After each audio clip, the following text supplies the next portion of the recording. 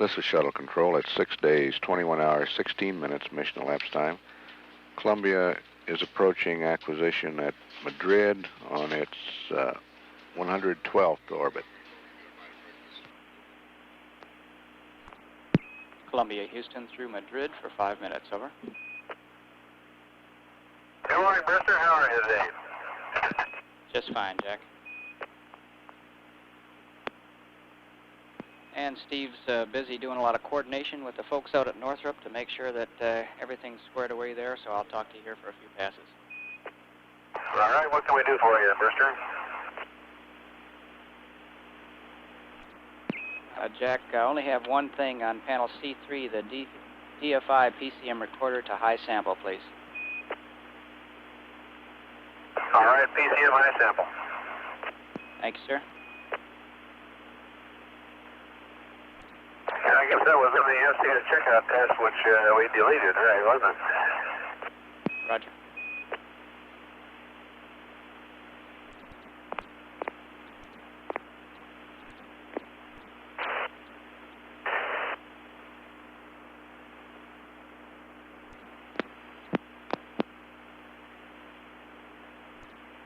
Columbia, Houston, 20 seconds LOS. Indian Ocean is next in 12 minutes. See you tomorrow, Brewster. Yes, sir.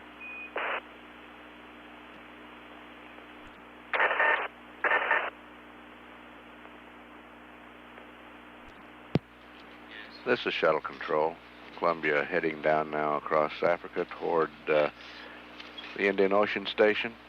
Acquisition there in 11.5 minutes. At 6 days, 21 hours, 23 minutes mission elapsed time. This is Shuttle Control, Houston.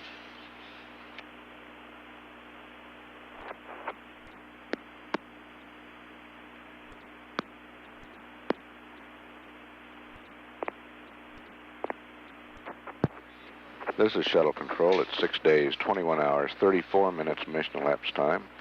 We're standing by to talk to Columbia's crew through the Indian Ocean Station.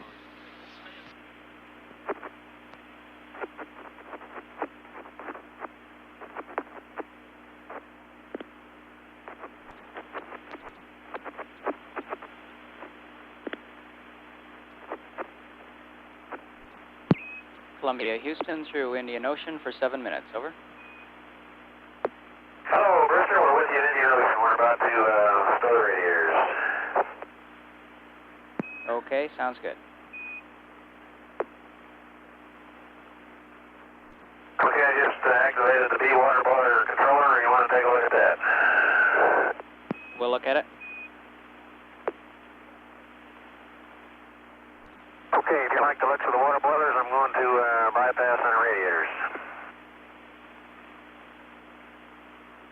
Okay, sounds good, Jack.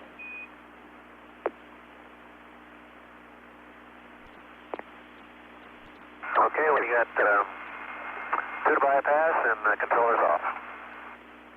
Roger.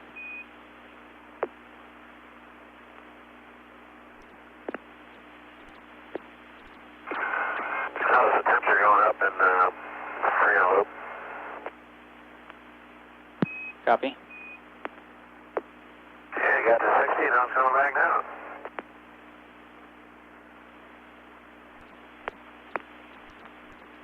Columbia, Houston, we see the temperature not settling out. We'd like you to go back to primary A. Right, right. Okay, primary A on and primary off. Thank you. Okay, I just cycled to primary A. We had to map out the master alarm. And looks like that might be solving a problem. Okay, Jack, we're looking at it. Houston, Columbia, status report. Say again, Gordo? I'm just going to summarize where we are. We got everything closed up downstairs. Bubble 3 is complete. I'm all suited up jumping in the suit. I got my G-suit, sensors and all that on. Jack is not quite got that far, but the throttle lights up and ready to go, and we're standing by your go for doors. Okay, Gordo, copy all that. Thank you. I'm about 2/3 of my way through my Gatorade. Copy.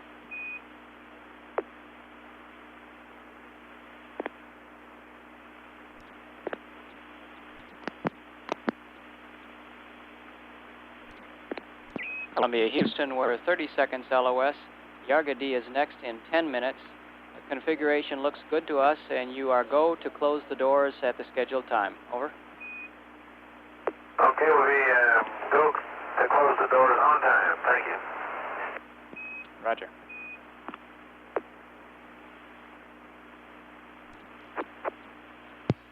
This is Shuttle Control. Columbia out of range at the Indian Ocean Station.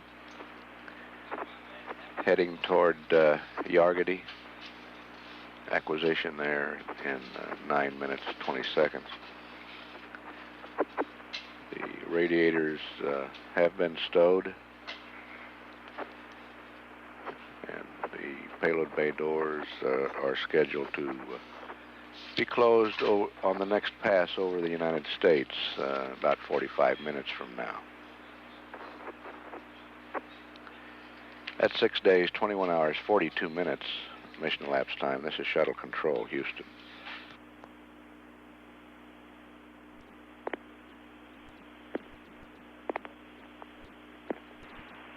This is Shuttle Control at 6 days, 21 hours, 51 minutes mission elapsed time. Columbia coming up on acquisition through Yargady.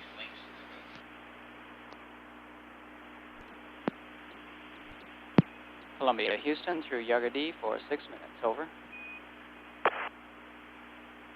Okay, Yargady is very, very weak again, Brewster. Copy that, Jack. I don't have anything for you now. Okay, that's probably good. Yes, sir.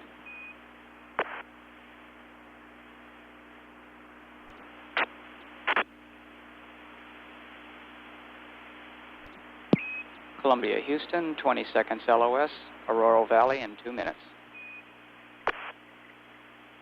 Okay, Brewster.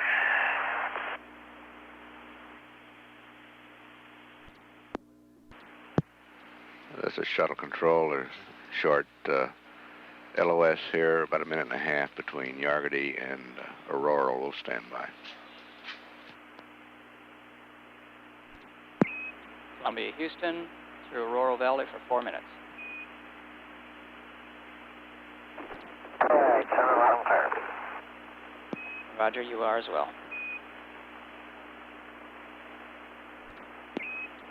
Columbia, Houston, we have one change to your deorbit prep that will occur on page 3-21 when you're ready to copy. AL1.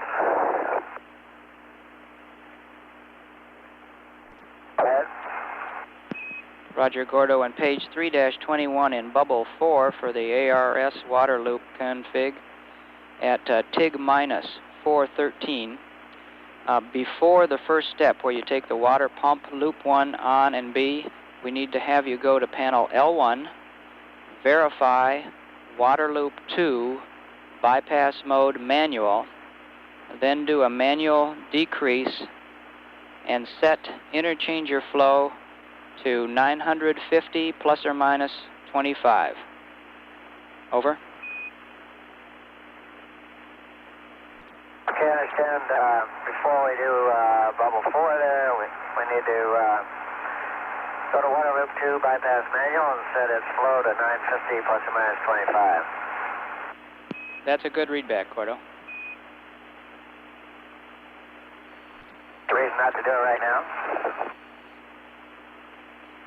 Standby 1.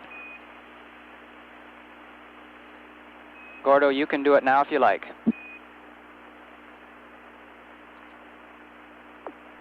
Okay.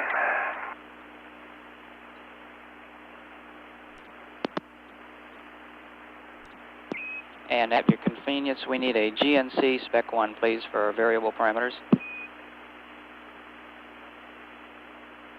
Okay, just a moment. You got it? Okay, we see it on CRT2. Thank you very much. Columbia, Houston, 20 seconds LOS. CRT2 is yours again, and we'll see you at Buckhorn in 24 minutes. Okay, see ya back in the USA.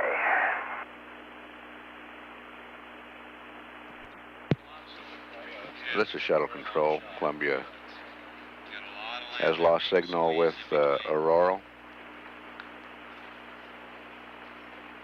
Next station is Buckhorn in 23 minutes. The OSS-1 experiments have been deactivated, and we expect the payload bay door closing on schedule when we reach the United States. At 6 days, 22 hours, 5 minutes mission elapsed time. This is Shuttle Control, Houston.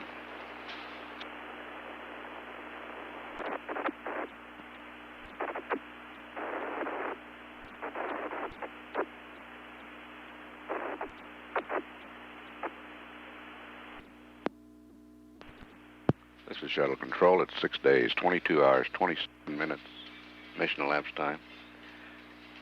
Columbia will be acquired by Buckhorn in about 30 seconds. Columbia, Houston through Buckhorn for 17 minutes. Over.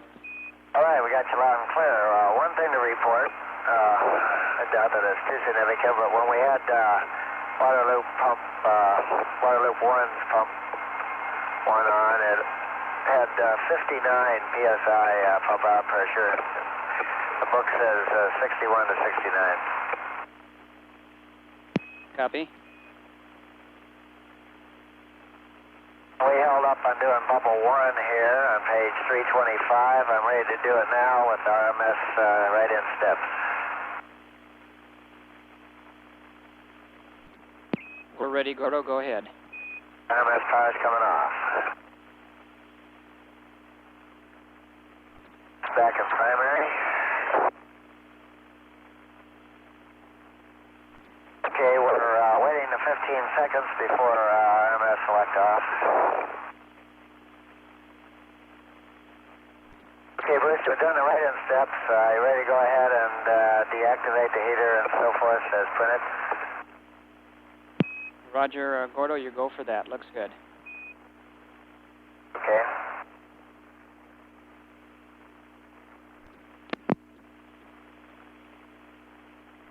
And Bruce, I take it the fuel cell purge we did earlier is adequate and one downstream is not required. That's correct, Jack. All right. Okay, we're going to interchange your float. You can watch this, Houston. Roger.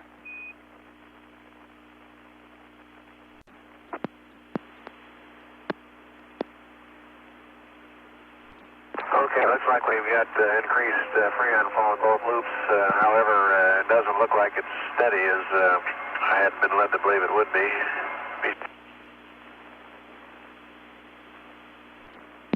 We're looking, Jack.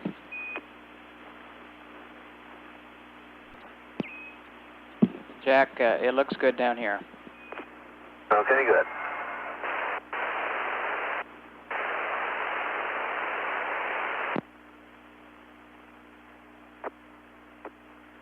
Houston, I checked the payload primary main C talkback, and it says off instead of on.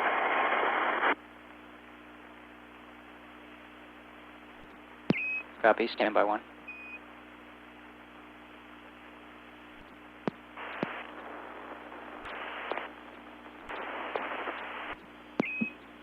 Gordo, we show that should be on, and it looks like it is drawing power. It indicates on to us. Oh, the talkback's definitely off. Maybe I can tap on it well here.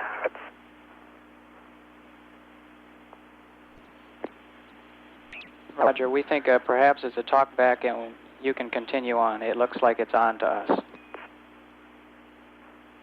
Okay, I hit it a little bit, but it didn't budget. Roger. Cycle the switch on if you like. Gordo, we think it's on and we don't want you to cycle the switch. Okay.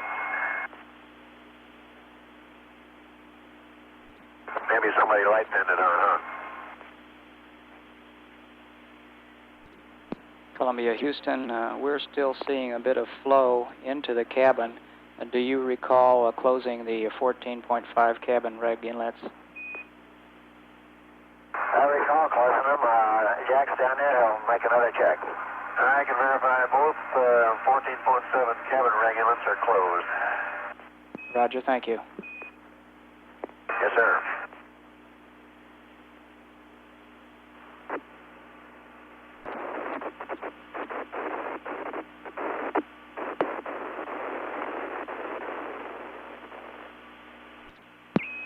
Columbia, Houston, don't interrupt what you're doing. This is a no action for you. I just have a note that was given to us I'd like to pass along to you. And it reads as follows.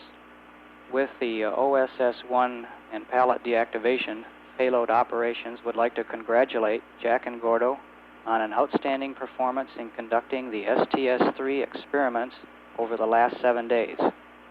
Their efforts have shown the capability of the Space Transportation System to serve as an outstanding platform for conducting future research in science, applications, and technology in space. Well, we thank you, Rooster, and our thanks to those in the control center there for all the effort that they went to make this work. We worked with the people on the OSS for many months, and we appreciate their cooperation, their willingness to support and the preparation for this flight, and we're glad that it came out as well as it did. We look forward to finding out what we learned, and we'd both like a full report on the results. Thanks. Roger. And on that subject, Brewster, the last command entry to turn off the OSS was at 6/2218. Copy that, Jack. Thank you.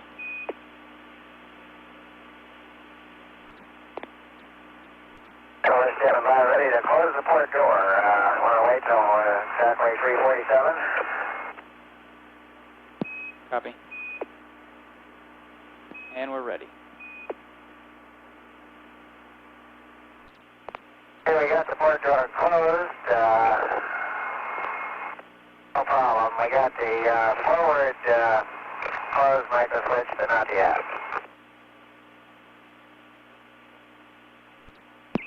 Roger, Gordo. That's what we see here as well.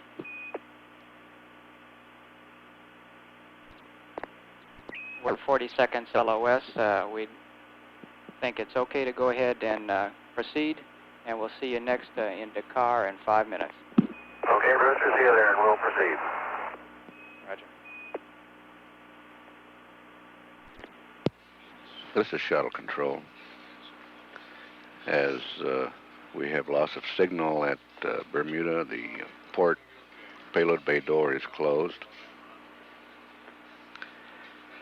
And during this pass, the crew received a message of appreciation for their work with the experiments from the folks responsible for the payloads. Next station is Dakar in 4 minutes, 45 seconds.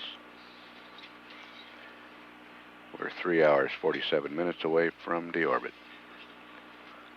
At 6 days, 22 hours, 46 minutes mission elapsed time. This is shuttle control, Houston.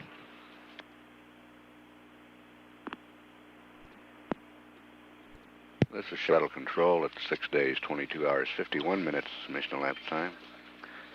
Dakar is acquiring Columbia now. Columbia, Houston through Dakar for 6 minutes, over. Okay, we have you at Dakar, and we're doing field light ups on the port center line. Roger.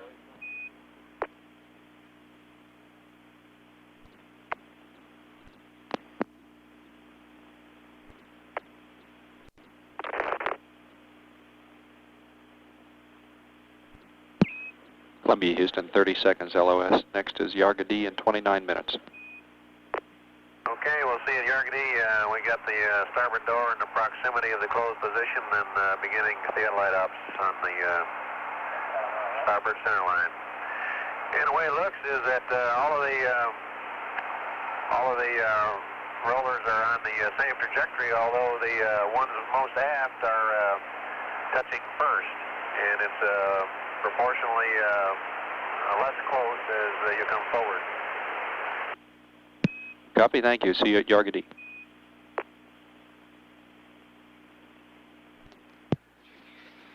This is shuttle control. The car has loss of signal. Crew conducting theodolite operations with the doors. Next acquisition is at Yarga D in 27.5 minutes. That's 6 days, 22 hours, 58 minutes mission elapsed time. This is shuttle control, Houston.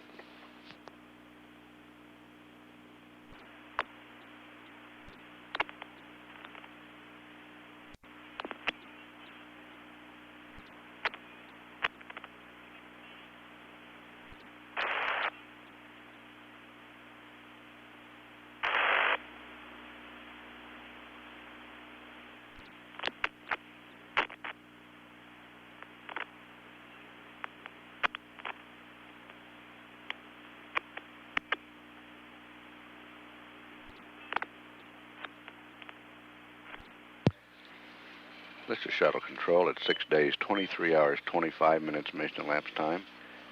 Yarga D is about to acquire Columbia. Columbia, Houston, through Yarga D for 6 minutes, over. Okay, we're hearing you through Yarga D. How do you hear me, Steve? Got you 5 by, Jack. Hello, Houston. How do you read me through Yarga D? Columbia, Houston, have you 5 by, over.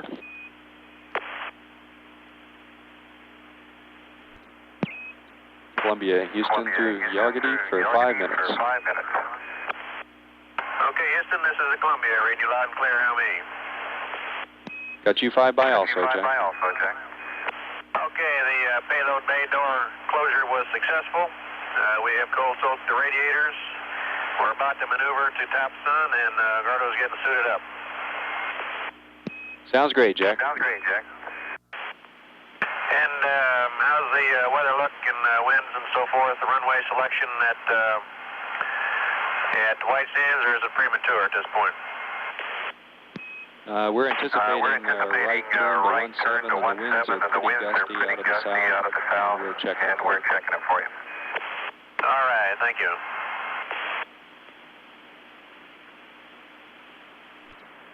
Columbia, Houston, do you remember the first point of contact for the door closure when you closed the payload bay doors, over? Yeah, I sure do. The first point of contact was going to be the same for all of the latches. However, the aftmost latches were touching at that point first, and it got progressively wider separation as we went forward to latch number 1. The point of contact was, I would say, at about 2.0 on the A to B scale. We copy, thank you. And latch number 16 touched first and latch number 1 last, but all at point number 2.0. Copy that.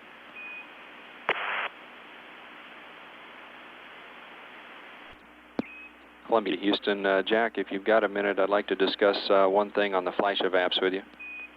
Go ahead. Roger, if you were to have trouble with primary A and got into the malfunction procedures and tried primary B, you can expect some cycling of temperatures on primary B, but we think it will control, so you'd want to ignore those notes in the pocket checklist that tell you to wait 30 seconds before proceeding past the primary B. And your indication of a failure on the primary B would be another evap out temperature message, over. Okay, I understand it's going to oscillate somewhat, but it's not going to be considered failed until it goes above 60 degrees and gives an about temp message, right? That's right, Jack. The temp is 65 degrees. All right, thank you. And we are maneuvering, Houston. We copy that. About 30 seconds LOS, and we'll pick you up at Aurora in a couple of minutes here, Jack. Okay. Columbia, Houston through Aurora Valley for 1 minute, over. Okay, loud and clear, Steve. Roger. Columbia, Houston, we're now 30 seconds LOS from Aurora. Next is Hawaii in 16 minutes. All right, we'll see you at Hawaii. No music today at Hawaii. Columbia, Houston, we need the left ohms crossfeed Bravo to GPC, over. All right, left ohms crossfeed Bravo, GPC. You got it. Okay, thank you, Jack. We'll see you at Hawaii. Yes, sir. This is shuttle control. Aurora has loss of signal. Columbia's next acquisition is through Hawaii in 14.5 minutes. The payload bay doors have been closed successfully. And Columbia is preparing to maneuver to topsun attitude, and the crew will start donning pressure suits. We've informed them during this pass that because of winds, we're at the landing site, we're anticipating a right turn into the runway instead of a left turn. We're 2 hours 56 minutes away from deorbit. At 6 days, 23 hours, 37 minutes mission elapsed time. This is shuttle control, Houston. NASA 946, Houston. This is 946, read you loud and clear, Houston. Okay, 946, got you 5 by, and we're ready to copy. Okay, let me report the winds that we've measured so far. These are above ground level winds, and they are in true bearing, measured off the inertial navigation system. At flight level 350, 245 at 120. At 30,000, that's above ground level now, 240 at 125. 25,000, 240 at 108. At 20,000, 229 at 95. At 15,000, 229 at 82. At 10,000, 236, 52 to 54 there. We measured 2 sets of those. At 7,000, 228 to 240, and they're running 40 to 56 knots. At 2,000, 212, 28.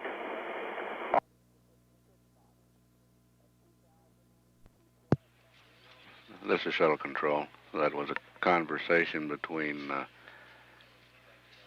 Capcom here in the Mission Control Center, Steve Nagel, and astronaut John Young, flying one of the shuttle training aircraft, NASA 946.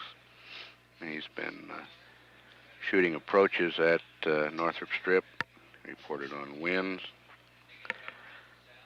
found some severe turbulence between 10,000 and 7,000 feet. However, he said he didn't think the orbiter would notice that turbulence. We're 5.5 minutes away from Hawaii at 6 days, 23 hours, 46 minutes mission elapsed time. This is shuttle control, Houston. So what the winds are? This is shuttle control. Hawaii has acquired Columbia at 6 days, 23 hours, 51 minutes mission elapsed time.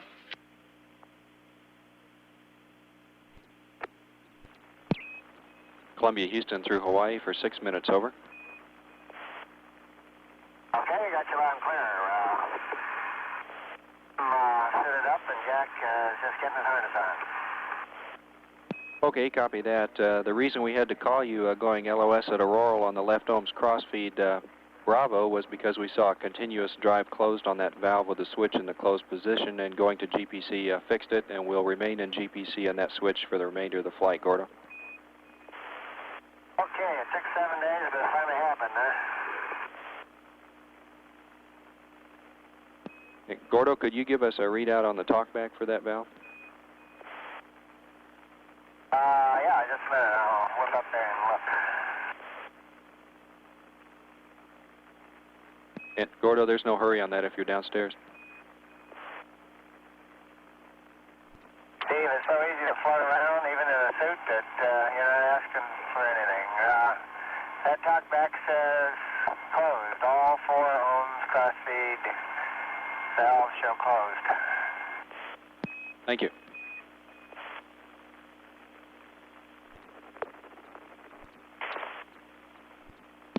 Columbia Houston, could you give us a couple of words on how the rad heat sink DTO went back about 3:10? I better hold off till Jack gets on the headset, because he did it. Roger. Columbia Houston, we're 30 seconds LOS from Hawaii. Next is Buckhorn in 3.5 minutes, over. Okay, Steve, I understand you wanted to know about the rad heat sink DTO, and went just as advertised, no bells, no whistles, and just plain vanilla. Good news, Jack. We'll see you at the States. Okay.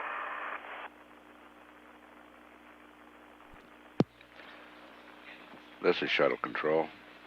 Hawaii has loss of signal on Columbia's 114th orbit.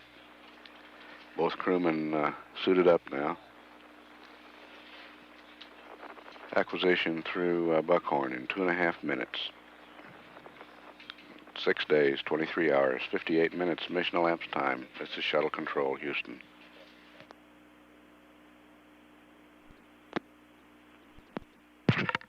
This is shuttle control at 7 days mission elapsed time. Buckhorn will acquire Columbia in about 10 seconds. Columbia Houston through the States for 19 minutes, over. Okay. As you're through the States, we're having a little snack and checking the switches on the mid-deck.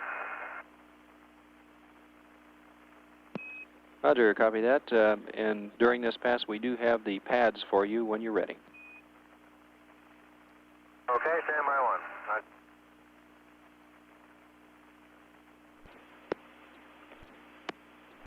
Okay, Steve, what kind of pad do you want to talk about first? Why don't we start with the Dell pad if you're ready? Okay, go ahead with the Dell pad, Steve. Roger, beginning with burn attitude. 153, 109er, 333, 123, minus 019er, delta V total 286.2, 238. Propellant is all balls. 200, 085, 085, 85.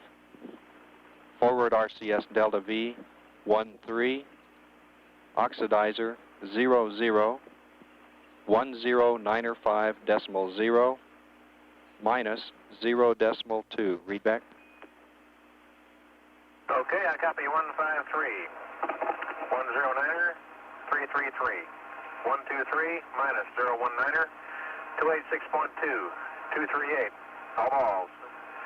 200, 085, 085, 85, 13, 2 balls. 109er5.0 minus 0.2. That's a good readback, Jack, and that's oxidizer to 0 on the forward RCS. Picking up EI minus 5 inertial attitude, 194, 317, 038. Right, 000, EI minus 10, EI minus 05, 29.65, 03, 01, 54, 20360, a right-hand turn to Northrop 17, winds as follows starting at 50,000, 24080, 25080, 240125, 23095, 23550, and on the surface 200 at 10 to 22 knots. Over. Okay, we copy 194, 317, 038. Right 3 balls, 1005. 29.65, 03, 0154, 20360. Right hand turn to Northrop 17. Got your winds, the big wind is at 30,000 feet. Surface is 200, 10 to 22. That's a good readback, Jack, and these winds from 35,000 down were STA measured by John about a half hour ago. The weather is clear and good visibility at Northrop. The forecast winds on the surface are to pick up, so we're going to have to watch those all the way to deorbit burn, and there is some probability of a wave off if the winds go out of limits, but we don't anticipate that at this time. Okay, understand. Jack, I'm ready for the maneuver pad whenever you are. Okay, Steve, go ahead with the maneuver pad. Roger. Ohms both. TV roll 180 plus 0.1 minus 5.7 plus 5.7 21549er2. TIG is 007 02 34 00.0. 15509er minus 0.6237. 065.832. 095.488. All balls and delete peg 7. Over. Okay, we copy both ohms. TV roll 180 plus 0.1 minus 5.7 plus 5.7. 21549er2. 007 02 34 3 balls. 15509er minus 06237. 065832. 0905 488. All balls, delete peg 7. That's a good readback. Continuing with burn attitude. 153 109er 333 4166 2019er. Delta V total 0286.2 0238. Vigo X plus 0275.53. All balls plus 077.53. HA 123. HP minus 019er. Readback. 109er 333 4166 2019er. 0286.2 0238 plus 027553. All balls plus 07753. 123 by minus 019er. That's a good readback, Jack. You clipped on the first of the burn attitude. Confirm that was 153. Over. That's firm 153. Good readback. And Jack, there's no ohms propellant pad because the gauges are unreliable. We'll use the Delta V on the cue card. Okay.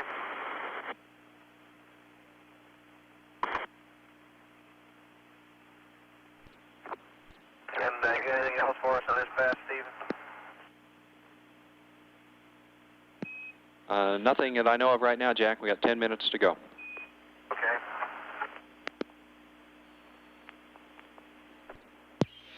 This is Shuttle Control. Capcom Steve Nagel has been passing up information for the deorbit maneuver and for the entry and landing, including winds. He informed the crew that if the winds get out of limits at Northrop Strip, there is a possibility of a wave off, but that we do not expect that to happen. We expect to land on orbit 116. The orbit maneuver will have a delta V of 286.2 feet per second. That's the change in the Columbia's velocity by that retrograde maneuver. The duration of the burn will be 2 minutes 38 seconds, and it's targeted at an apogee of 123 nautical miles and a perigee of minus 19 nautical miles. Visibility at Northrop Strip reported good. Both Ohm's engines will be used for the deorbit maneuver. And time of ignition will be 7 days, 2 hours, 34 minutes even.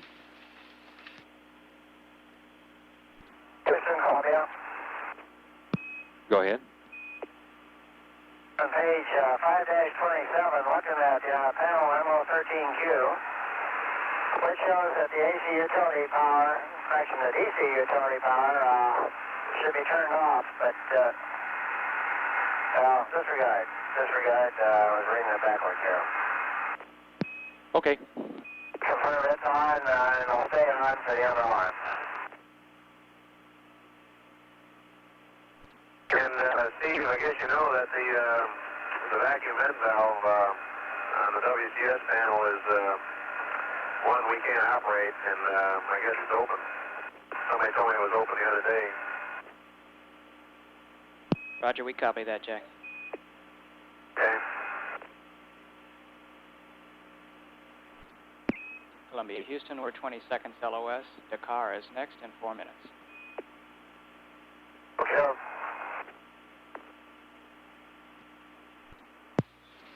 This is Shuttle Control. Bermuda has loss of signal. The flight dynamics officer on the entry team, Craig Sterezinich, has generated some new entry elapsed times. The event times change only by a few seconds from those that were released earlier. That's great.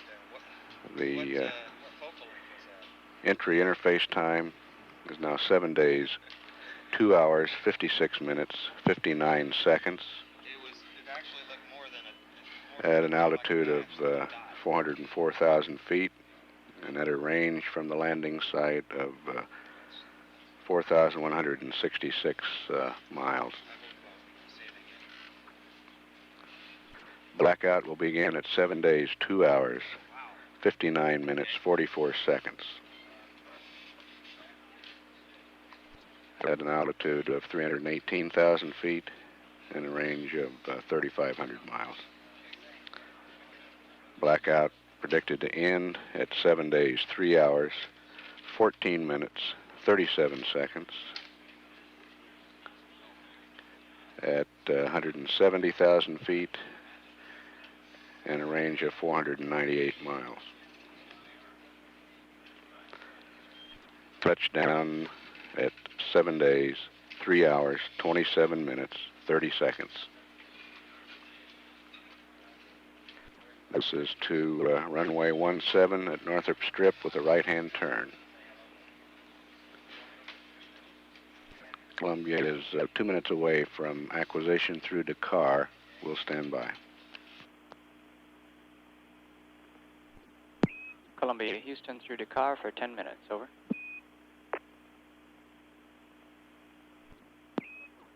Columbia, Houston through Dakar for 10 minutes, over. Okay, Brewster, we're hearing you through the car. Got you 5 by, Jack.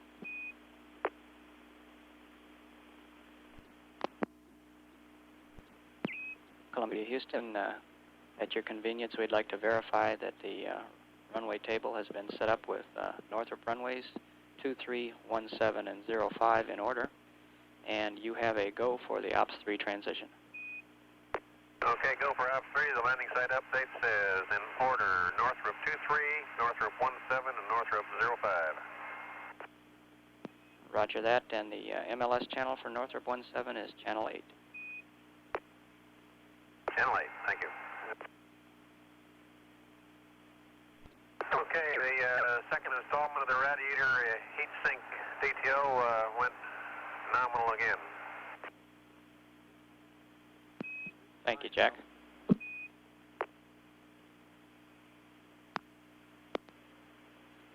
Sir, I've come to the place where it says check wideband mission power on. Should I turn around? Gordo, we don't want to do that yet. We anticipate Yargady at the earliest. Okey-doke, I'll leave her off. Don't let us forget it. We'll remind you.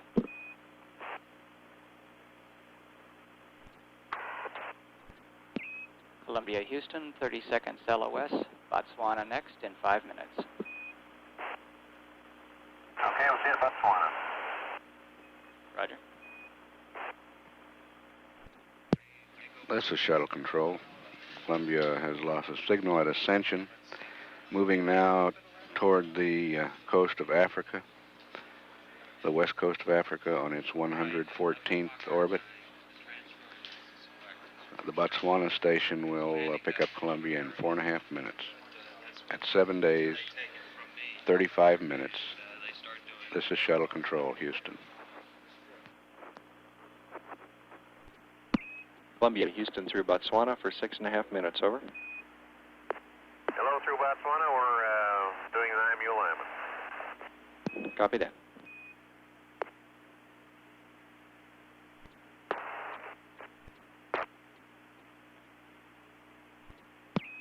Columbia, Houston, we're 30 seconds LOS. Next is Yargady in 13 minutes. Okay, we'll see you in Yargady.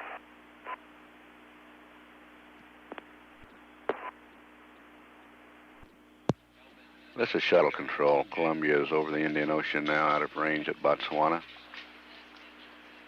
Next station is Yargady in 12.5 minutes.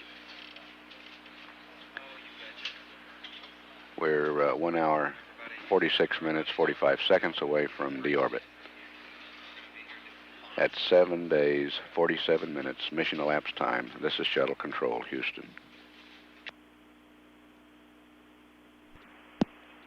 Columbia, Houston through Yargady for 7 minutes, over. Okay, Steve, how do you rate? Got you 5 by, Gordo. How is? Okay, good. We just had an RCS jet fail leak on forward manifold 5.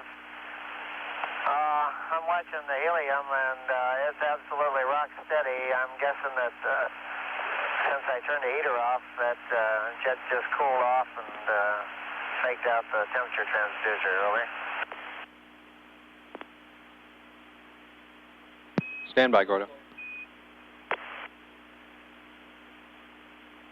I didn't close the manifold, but I will if you think it's a good idea. Negative. We concur with you. We believe it's a false fail leak, and you can continue on, Gordo. Okay, I'll give you a couple numbers so when you get data, you can, or maybe you can look at the last data you had. The helium oxidizer is 1880 and fuel is 1760. Copy that. Thank you. And Houston, we got a good IMU alignment and also IMU align verification. Copy that. If you have the time, we'll take the torquing angles, Jack. Okay,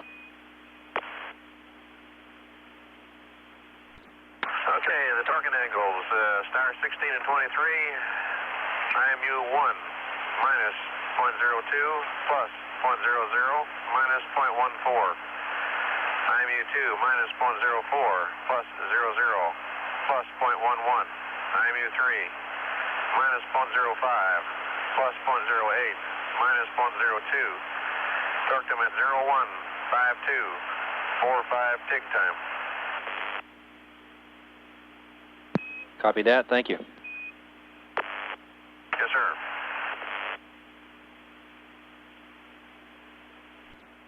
And Columbia, one question. Did the DFI PCM rewind go okay? Yes, sir. It looks normal to me. Thank you. And we're to the top sun attitude. Roger.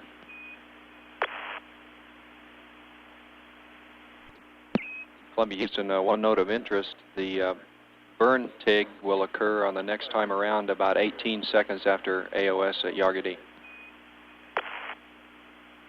Okay, thank you. And how's the winds and so forth holding up at Northrop? Well, so far so good, and we're checking that for you. I hope to have more words at Hawaii, Jack. Okay.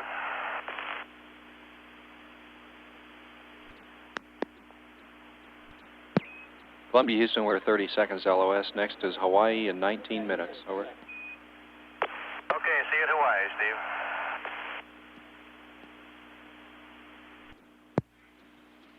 Steve. This is shuttle control. Yargady has loss of signal with Hawaii next in 18 minutes. Columbia will begin its orbit number 115 prior to acquisition at Hawaii. Okay, understand. And we informed the crew on this pass that the deorbit ignition will begin 18 seconds after Yargady acquisition of signal on orbit number 115. We hope to have more information for the crew on the winds at Northrop during this next pass at Hawaii. Columbia's ground track across the United States will not change because of the right-hand turn to runway 17. This turn will be made at somewhere around 22,000 feet, it's estimated. And it's a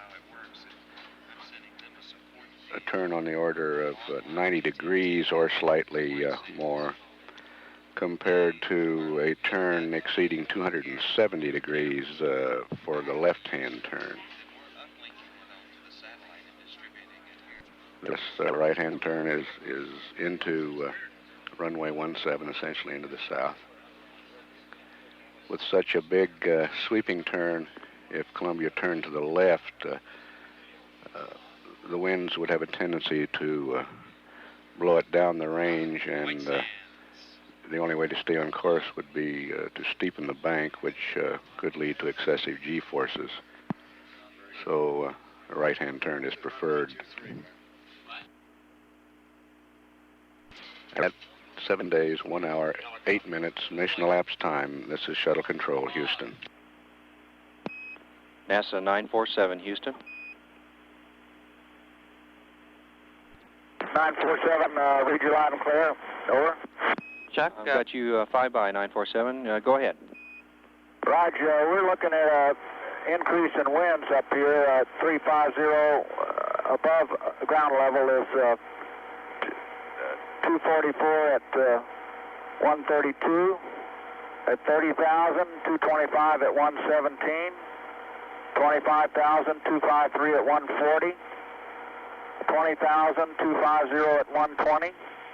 15,000, 245 at 105. 10,000, 240 at 68, and 7,000 was 255 at 70. We think we may have a 10-knot airspeed wind in the, they may be reading about 10 knots too high. Are y'all getting the surface winds from that tower over? Yes, we are. We're presently talking to Rick Howe. Do you have any input there? No, the runway visibility and aim point marks are all good from here right now. Copy that. Good viz, and aim points are visible. Any exposition at touchdown, please? We're just starting to run right now.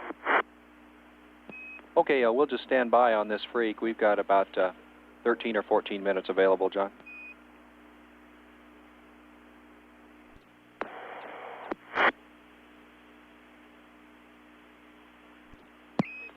NASA 947 Houston. 947, over. Okay, we're back with you loud and clear and ready to hear your report from the last run, John. Okay, the surface winds are 225 at 24, and so our approach was a low-energy approach to avoid this turbulence, but everything seemed to be working okay. The visibility is down across the end of the runway there at on 17 right now, up in blowing sand, but it's wide open on the first 3 miles of the approach end, over.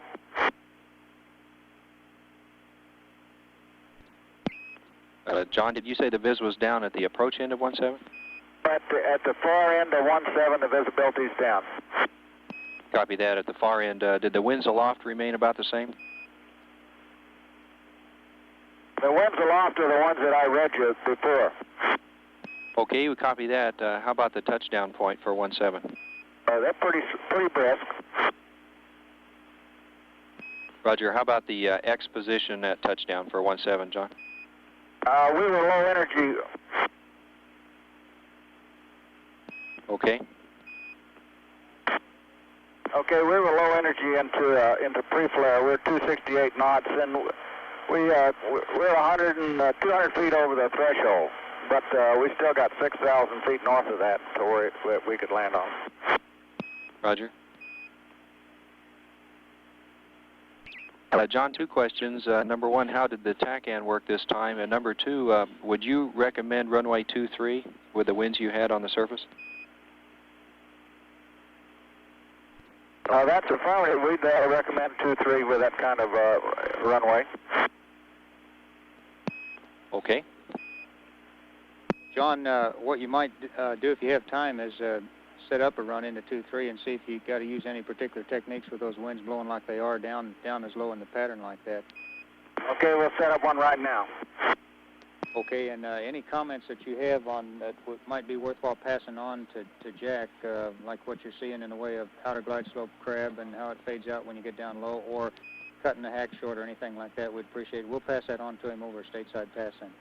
Obviously, going into 2-3, you got to turn inside the hack about 15 degrees with those winds, and put your speed brakes in, and then bank it about 45 degrees and fly 245 all the way around. But it's doable. Okay, we copy that. And John, that's all we can think to ask you. I'll contact you next after Bermuda at about 11:53 Houston time.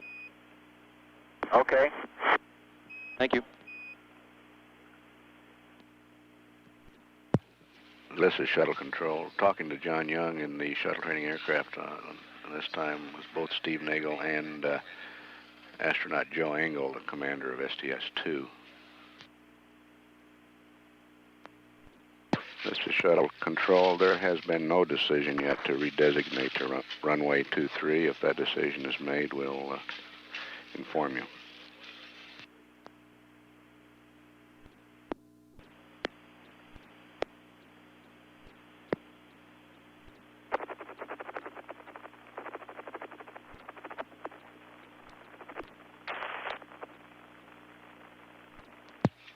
This is Shuttle Columbia, Control. Houston through Hawaii for 6 minutes, over.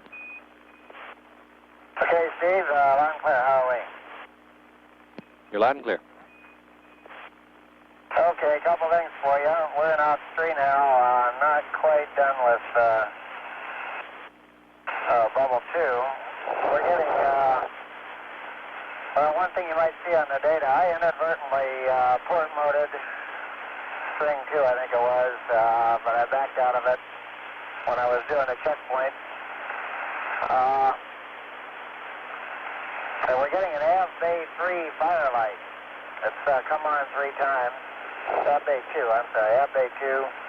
The concentration shows 0 when we look at the system. And that's just the smoke detector A circuit. The B circuit is not going off. Okay, we believe that's a bad detector. Everything looks good to us. Configure AOS, please.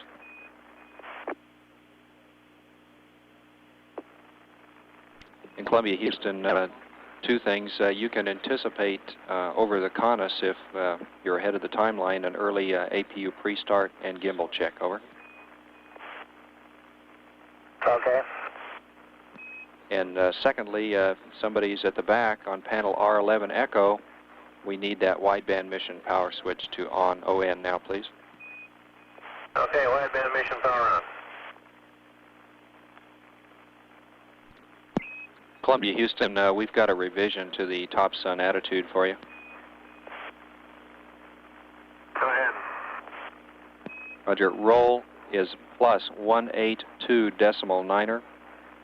Pitch plus 109.3, and yaw 332.5, Jack.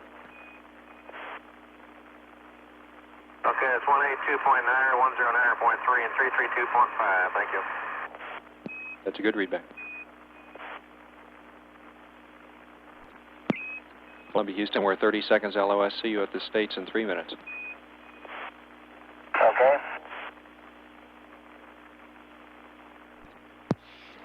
This is Shuttle Control. Hawaii has loss of signal with Columbia. The OPS-3, the entry and landing computer program, has been entered in Columbia's computers. Go ahead, Dick. Next station is Goldstone and Buckhorn in 2.5 minutes. Well, I'd like to keep That's 7 days, 1 hour, 32 minutes mission elapsed time. This is Shuttle Control, Houston.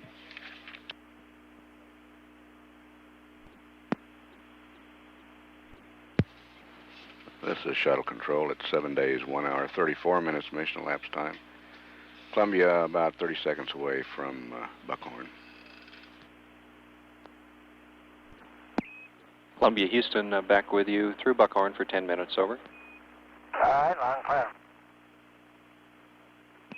Roger. Configure AOS, and your APU number for pre-TIG start is number 1 with number 2 as a backup. Over. Okay, we'll go in numerical order.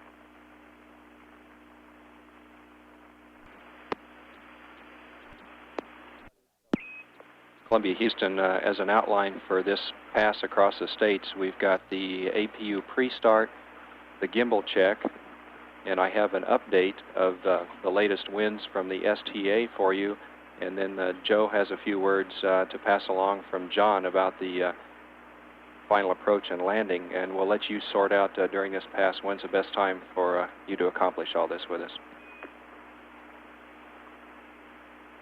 Houston, Columbia. Go ahead.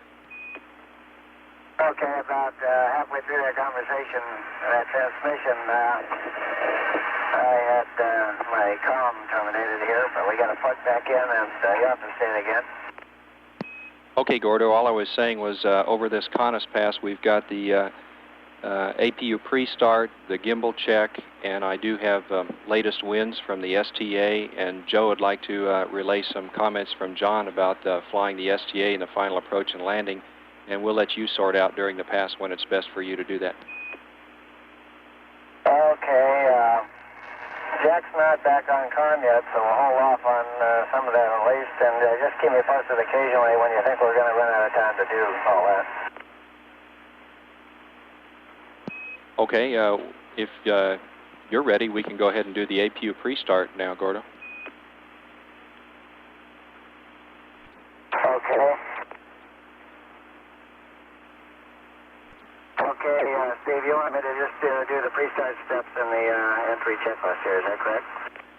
That's affirmative, Gordo, and if you're busy with something else, we got plenty of time on this pass. No, I'll go ahead and get it done. We're not fully strapped in yet, but might as well get this done.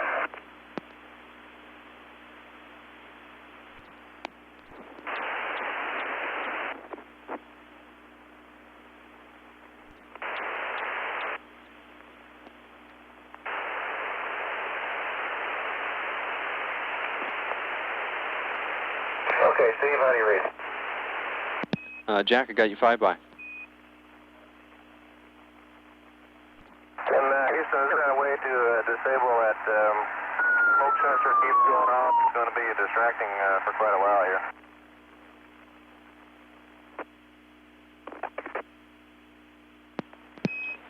stand by. In Gordo, we're standing by for the tank valves on the APUs. Over. Okay, they're open, and I have 3 grays. And I'll set up a gimbal check for you. Roger, APUs look good. You can secure those, and we're standing by for the gimbal check, Jack.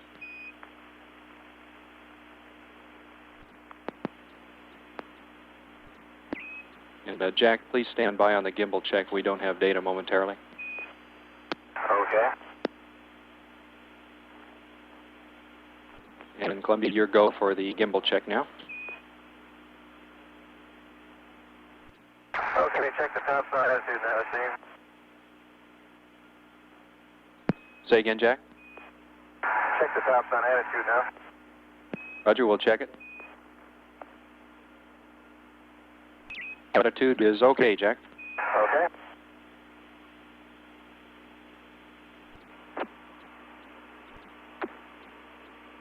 Columbia, Houston, we've seen the secondary gimbals, and we're ready for the primaries now. Okay.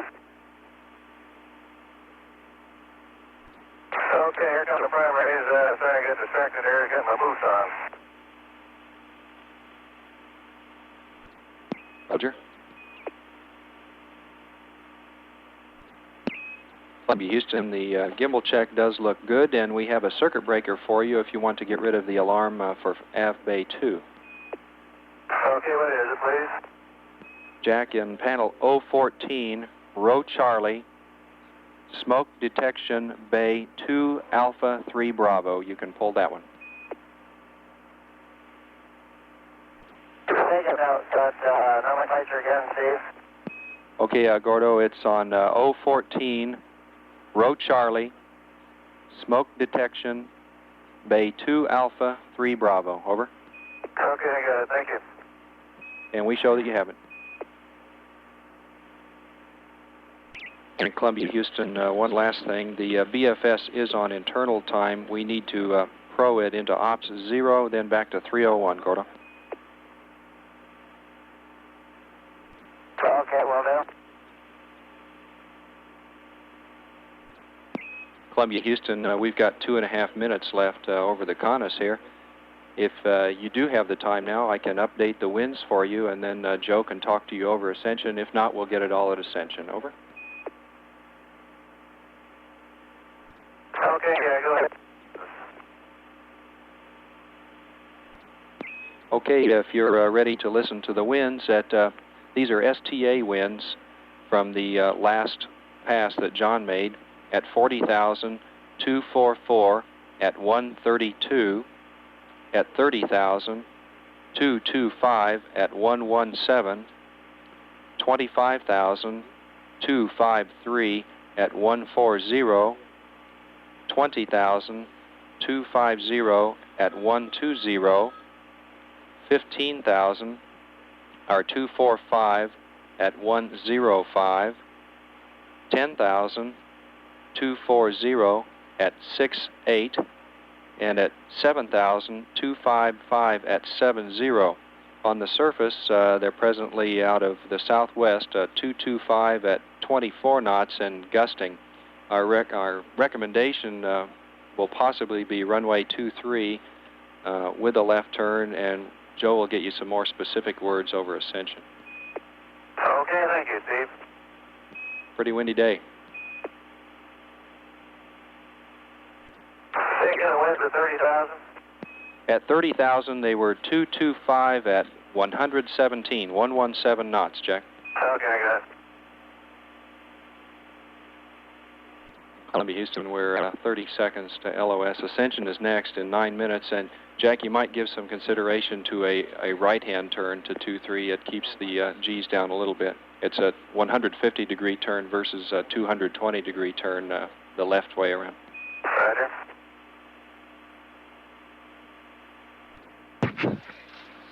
This is shuttle control. Bermuda has loss of signal. Columbia now heading toward Ascension Island on orbit number 115. At Ascension, astronaut Joe Engle will discuss the situation at Northrop with the crew. It's possible we will switch to runway 23, and has not yet been decided whether that will be a left-hand turn or a right-hand turn. Right-hand turn would require it's a 150-degree turn versus 220 degrees for left-hand. We're 8.5 minutes away from acquisition at Ascension. NASA 947 and, Houston. 39 minutes away from deorbit. It's 7 days, 1 hour, 54 minutes mission elapsed time. Roger, This is we've Shuttle got Control, about 8 Houston. minutes. John, can you give us some data from your last pass? Well,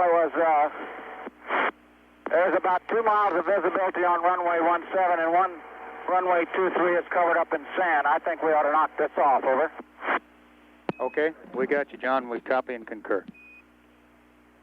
That last run was so bad that it disengaged sim due to turbulence. First time I've ever seen that.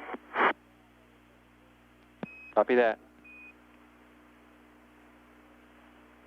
And John, thank you very much. We'll be signing off here. Yeah, I'm sorry, you guys. Not your fault. Thanks for the call, John.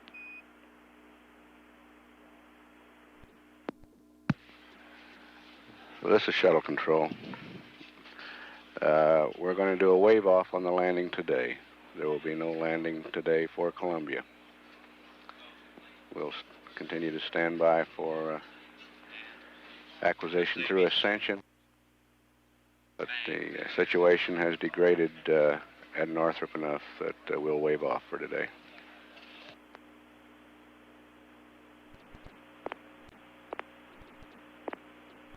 This is Shuttle Control at 7 days, 2 hours, 2 minutes mission elapsed time.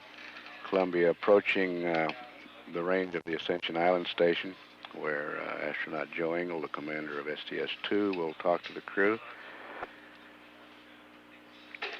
We'll have to start backing out of some of the configuration that we're in, get the payload bay doors opened. We will be staying on orbit for a while yet. We'll stand by for communications through Ascension.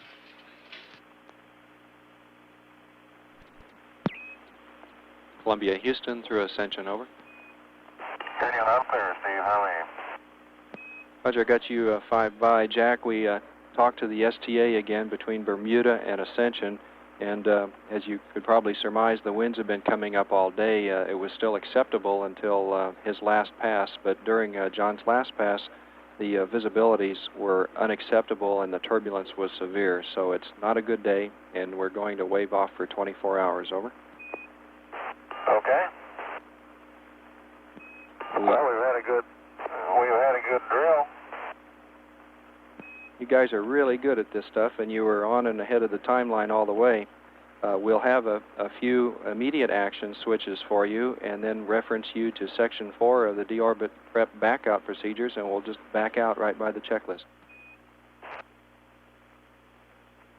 Okay, we're strapped in the seats, so we're not too mobile at the moment. If you got the immediate switches there nearby, we'll get them.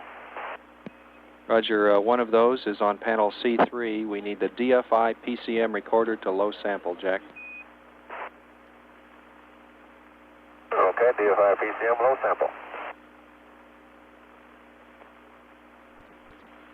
In Columbia, Houston, we would like to set up an interconnect again. We'll interconnect from the left ohms with a caution. Use the left ohms crossfeed A to open, but leave the Bravo in GPC. Over.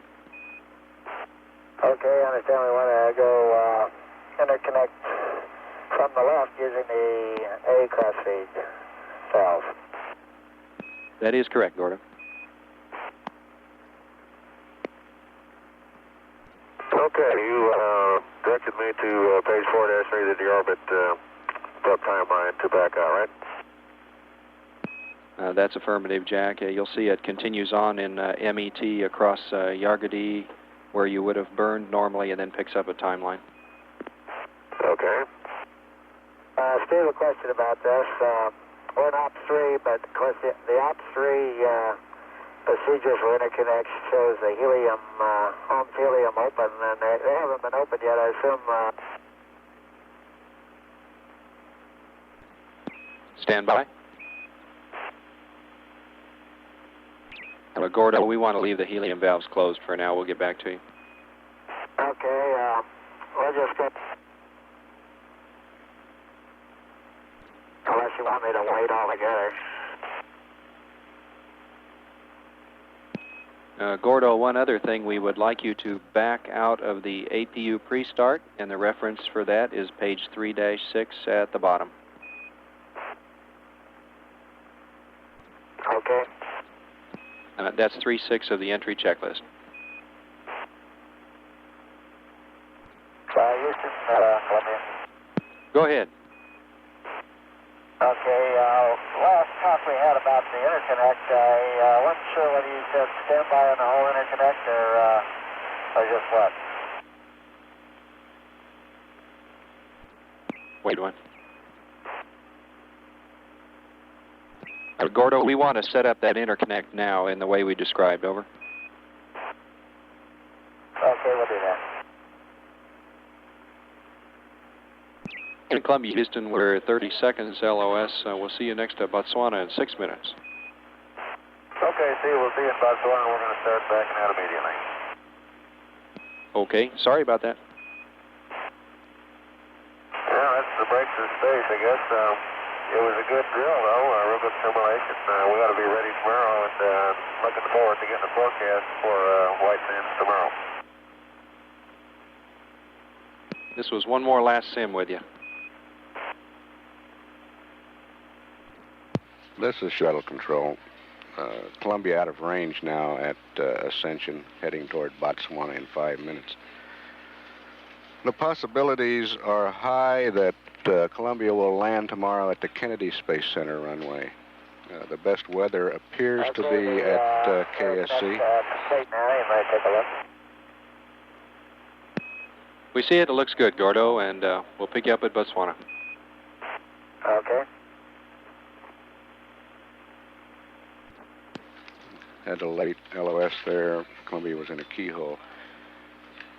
As to recap, the probabilities are high that Columbia will land at the Kennedy Space Center, which is forecast to have the best weather for tomorrow. Here in the control center, flight planning is getting underway to support a landing at KSC. We will continue to watch the weather at Northrop because we prefer to land at Northrop if at all possible. In any event, we do not want to delay a landing beyond tomorrow because the KSC weather for Wednesday is forecast to be bad.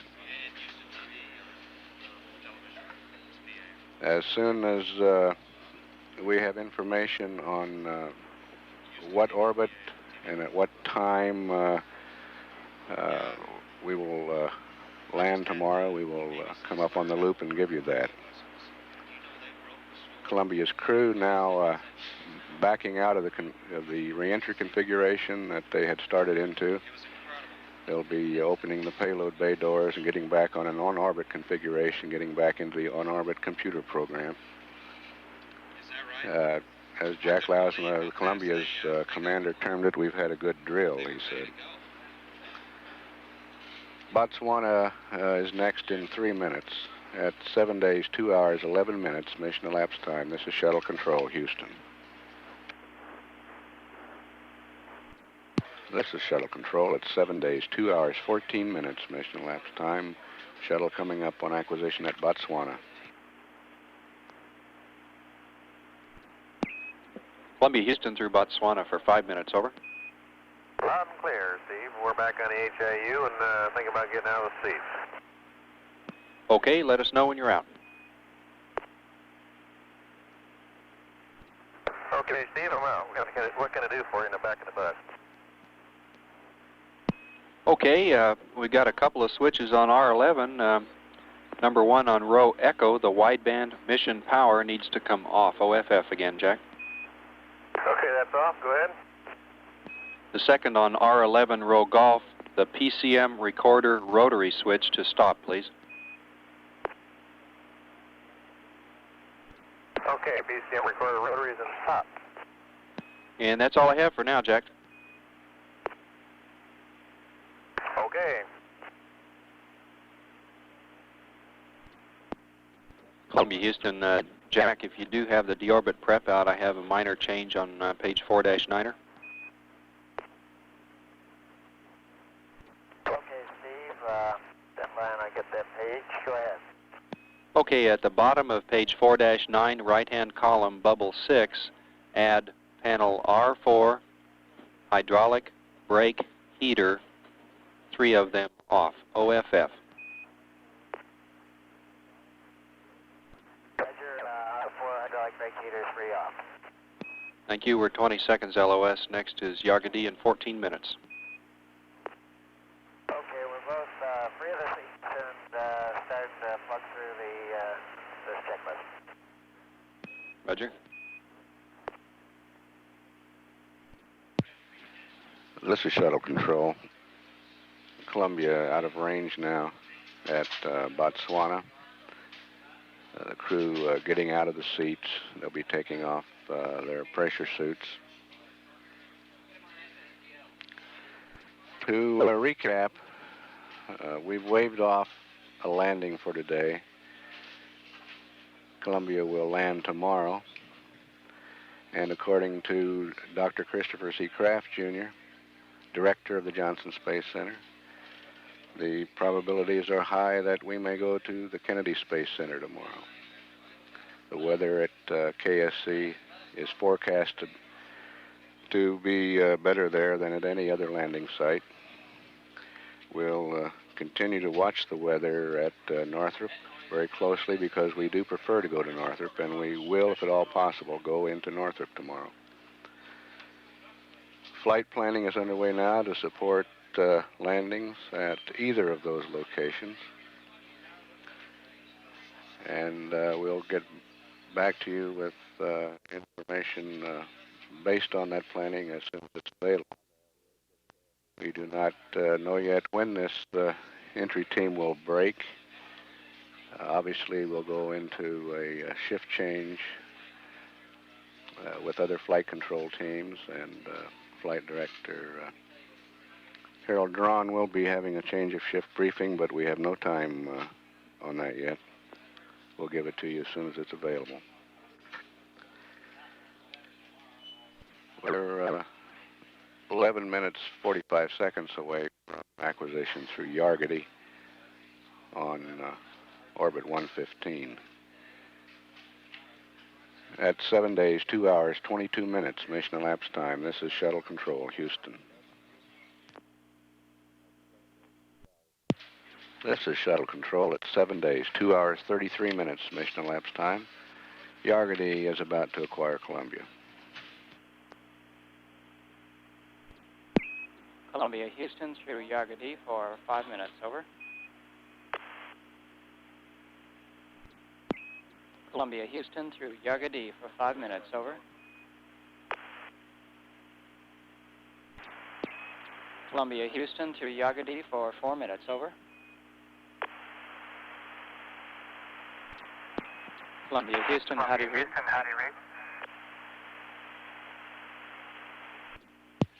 This is Shuttle Control. ENCO believes the crew may be getting out of their suits and therefore aren't on their communications headsets. We'll continue to stand by. Columbia Houston through Yargadee for 2.5 minutes, over. Hello there, Brewster. We are right now opening the starboard door. That's good news, Jack. We're working just below bubble 3 on page 4-5, the orbit book. Roger, Jack, we're with you. Columbia Houston, 30 seconds this pass. Next is Guam in 7 minutes. Okay, we'll see you at Guam. We got the left door coming open. You're way ahead of us, Jack.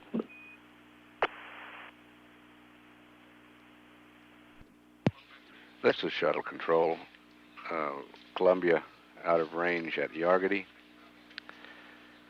We'll begin its 116th orbit at Guam acquisition in 6 minutes. Jack Lasma reported the payload bay doors open at loss of signal here at Yargity. So I've got Chuck coming in at 7:30. This team of flight controllers is expected to hand over to a new team at 3 p.m. Central Time today. So at this time we're estimating a change of shift briefing with Flight Director Harold Drawn at 3:30 p.m. Central Time in the JSC News Center. To repeat, we anticipate a change of shift news conference with Flight Director Harold Drawn at 3:30 p.m. Central Time in the JSC News Center. That's 7 days, 2 hours, 41 minutes mission elapsed time. This is Shuttle Control, Houston. Columbia, Houston through Guam for 6 minutes, over. Okay, Brewster, we got the doors open and Orville's got us backing up too, and we're wondering where we want to go from here, attitude-wise. You like it like it is? We're working on that right now, Jack. We'll have something for you shortly. I have a couple switches in the aft if you can have time. Go ahead. On R10, the MS audio air to ground 2 to T/R, over. Okay, we got the air ground 2 TR, the mission station audio panel. Okay, and on panel R11 Charlie, the OEX power off. OEX power is off. Thank you. And Jack, your config so far looks real good. Red flows right on. All right, that's the good news. You are going to give us a go before we go to verniers. I imagine they have to warm up for a while, right? That's affirmed, Gordo. Columbia, Houston, since you're in Ops 2, we'd like a Spec 23 Item 5 to enable the interconnect gauging. Okay, we got an Item 5, and also we got another leak message that I never told you about on the forward pod. They're still both deselected. Do you want to reselect them now so we don't forget later? Stand by one, we'll look at it. Gordo, you can reselect those now, but hold off on the verniers till we call you, and it looks like it'll be about an hour and a half to heat things up enough. Okay. So you might take a look at DAP. The book here calls for BDAP. On the normal, I look like kind of a small deadband and a big rate, and we might see what's optimum for fuel conservation here. Okay, we'll look at that. And Gordo, you can go with DAP A for now. Okay, we're in DAP A.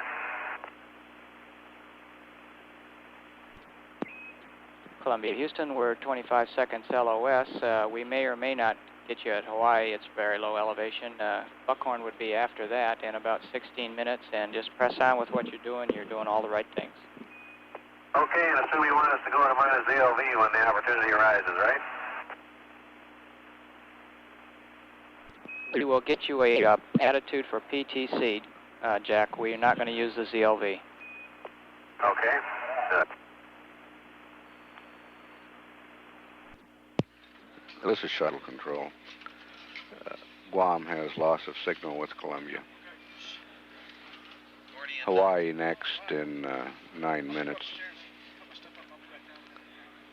That's 7 days, 2 hours, 55 minutes mission elapsed time. This is Shuttle Control, Houston.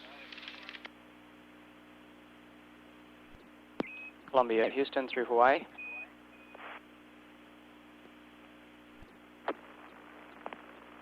Columbia, Houston through Hawaii, over. Yeah, we got you. I'm clear.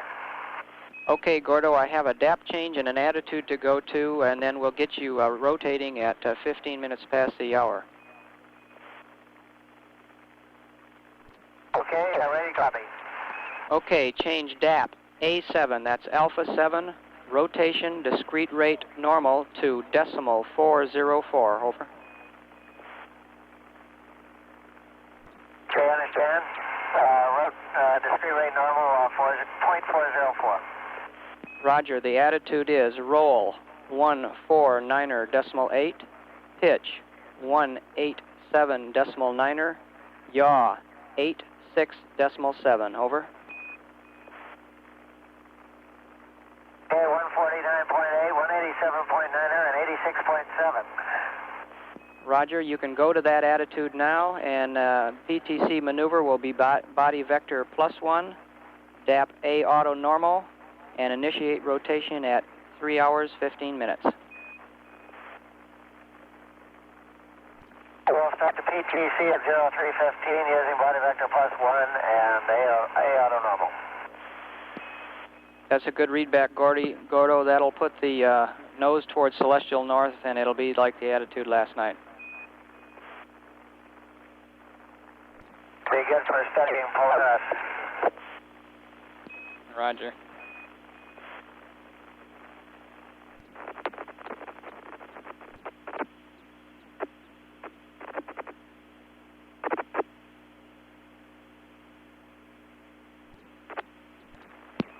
Columbia, Houston, we're 20 seconds LOS. Buckhorn's next in 4 minutes.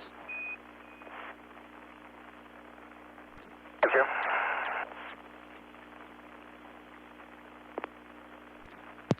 This is shuttle control at 7 days, 3 hours, 5 minutes mission elapsed time. Next acquisition is through Buckhorn in 3 minutes.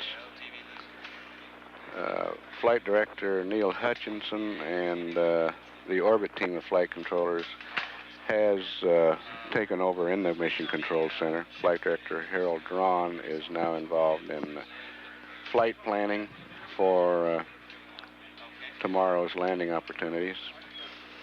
He still estimates his change of shift briefing for 3:30 p.m. Central Time in the JSC News Center.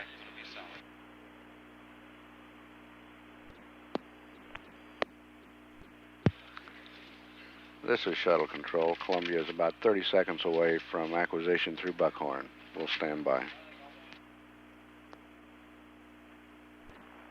Columbia, Houston through Buckhorn for 15 minutes, over. Okay, let's see you loud and clear. Roger, does someone have access to the flight deck for some more cleanup switching? I do, I'm right here. Okay, Gordo, on panel L1, the flash ABAP controllers, 3 of them to off. The flash laps are off, all 3. Okay, and the same panel, top evap heater nozzle left and right, 2 to off, and the duct to off, and the high-low duct heater to off. And you may get an SA88 thermal evap message. Okay, that's all done. Okay, the next switch throw is back on panel A11. Okay, I notice the high load evap is still enabled. You can go to inhibit on that, Gordo. Good catch. Okay, off is position, it's off.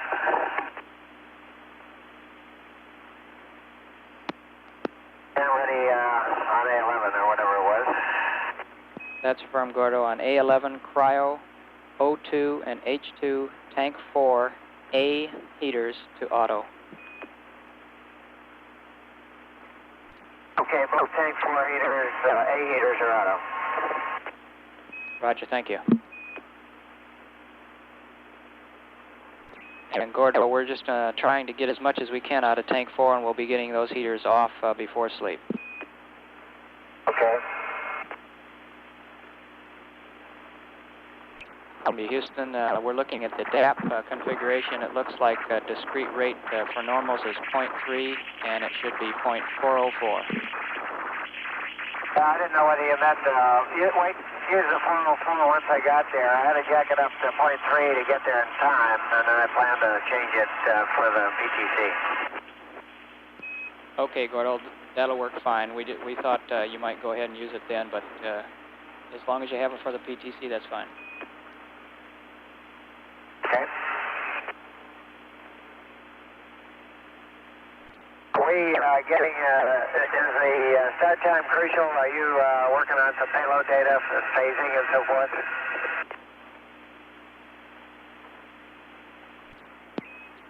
Gordo, looks like you'll make that attitude all right, and the start time of 3 hours 15 minutes is critical.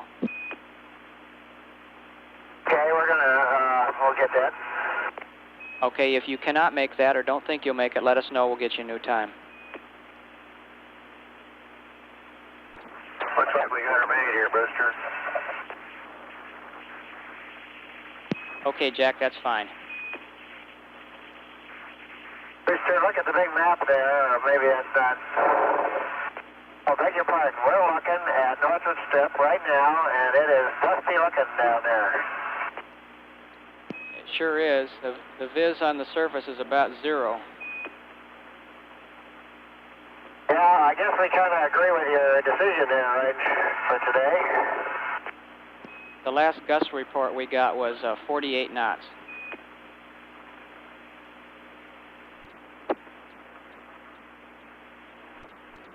Columbia, your attitude and rotation look good. Okay, good.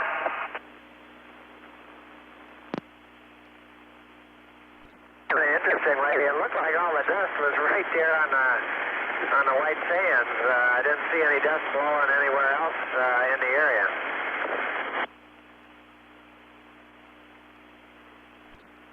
Copy. Maybe the big man wants his rocks back, Brewster. Maybe so, sir.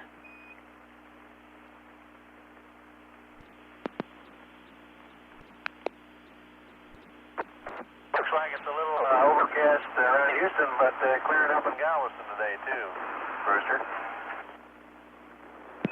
Okay, Jack, thanks for the weather report. Can't see it from here.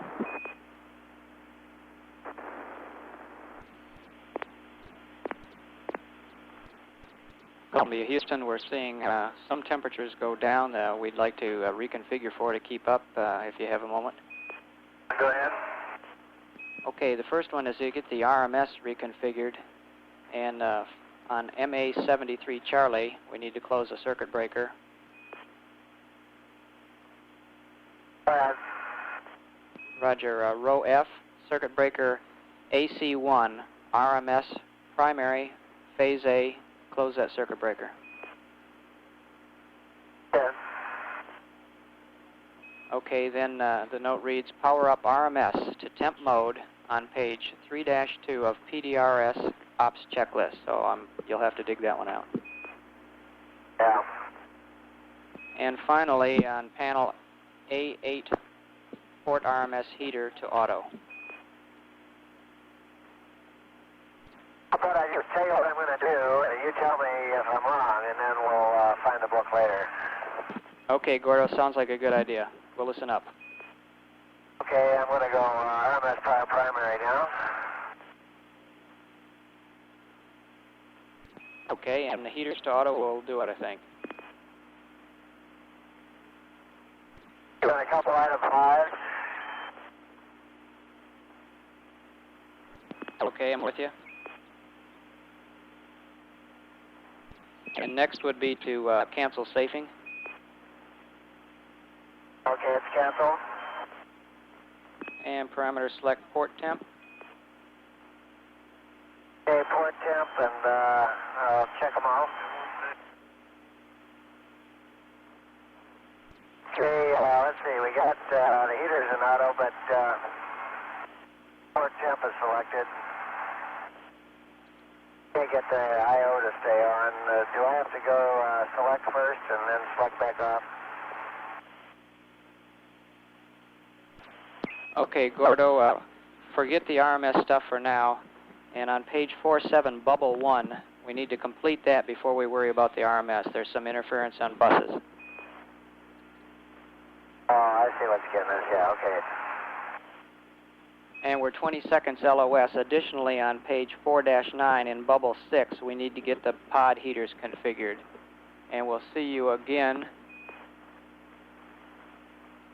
Looks like Botswana in 25 minutes.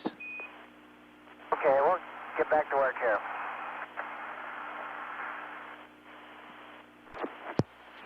This is shuttle control. Merritt Island Station has loss of signal.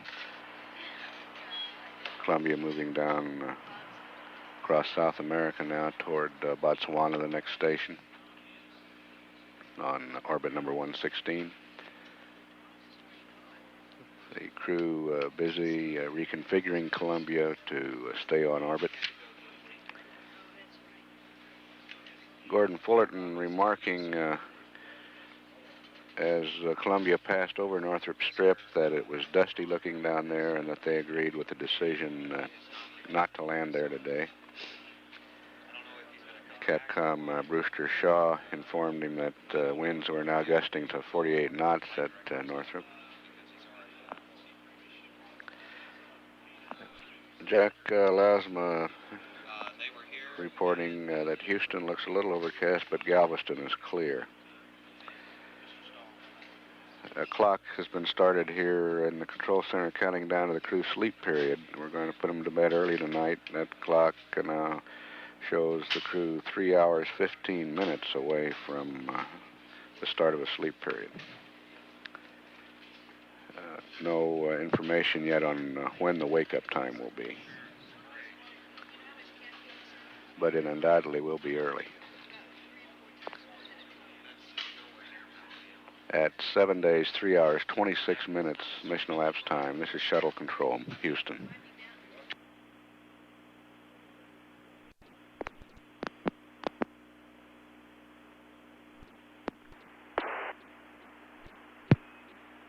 Columbia, Houston, the Silver Team is back with you through Botswana. We'll be watching you through the night. Over. Well, hello there, Silver Team. You thought you were finished, didn't you? The way you signed off last night, it sounded like you're all going to go off and have a party or something. How's it going? Real good, Jack. We managed to put off our party for one more day. Okay. Let me tell you where we are. We're PTC, and of course, we are still in single GPC op. My guess is, or rather dual. My guess is you want to stay there. On page 4-9 of the orbit checklist, we have completed bubbles 2, 4, 5, and 6. And I want to ask you about bubble 1, if you want to go with that PCS configuration. Roger, Jack, and we'll get back with you on that at Guam. Okay, and on page 4-7, we have done bubble 1 there also. Roger, we copy that.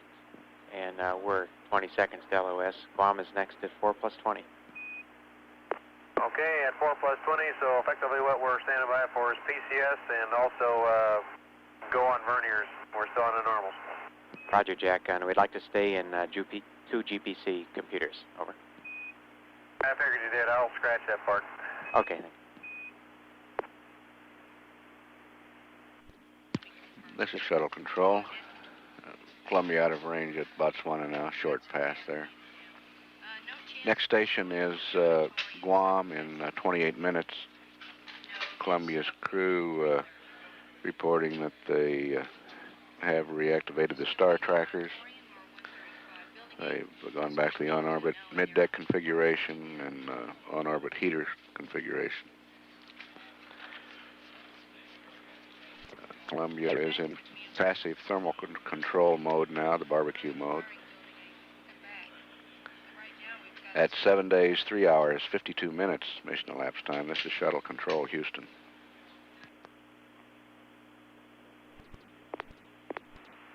This is Shuttle Control at 7 days, 4 hours, 19 minutes. We're standing by for acquisition through Guam.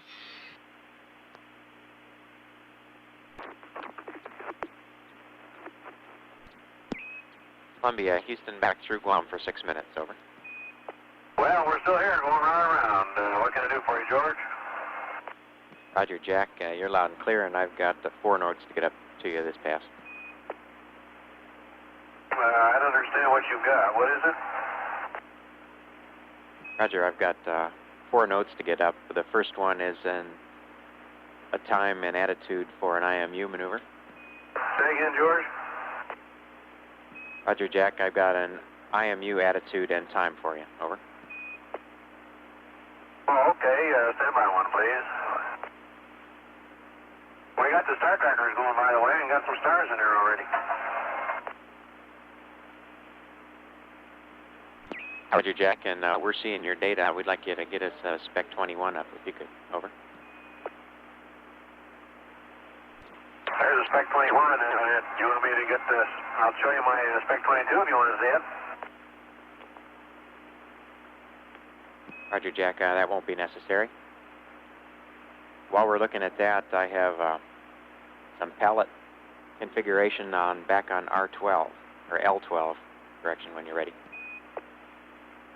I am ready. Okay. First, I'd like you to check that the circuit breaker payload timing buffer is closed. Payload timing buffer circuit breaker is closed. Roger. Then close the OFT pallet control circuit breaker.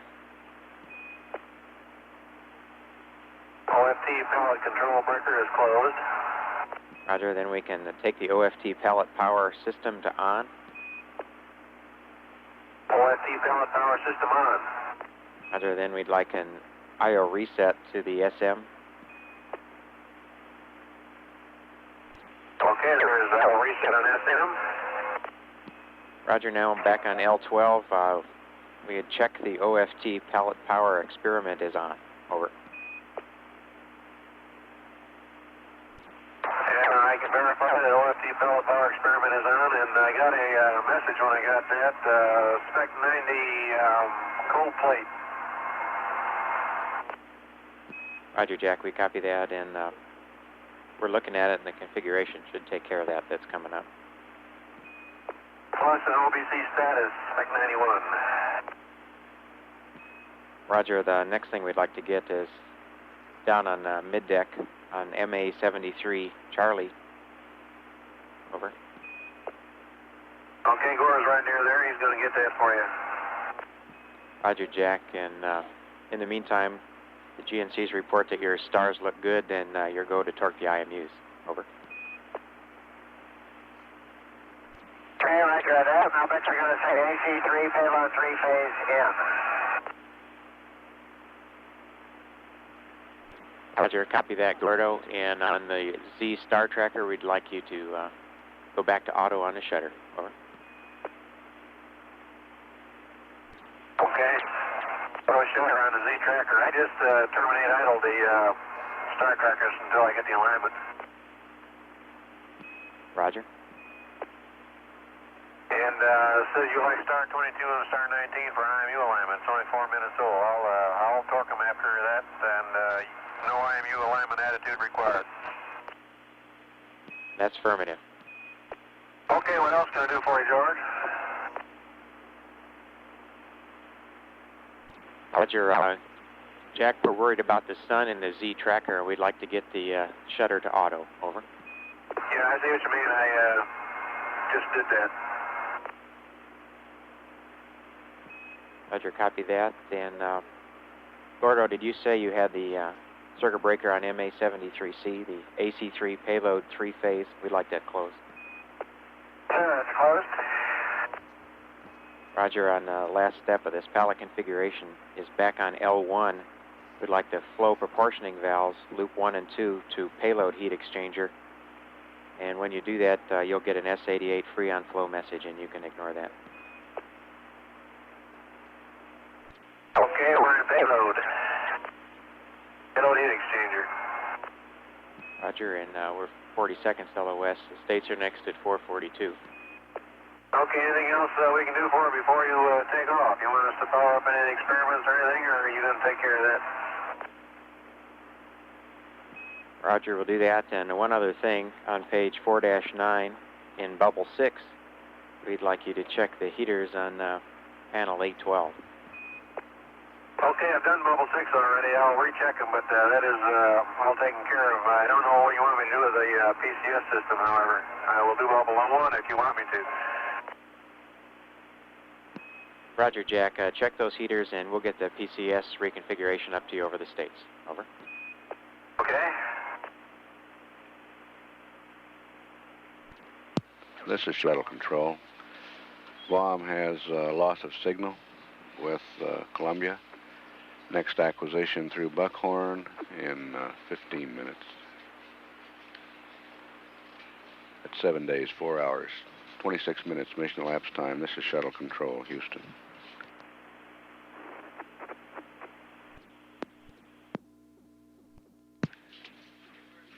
This is Shuttle Control at 7 days, 4 hours, 29 minutes mission elapsed time. Because of the short turnaround between shifts for the entry team, Flight Director Harold Drawn will not make the change of shift briefing. His substitute will be Gene Kranz, Deputy Director of Flight Operations, who is currently also involved in flight planning for tomorrow. And because of that, his activities in that flight planning, that briefing is delayed until 4:30 p.m. Central Standard Time. The change of shift briefing will be by Gene Kranz, Deputy Director of Flight Operations at JSC. The time, 4:30 p.m. Central at the JSC News Center. This is Shuttle Control. Columbia, Houston through Buckhorn for 7 minutes. Okay, George, here's all clear through Buckhorn. I lost your star data, and I know why, and I won't do that again, but rather than going to a new line attitude, I propose that we're going to scan the same part of the sky. We'll pick up those stars again and just do it when we get some good ones. I did copy down the data, though, and the biggest angle was the .1. Most of them were around .02. Now, what do you think of that proposal?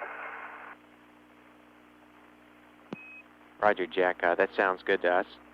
Just a quick overview on what we're thinking tonight. We're planning on putting you to bed here in about 2 hours, and we're looking at a wake-up around 16 hours MET. And we're thinking of deorbit. Our prime opportunity will be on orbit 129. That would be into Northrop at a landing at about 9 o'clock local time there. Our backup would be the next orbit, 130, and on that orbit we have the option of either KSC or Northrop. Over. Okay, understand that 129 to Northrop around 9:30 local, or backup of 130 to Northrop or KSC. Is that firm? Roger, Jack. That's affirmative. And Jack, that would get us into Northrop in the morning before the wind gets a chance to pick up, and if that doesn't work out, the weather at the Cape looks real good. In Columbia, I have a PCS reconfiguration when you're ready to cut. Columbia, Houston, how do you read? Columbia, Houston, how do you read? Columbia, Houston, for 4 more minutes, how do you read? Columbia, Houston, how do you read? The Shuttle Mission Control, the GC Columbia, here in Houston, the Mission how do you Control read? Center. GC in the Mocher reports a site problem at Buckhorn.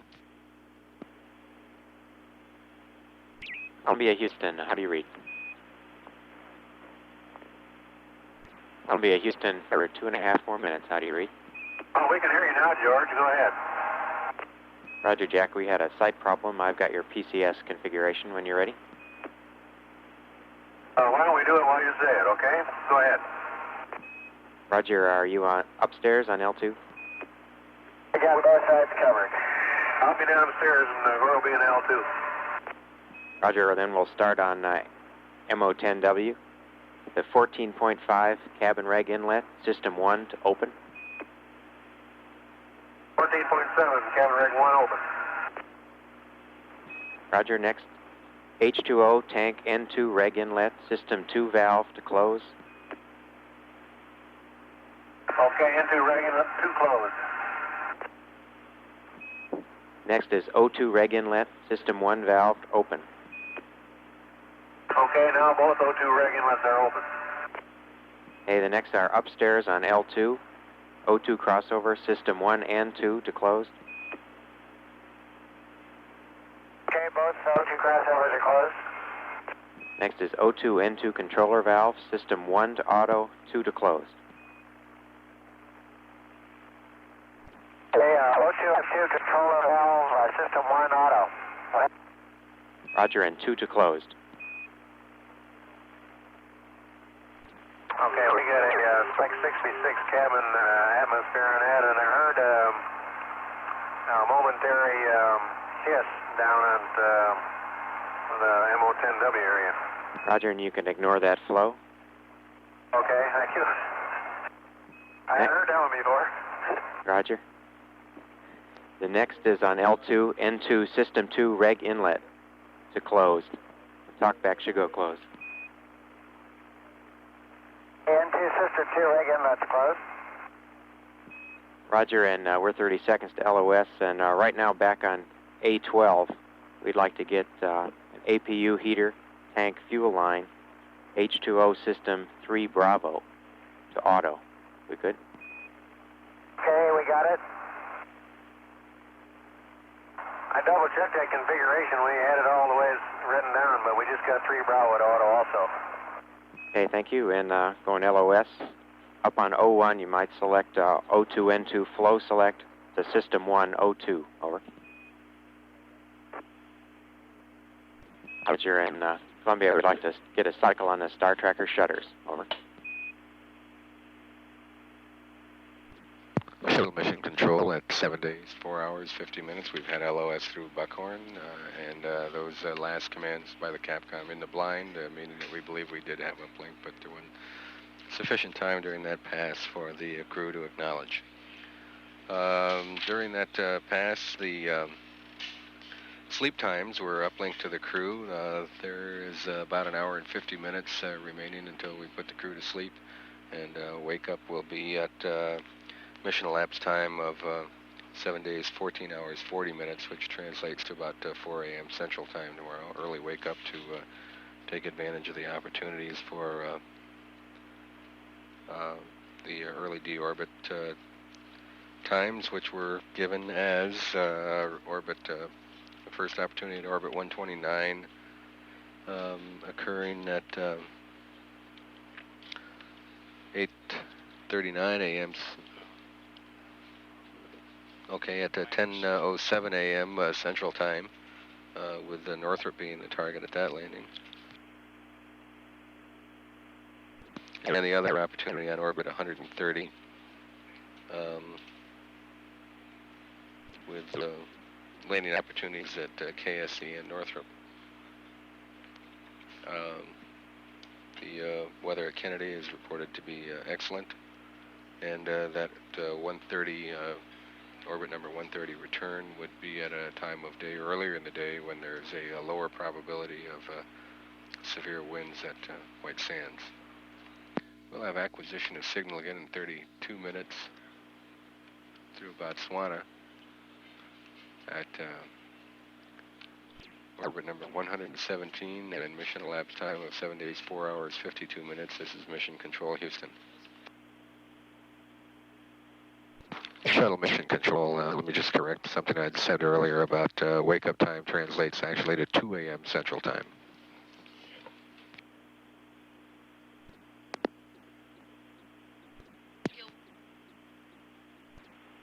This Mission Control, Houston, just to repeat the orbit of opportunity, the orbit entry opportunities as cited by the Capcom earlier. The first would be on Rev number 129. The landing time at Northrop on that Rev in Central Standard Time would be 10:07 a.m. It is possible to deorbit and land at Kennedy on Rev 129. The landing time at Kennedy in Central Standard Time would be 10:13 a.m. for Rev 129. The fallback position, the backup deorbit time would be on orbit number 130. Landing time on orbit number 130 at Northrop in Central Standard Time would be 11:41 a.m. It's also possible on Rev 130 to land at Kennedy.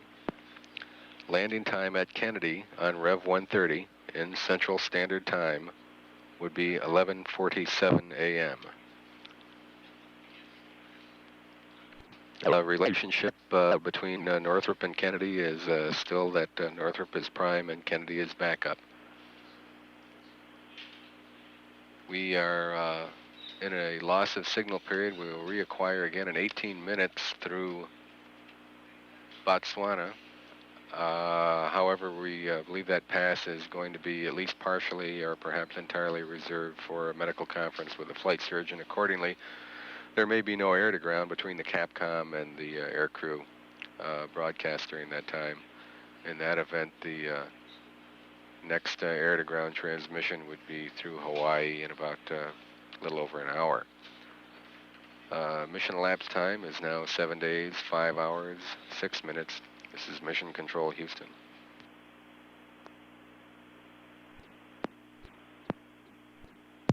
It's Mission Control Houston at 7 days, 5 hours, 18 minutes. Still in a loss of signal period, acquiring about 6 minutes through Botswana.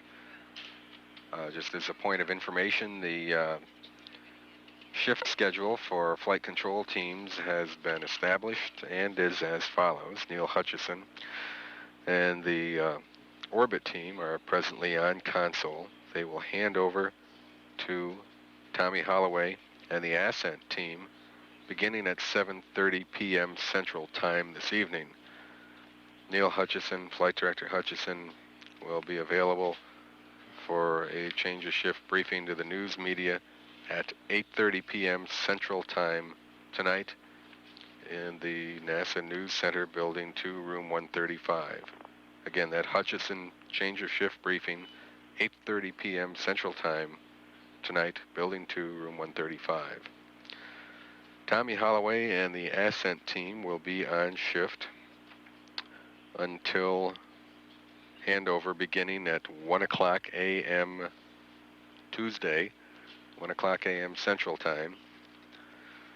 The Holloway change of shift briefing will be at either 2 o'clock or 2:30, and we will affirm that with him when he becomes available. The Holloway team will hand over to Hal Drawn and the entry team, who of course will be on console through touchdown. Let me repeat that once more. The Hutchison orbit team, presently on console, will begin handover to the Hal Drawn, correct that, to the Tommy Holloway ascent team. Handover beginning at 7:30. Neil Hutchison will conduct a change of shift briefing at 8:30 p.m. Central Time in the NASA News Center, Building 2, Room 135.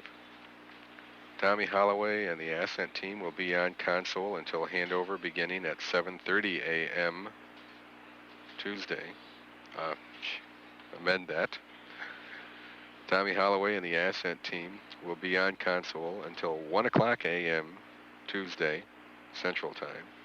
The Holloway briefing will be conducted at approximately 2 o'clock, perhaps 2:30 a.m. Central Time, Tuesday morning. Mission elapsed time, 7 days, 5 hours, 20 minutes. This is Shuttle Mission Control. Columbia Houston through Botswana, how do you read? Columbia Houston through Botswana for 3.5 minutes, how do you read? I'm hearing you loud and clear through Botswana, George. Go ahead. Roger, Jack, you're loud and clear. Also, first of all, a reminder, we'd like to get a fuel cell auto purge sometime before sleep tonight. And we're looking at the conserving the cryos, and we'd like to get the master DFI powered off, and that's on C3. Over. Okay, master DFI is going off, and had a heater misconfiguration on the APU tank fuel line. Water systems a while ago, and we're reconfiguring. You think you'll probably like it okay. I looked at Spec 88, and looks like all the temperatures on the APUs are in good shape. At least there's no down arrows. Roger, Jack, we copy. We've got quite a few words to get up this pass, so start in with the vernier configuration. Ed?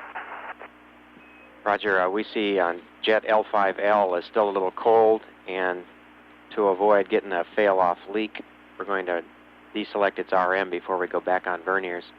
So on Spec 23, page 1, like an item 38, to inhibit the RM on F5L. Then you can perform bubble 3 on 4.8 to get back on the verniers. Over. Okay, I did the item 38. We got F5R in the same condition. He's looking at a leak too. Should I leave him alone? Roger, stand by on that, Jack, and you are go to get back on verniers. And you will get a fail leak on that F5L, and you can disregard it. Okay. What F5R? Did you say F5R we can disregard? Negative, Jack. You'll have to reselect both jets, then do an item 47. Then you can inhibit F5L with an item 38, then get back on the verniers. Over. Okay, I've got both of them reselected. I've got item 38 inhibit, and I'll go on the verniers. What else? Roger, that'll take care of the verniers. The next is some RMS reconfiguration. First one is to check a circuit breaker on MA73 Charlie, row F. That's AC1 RMS primary phase A is closed. Over. Okay, I checked that one. That third circuit breaker is closed. Roger, the next for the RMS, we need 2 item 5s on Spec 94. Then we can cancel safing, give you a barber pole talkback. Then on panel A8, select port RMS heaters auto. Okay, did the 2 item 5s and then do what? Roger, cancel safing. That'll give you a barber pole talkback, and then on panel A8, port RMS heater auto. Okay, I got the port RMS heater auto. Roger, and we're 25 seconds to LOS. Hawaii's next at 6+11. While we're LOS, you can get a CO2 absorber replacement for us. We'd like number 9 into Alpha, number 6 into Bravo. Over. Okay, that'll be 9 to Alpha, 6 to Bravo. Thank you, George. Roger that, and we'll see you at Hawaii.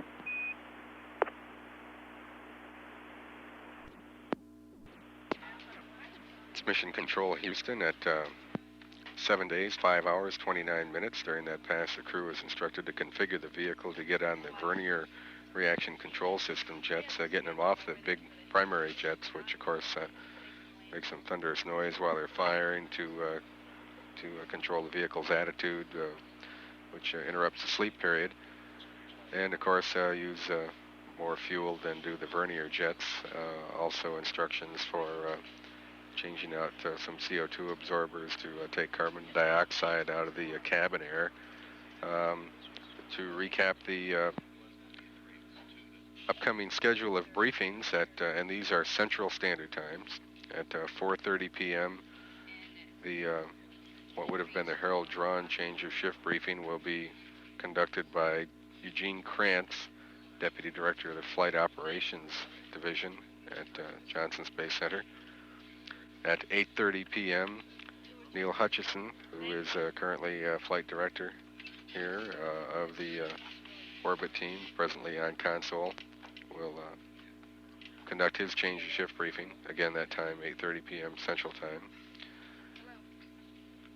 Tommy Holloway, who will relieve the Hutchinson team, will conduct his change of shift briefing either at 2 or 2:30 a.m., and we'll pin that time down and report it to you as soon as Mr. Holloway arrives here in the Mission Control Center.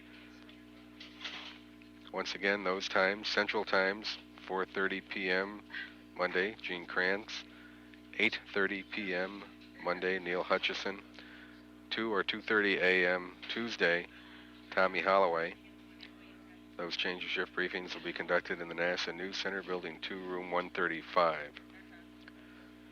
Acquisition of signal in 40 minutes through Hawaii. Mission elapsed time, presently 7 days, 5 hours, 31 minutes. This is Shuttle Mission Control. Columbia, Houston through Hawaii for 1 more minute. Okay, thank you. We got you loud and clear. Roger that, Gordo. One note from the ECOMs, we'd like to get all the cryo heaters on tanks 3 and 4 off. That's both H2 and O2 heaters, all of them to off. Over. Okay, we'll get that. We got your IMU alignment. We did a fuel cell purge. I'd like you to take a look at that. We're in vernier jets. I changed the DAF rotation to 0.404, advice 0.400 because it looks consistent. Our dead band is 1. If you don't like the bear, tell us. Roger, Jack, we copy. And you had one switch on ECS that we never did get done about an hour ago, and I guess we forgot it. If you can think of it, why, let us know. Roger, Jack, and you have a go now to go to 1 GNC GPC. Over. Okay, we'll go to 1 GPC. And Roger, and after you're on the 1 GNC GPC configuration, your go to power off Av Bay 2 fan alpha. Over. Okay, that's Av Bay fan alpha, Av Bay 2. You want us to put another one on or just leave it off? Roger, just leave it off. Over. Okay. Any particular reason for doing that? We getting short on juice? Negative, Jack. We're just being conservative. Over. Okay.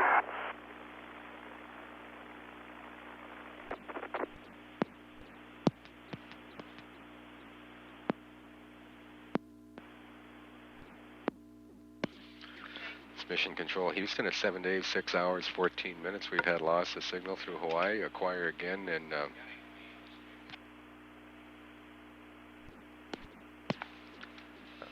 Mission Control, we've had loss of signal through Hawaii, acquire again in about 3 minutes through Buckhorn. On Rev 118, about 25 minutes until we enter the sleep period. And we've had a change of time for the Gene Kranz briefing, which was scheduled for 4:30. We've had to slip that 15 minutes. The Kranz briefing will occur at 4:45 p.m. Central Time in the Building 2, Newsroom 135. Once again, the Gene Kranz briefing, 4:45 p.m. Central Time. Gene Kranz, Deputy Director of Flight Operations, will be conducting that change of shift briefing. Vice Harold Drawn. At 7 days, 6 hours, 16 minutes, a minute and a half away from acquisition of signal on orbit 118. This is Shuttle Mission Control.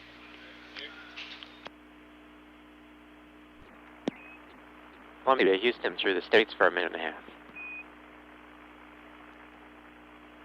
Okay, I didn't expect to get you back, but I guess I could have seen it had I looked at this calculator. We got you on, sir.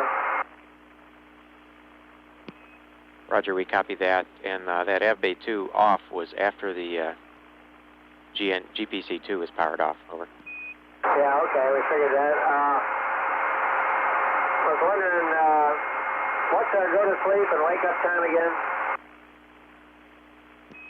Roger, Gordo. Gordo, we've got you going to sleep about MET of 7:30 tonight and wake up about 16 hours. Over.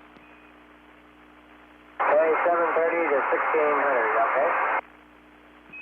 And Columbia, the vernier jets look good to us now. They're warm, so you have a go to re-enable the RM on F5L. All right, we'll do that. And Columbia, I have a couple of switches on R4, if you're ready. Okay.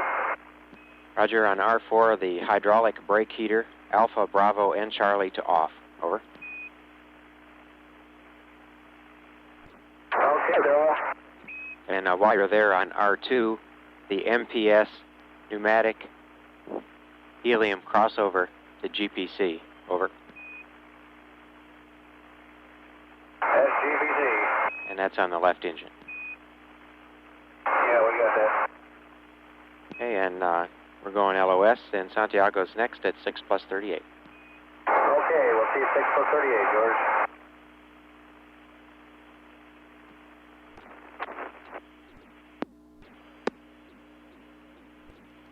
The shuttle mission control at 7 days, 6 hours, 27 minutes. Acquisition of signal in about 10.5 minutes through the Indian Ocean Station on orbit 118.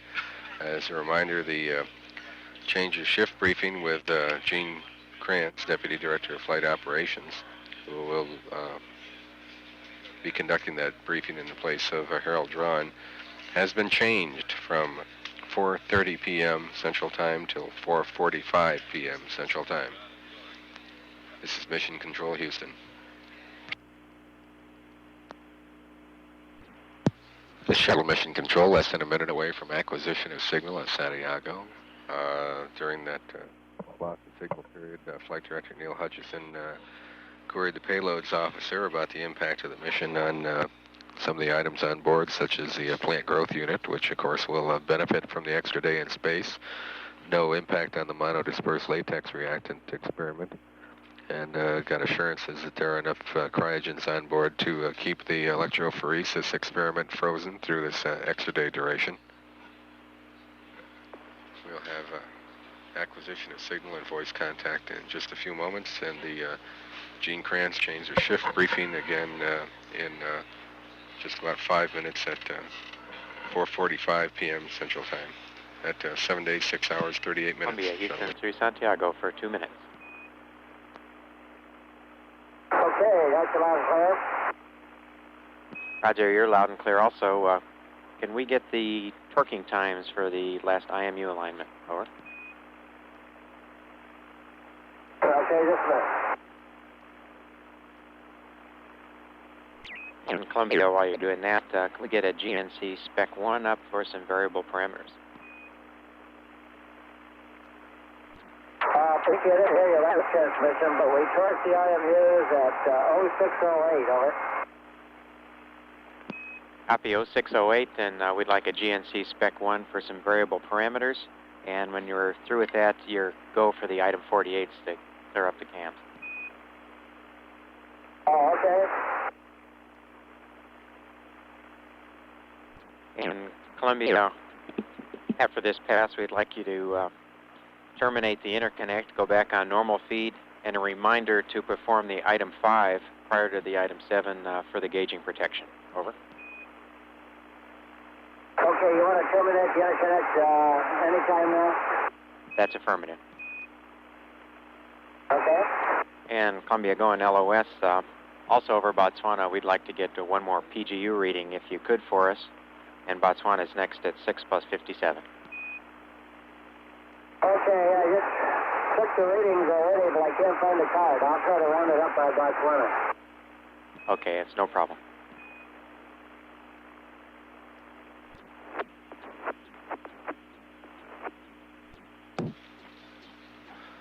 Shuttle mission control at 7 days, 6 hours, 40 minutes. We've had loss of signal, acquire again in 16 minutes through Botswana.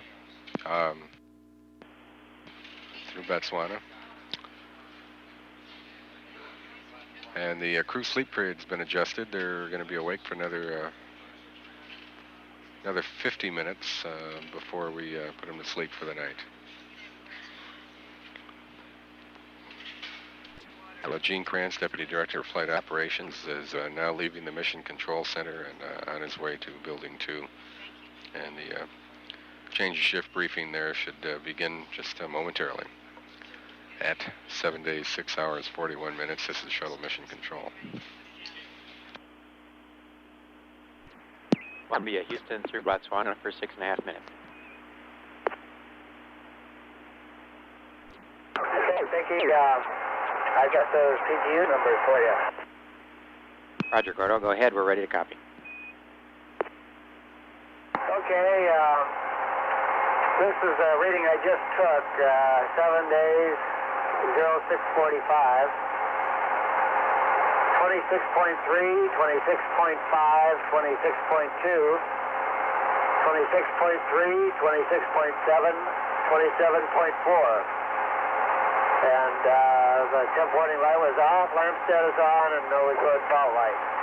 I took some back a couple hours ago at 0409er, and at that time the numbers were 26.2, 26.0, 25.1, 25.2, 26.5, and 28.1. Over. Roger, Gordo. We copy those. Thanks a lot. One note on cleanup for DPS. We'd like you to do a GPC CRT 1-2 execute, and that's to get machines assigned to CRT 2. Over.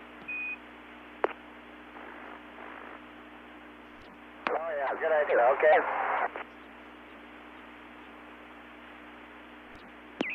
And Columbia, Houston, I have one water loop configuration for you for sleep tonight when you're ready.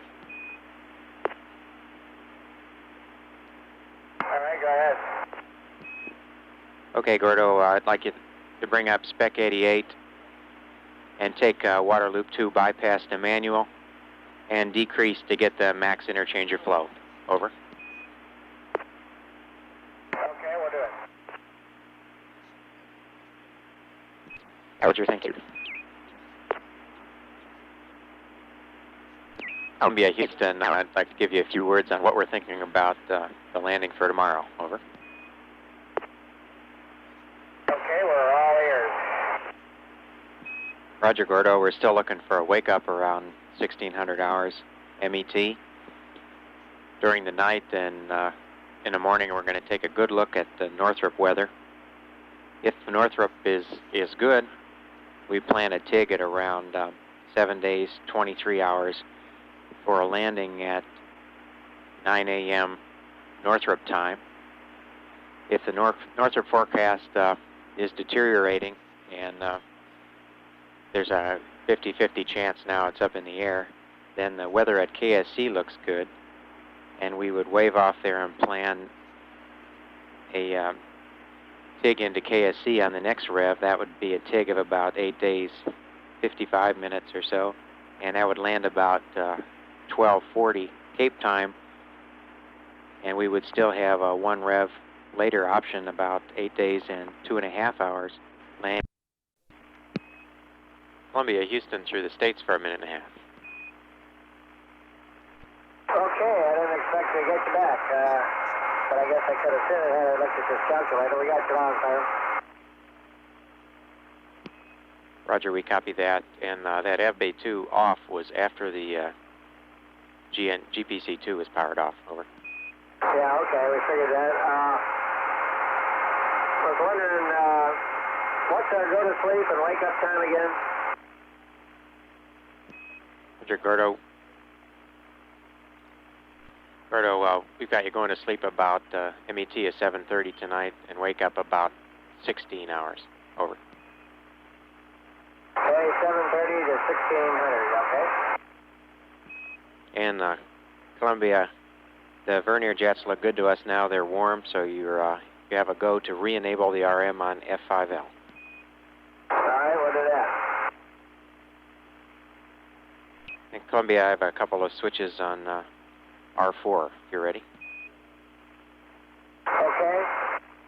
Roger, on R4, the hydraulic brake heater, Alpha, Bravo, and Charlie to off. Over. Okay, Bill. And while you're there on R2, the MPS pneumatic helium crossover to GPC. Over. That's GPC. And that's on the left engine. Yeah, we got that. Okay, and we're going LOS, and Santiago's next at 6+38. Okay, we'll see you 6+38, George.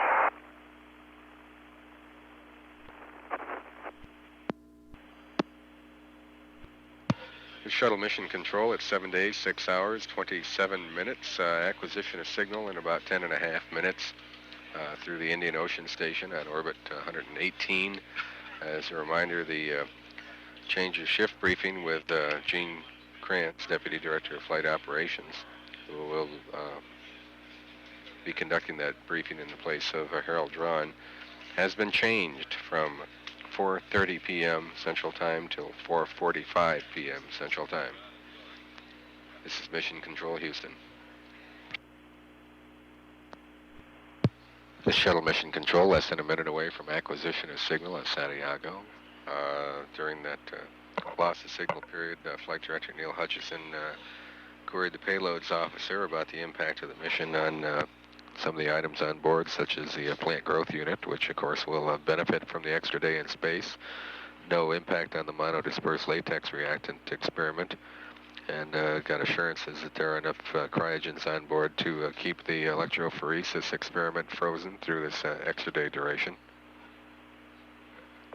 We'll have acquisition of signal and voice contact in just a few moments, and the Gene Krantz change their shift briefing again in just about 5 minutes at 4:45 p.m. Central Time at 7 days, 6 hours, 38 minutes. Columbia, Houston through Santiago for 2 minutes.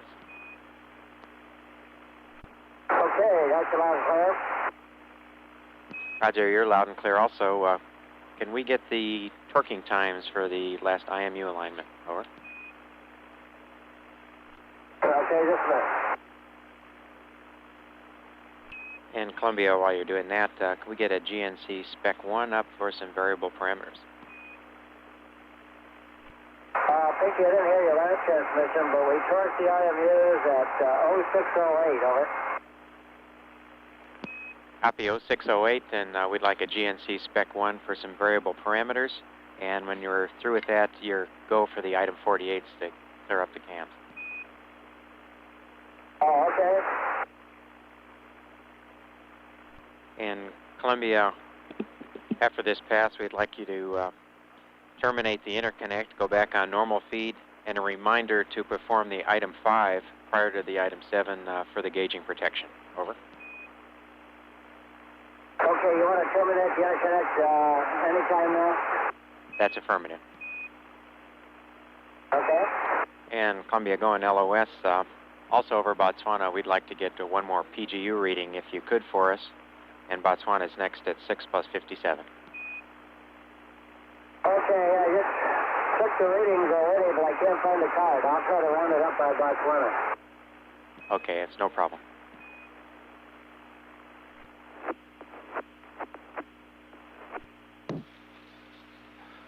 Shuttle mission control at 7 days, 6 hours, 40 minutes. We've had loss of signal, acquire again in 16 minutes through Botswana.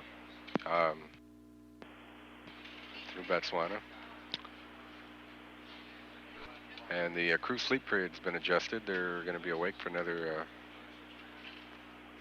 50 minutes before we put them to sleep for the night. Gene Krantz, Deputy Director of Flight Operations, is now leaving the Mission Control Center and on his way to Building 2. And the change of shift briefing there should begin just momentarily. At 7 days, 6 hours, 41 minutes, this is Shuttle Mission Control. Columbia, Houston through Botswana for 6.5 minutes. Okay, Vicky, I've got those PGU numbers for you. Roger, Gordo, go ahead. We're ready to copy. Okay, this is a reading I just took, 7 days, 0645, 26.3, 26.5, 26.2, 26.3, 26.7, 27.4. And the temp warning light was off, alarm status on, and no record fault light. I took some back a couple hours ago at 0409er, and at that time the numbers were 26.2, 26.0, 25.1, 25.2, 26.5, and 28.1. Over. Roger, Gordo, we copy those. Thanks a lot. one note on cleanup for DPS. We'd like you to do a GPC CRT 1-2 execute, and that's to get machines assigned to CRT2. Over.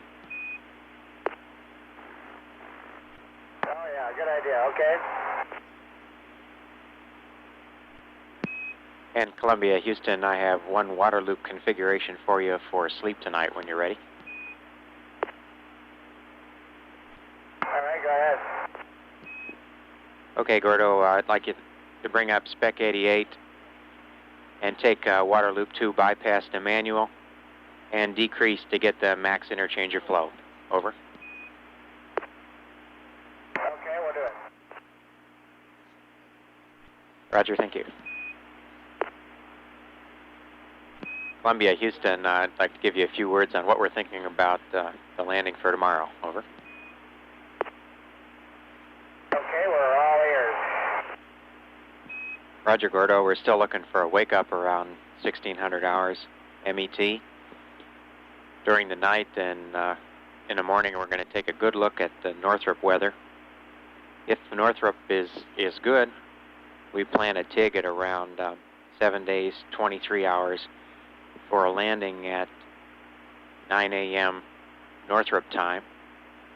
If the Northrop forecast is deteriorating and there's a 50-50 chance now it's up in the air, then the weather at KSC looks good, and we would wave off there and plan a TIG into KSC on the next rev. That would be a TIG of about 8 days, 55 minutes or so, and that would land about 12:40 Cape time, and we would still have a 1 rev later option about 8 days and 2.5 hours, landing at the Cape about 2 o'clock in the afternoon local time.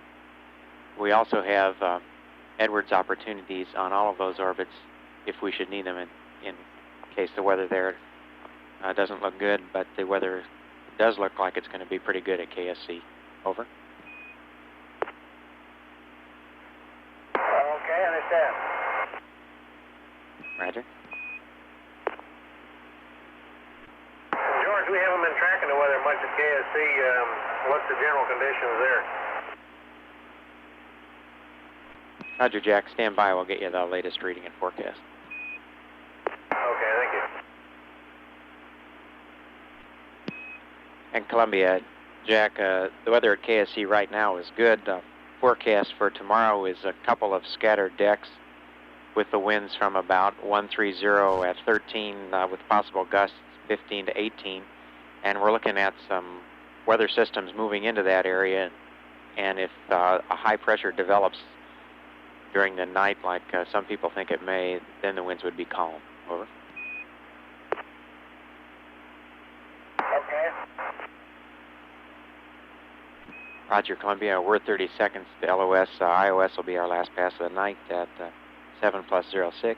And for information, we've got an STA located now both at Northrop and at the Cape. So we're ready for you either place. Over. All right.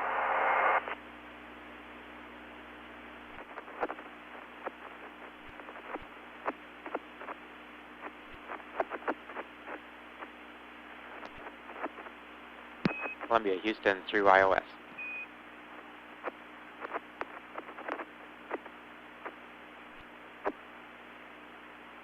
Columbia, Houston through Indian Ocean for 7 minutes. Over.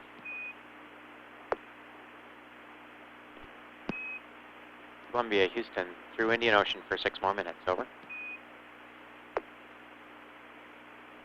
Okay, Houston, we got you loud and clear. Roger, and you're the same. Houston, you faded out. Say again. Roger, Gordo. No comment yet. We see the RCS configuration looks good and the fuel cell purge looks good. Over. Okay, thank you. You like the DAP and the rotation and the attitude and all that, George? Roger, Jack. Looks good to us. Okay. Columbia, Houston, some more information.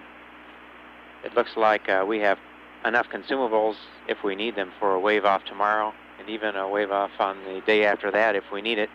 Currently, the vehicle is running at 11 kilowatts, and everything looks good. Over. Okay, George, that sounds real good. Have you guys cranked up anything on the OSS for wanting us to in order to take advantage of the time? Roger, Jack. Negative on the OSS. We're going to leave them off to save our cryos in case we need them. Give you guys a chance to enjoy the ride for a while. Okay, then I'll give you something to think about. Seems like we don't have very good attitudes for looking at the Earth, and if it's all the same to everybody, and you can think of an attitude that would optimize that as well as accomplish your objectives, we'd appreciate some better Earth-looking attitudes. Roger, Jack. We copy, and we'll take that into consideration here. Over. Okay, but not to compromise what you need to get done. Understand. Right now, we're kind of in the camping mode. We had everything really ship-shape, and everything was torn down, put away, and most of the stuff was put back where we got it. And except for some of the stuff, seems like we are bringing back more than we came with. But right now, we're kind of in the camping mode. We got a few things out, and we don't expect to get much more stuff out unless you plan to wave off for a day or two. So we'll be watching that with interest, but expecting to come home tomorrow. Just thought you might like to know the operation we're in. Roger, Jack. We copy, and we're expecting to bring you home tomorrow, too. Well, we're not in a rush, you know. It all counts on 20. All pays the same. Roger, we copy, and we're planning a pretty leisurely morning again tomorrow with no FCS checkout plan. Okay, yeah, I was really encouraged by the FCS checkout we had yesterday, I guess it was. Gee whiz, everything was right on the money. Roger, and we were too, Jack. You know, this old bird really is a clean machine. Seems like it just hums right along, and it's just amazing the maturity this thing's gotten to at third flight. At least that's the way we see it from here. Perhaps you see it differently, but it's really encouraging to us. Roger, Jack. Copy. In Columbia, Houston, 1 minute left in this pass, so we decided that we like the attitude you're in now and plan on keeping that through the night. Over. That seems reasonable, right? That'll be fine. We just had a little exercise on Bill Thornton's treadmill, and it really works good. Roger, we copy, and sorry about the attitude. Well, we're going to hit the sack anyway. Maybe you can do something different tomorrow, but if not, so be it. Roger, and we're 30 seconds to LOS. We'll ditto everything Sally said last night about working with you and look forward to seeing you on the ground tomorrow. Okay, I'm not sure you should have said that. We might wave off again, but I noticed Sally's not there today. Is that right? Yeah, she's standing by. And Columbia going LOS, and we'll be with you for a few hours. If we can find the Ivory team, we'll have them on to watch you for a while during the night. Okay. If you can't, we'll watch her herself, I guess. Roger that. Shuttle mission control at 7 days, 7 hours, 13 minutes, loss of signal through Indian Ocean Station, and that essentially puts the crew to bed for the night, 16 minutes until our sleep period. Crew clearly not in any real big hurry to deorbit and come back. Asked for an attitude which would give them some Earth views, which the flight control team was unable to provide due to requirements for the passive thermal control. Attitude overnight. Got the word that consumables and power were good for wave off tomorrow, and in fact even the next day if required. And Mission Commander Jack Lausma reported they got some exercise on the treadmill being flight tested, designed by astronaut Bill Thornton, and reported that it worked well at 7 days, 7 hours, 14 minutes. This is Mission Control, Houston.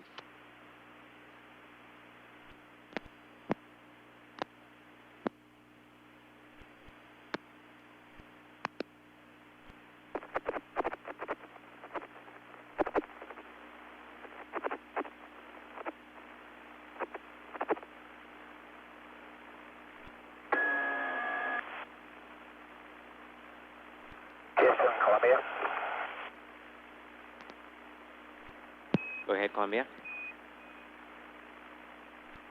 Columbia, Houston, you're loud and clear. Go ahead. Okay, nothing, no problems. We just hadn't got it quite turned in yet, but I was just wondering, George, if you'd heard our families hanging overnight there at Northrop, waiting until next try tomorrow. Stand by, Gordo. We'll find that out for you real quick. And we're passing the message through the glass in the viewing room now. Have it for you in a sec. Okay, it's no big deal. So if there's a problem, don't bother. And Columbia, Houston, families are staying at Northrop, and they're fine and waiting for you.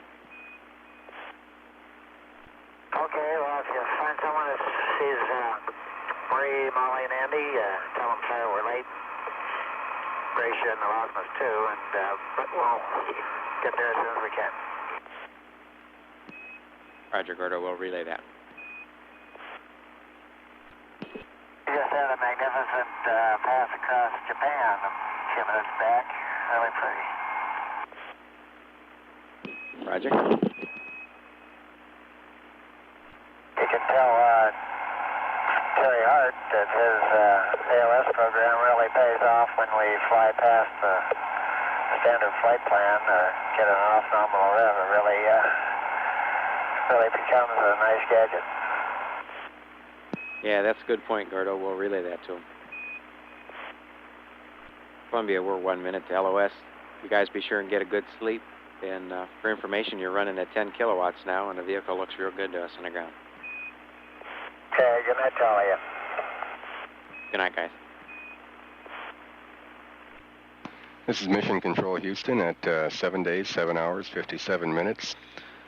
In about 3 minutes at 6 p.m. Central Time, on NASA Select, we're going to feed a videotape of some stock footage acquired by NASA of the shuttle training aircraft practicing approaches at the shuttle landing strip at Kennedy Space Center. Once again, at 6 p.m. Central Time. At 6 p.m. Central Time, we will put on NASA Select videotape replay of some earlier shuttle training aircraft practice approaches shot at the shuttle landing strip at Kennedy Space Center. This is Mission Control Houston. This is Shuttle Mission Control. In a minute and a half, we will be putting on NASA Select a videotape replay of shuttle training aircraft shooting approaches at Kennedy Space Center. This will be a replay of film acquired some time back and from NASA stock footage, and that videotape is about 3 minutes in duration.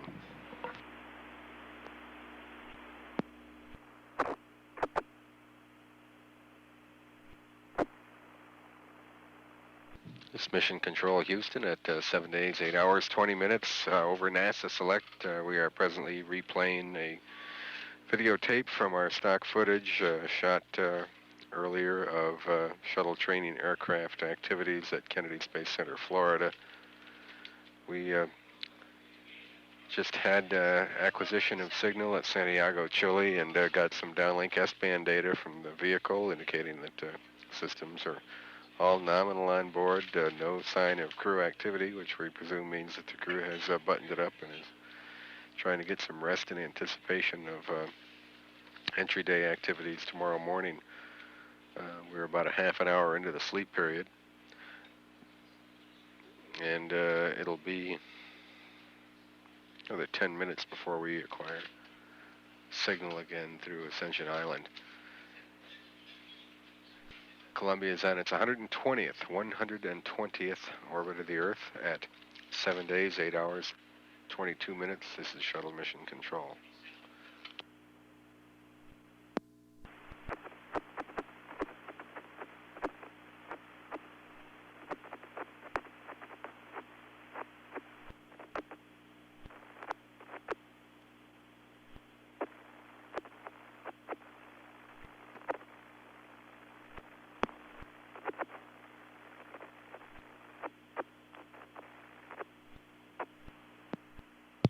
is Shuttle Mission Control at 7 days, 9 hours, 41 minutes.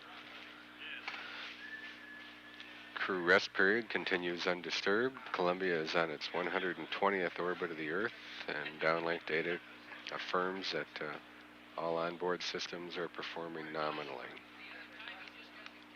As a reminder, the change of shift briefing with Flight Director Neil Hutchison will occur on time at 8:30 p.m. Central Time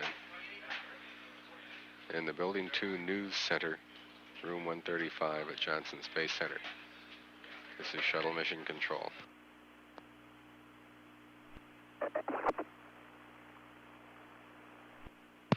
This Mission Control Houston at 7 days, 10 hours, 23 minutes. Systems on board the shuttle continue to perform nominally, and crew rest period proceeds uninterrupted.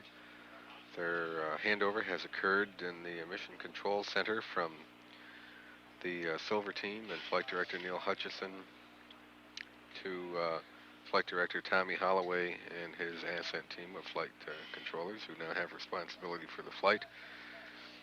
Mr. Hutchison has left the Mission Control Center and is en route to the NASA News Center presently, and the change of shift briefing will occur on time at 8:30 p.m.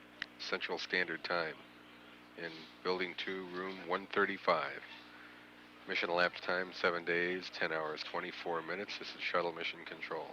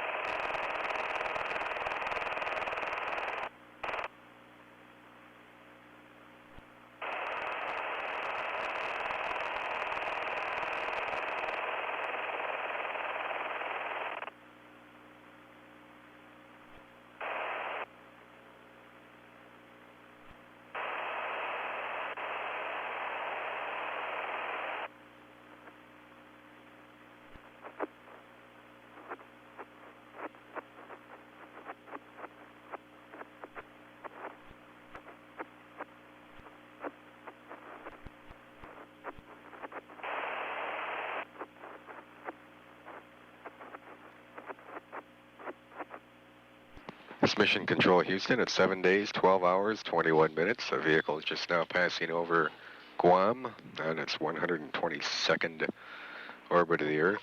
Just had lost a signal, and downlink data at Guam indicates the systems on board are performing as expected. Crew continues to have a restful night with 3.5 hours remaining in their sleep period. This is Mission Control Houston.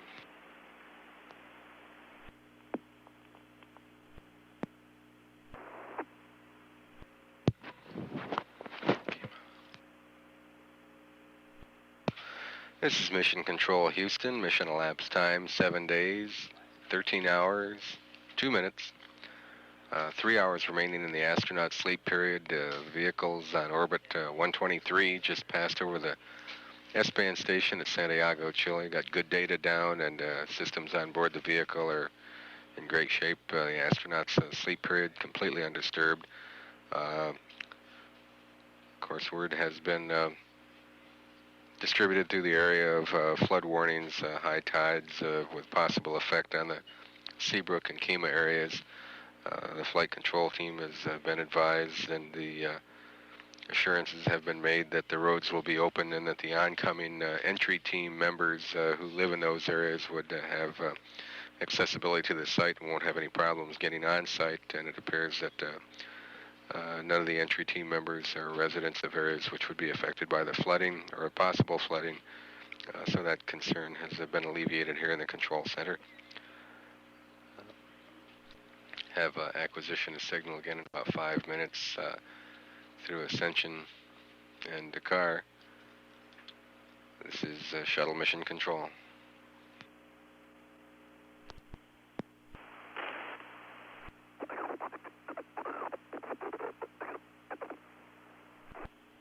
This is mission control Houston at 7 days, 14 hours, 33 minutes.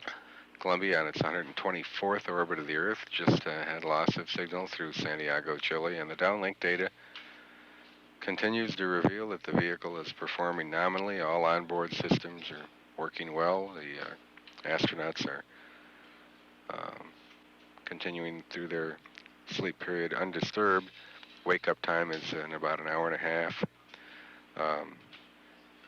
Some of the entry team members have begun to arrive in the Mission Control Center here, working with local law enforcement officials. The Control Center has determined that the flood warnings in the Johnson Space Center area will not constitute any problem in allowing the oncoming entry team members to obtain street access to the Space Center. Flight Director Tommy Holloway's change of shift briefing, we believe, is going to be on schedule at 2:30 a.m. Central Time. From the Mission Control Center at 7 days, 14 hours, and 34 minutes.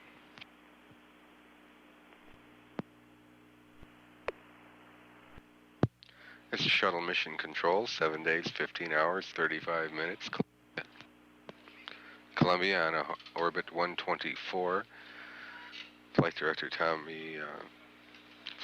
Harold Drawn and his team of flight controllers are presently debriefing here in the Mission Control Center, preparing to relieve Flight Director Tommy Holloway and his team. The Drawn team, of course, will take over control of the vehicle and prepare itself and astronauts Jack Lausman and Gordon Fullerton for deorbit and landing activities this morning. The Tommy Holloway change of shift briefing will occur on time at 2:30 a.m. Central Time in the NASA News Center, Building 2, Room 135. This is Mission Control Houston.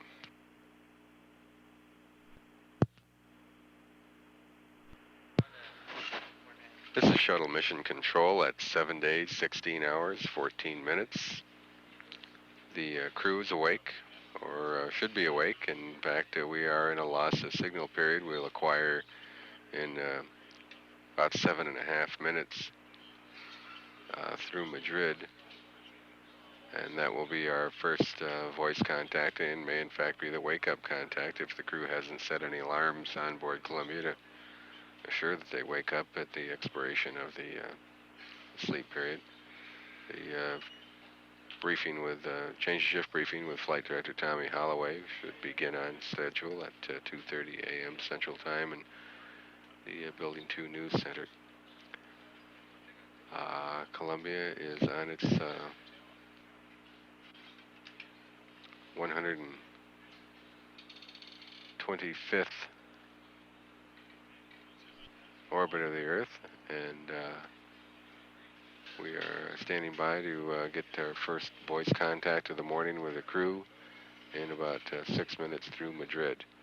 Once again, the Tommy Holloway briefing, change of shift briefing, in about 15 minutes at 2:30 a.m. Central Time. This is Shuttle Mission Control at 7 days, 16 hours, 16 minutes. This is Shuttle Mission Control at 7 days, 16 hours, 19 minutes. Flight Director Tommy Holloway has advised it'll be necessary to slip his change of shift briefing until 3 a.m. Central Time due to the prudent nature of the handover and the necessity to make sure that all systems issues are handed completely from one team to the other. It'll be necessary to prolong his debriefing period that long, and accordingly the change of shift briefing will be delayed 30 minutes until 3 a.m. Acquisition of signal in 2.5 minutes through Madrid for our first voice contact of the day with the vehicle at 7 days, 16 hours, 19 minutes. This is Shuttle Mission Control. It's Mission Control at 7 days, 16 hours, 22 minutes. Expect voice contact through Madrid. Momentarily, our first contact of the day with the crew. What difference if I hail from north or south, or from the east or west? My heart is filled with love for all of these. I only know I swell with pride and deep within my breast I thrill to see all glory make the breeze. This is my country, land of my birth. This is my country, grandest on earth. I pledge thee my allegiance, America the whole, for this is my country to have and to hold.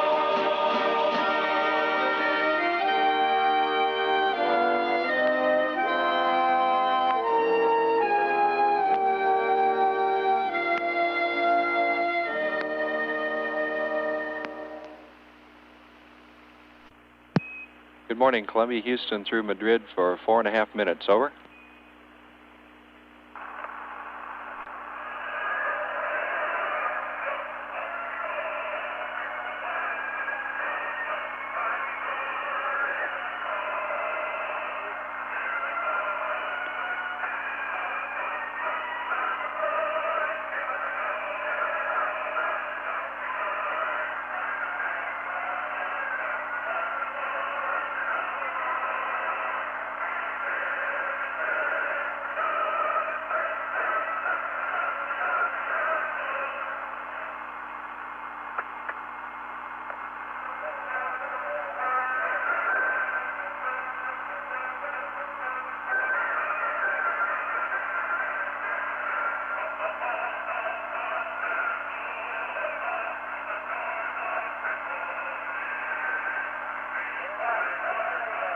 You people better stand up.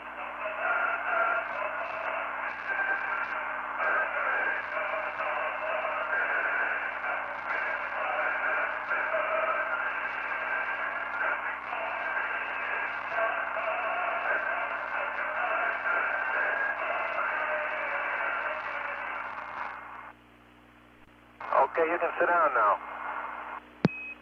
Thank you. If Mr. Kranz were here, he would have loved that. Good morning. It's a good morning up here. How's it down there? We're right over the Straits of Gibraltar. What a sight. Oh, great. We got 3 minutes to go, and it's a good morning here. We're trying to set you up for 129 to Northrop, Jack. Steve, good morning to you. Jack didn't answer because he wants to get a picture of this. Okay, Gordo, we got some teleprinter messages coming up that'll outline the changes you need to put in your deorbit prep, the mission summary with the game plan, and I have a CRT timer update for a countdown to TIG at Northrop on 129. Over. Okay, 1 second. All right, item 17 plus 23 plus 13 plus 00. Over. Okay, I'm at the CRT. Taking the time quickly once again. Roger, Gordo. Item 17 plus 23 plus 13 plus 00. Over. Okay, we got that. And we also already read the teleprinters, except we couldn't find one of the messages on there. I think it was message number 83. Okay, I'm told we just retransmitted 83, and to check your clock, we're showing 6 hours, 45 minutes, and 50 seconds now to TIG. Okay, well, I didn't get it in there, so I just scribbled it down, but we'll check it later on. Okay.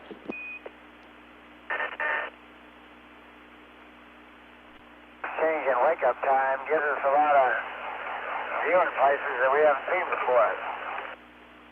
Oh, good. And Columbia, Houston, we're 10 seconds LOS now. All the teleprinter messages were transmitted. We'll see you next at Aurora in 35 minutes. Okay. It's Mission Control Houston at 7 days, 16 hours, 28 minutes. Columbia on orbit 125.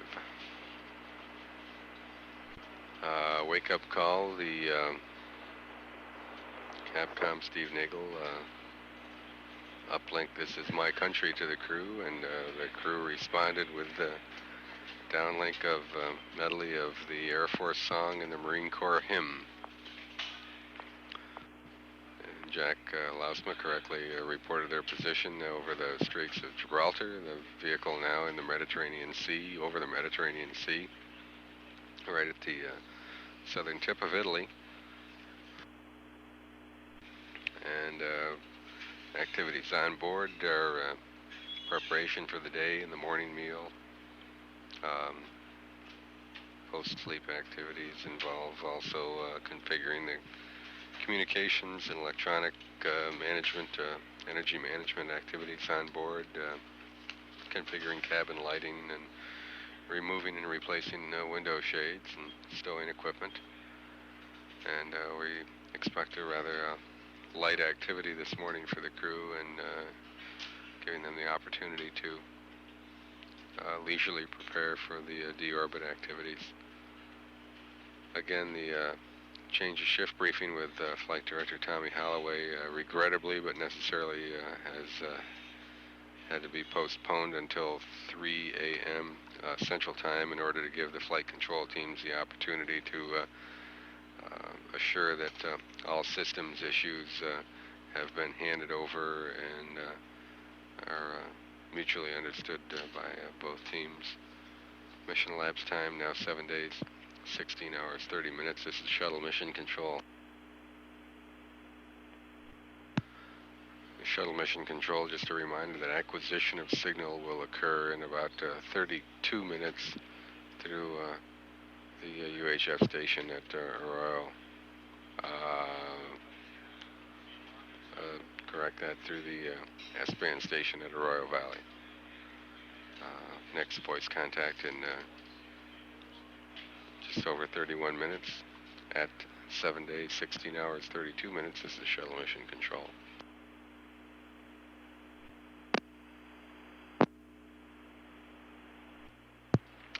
This is Shuttle Mission Control at 7 days, 16 hours, 42 minutes. With apologies, it becomes necessary to further slip the change of shift briefing with Flight Director Tommy Holloway another half an hour until 3:30 a.m. Central Time.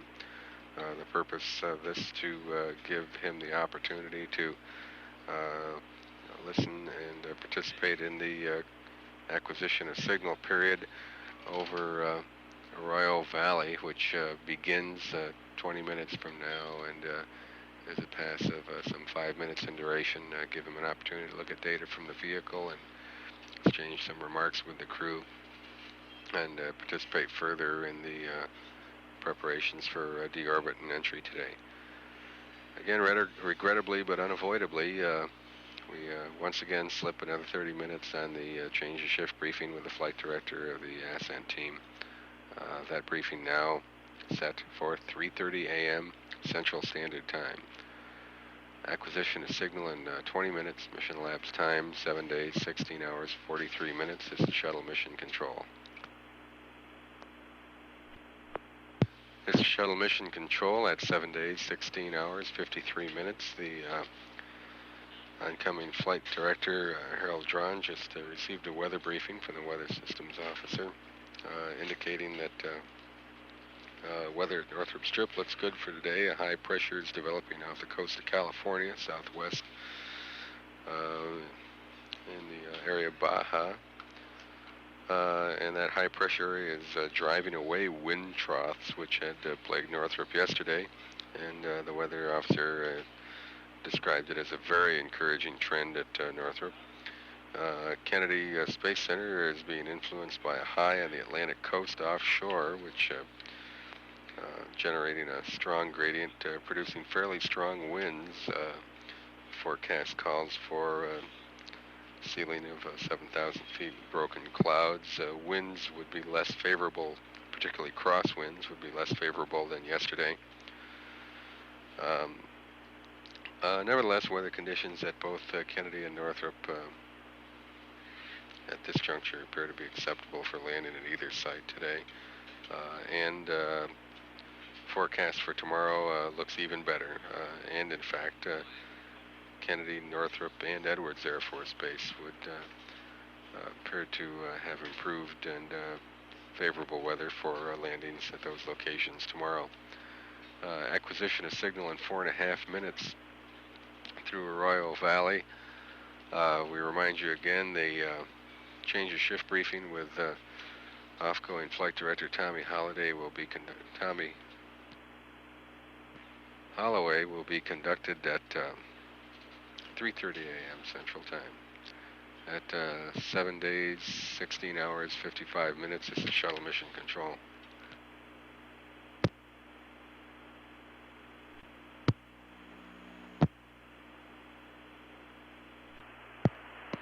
This is Shuttle Control. It's 7 days, 17 hours, 2 minutes mission elapsed time. Columbia is on orbit number 125, approaching acquisition through Aurora Valley.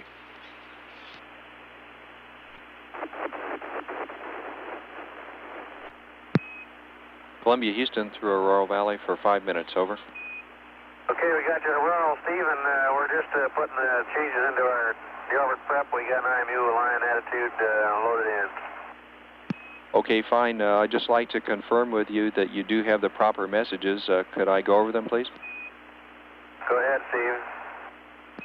At Madrid, we sent up 83 Echo, 86 Alpha, and 87, and previously we had sent up 84 Bravo. 4 messages, over.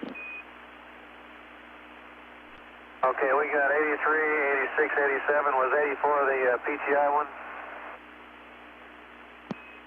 That's affirm.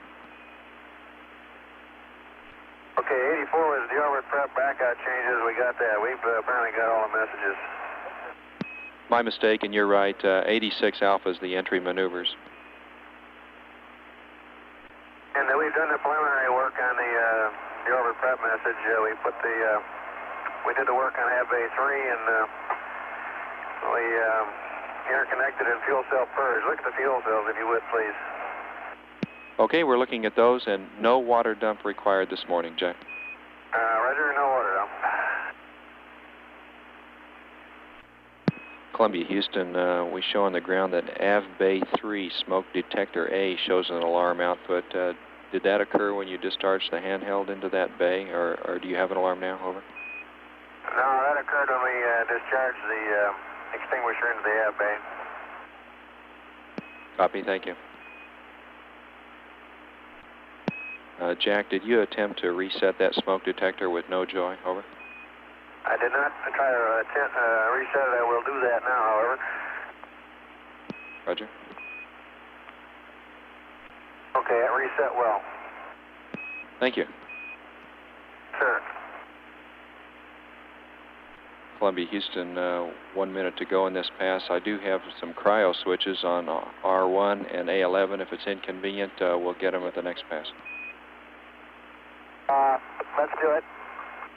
Okay, on panel R1, O2 and H2, tank 3, heaters alpha to auto, Gordo. He's got that.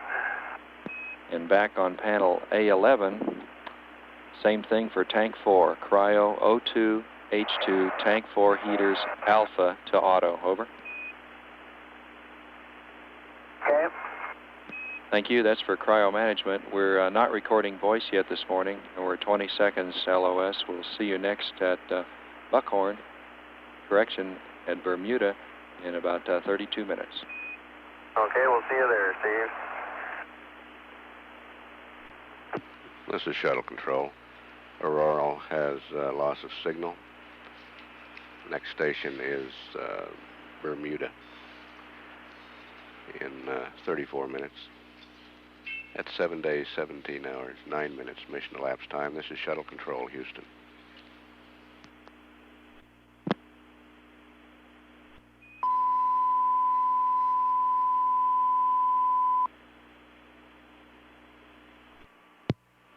This is Shuttle Control at 7 days, 17 hours, 43 minutes mission elapsed time. The Bermuda station will acquire Columbia in about 30 seconds.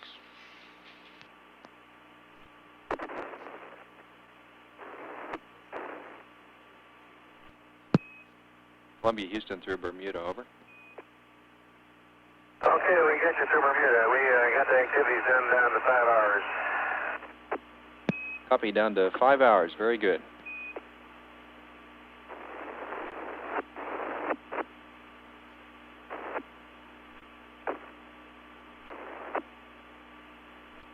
Steve.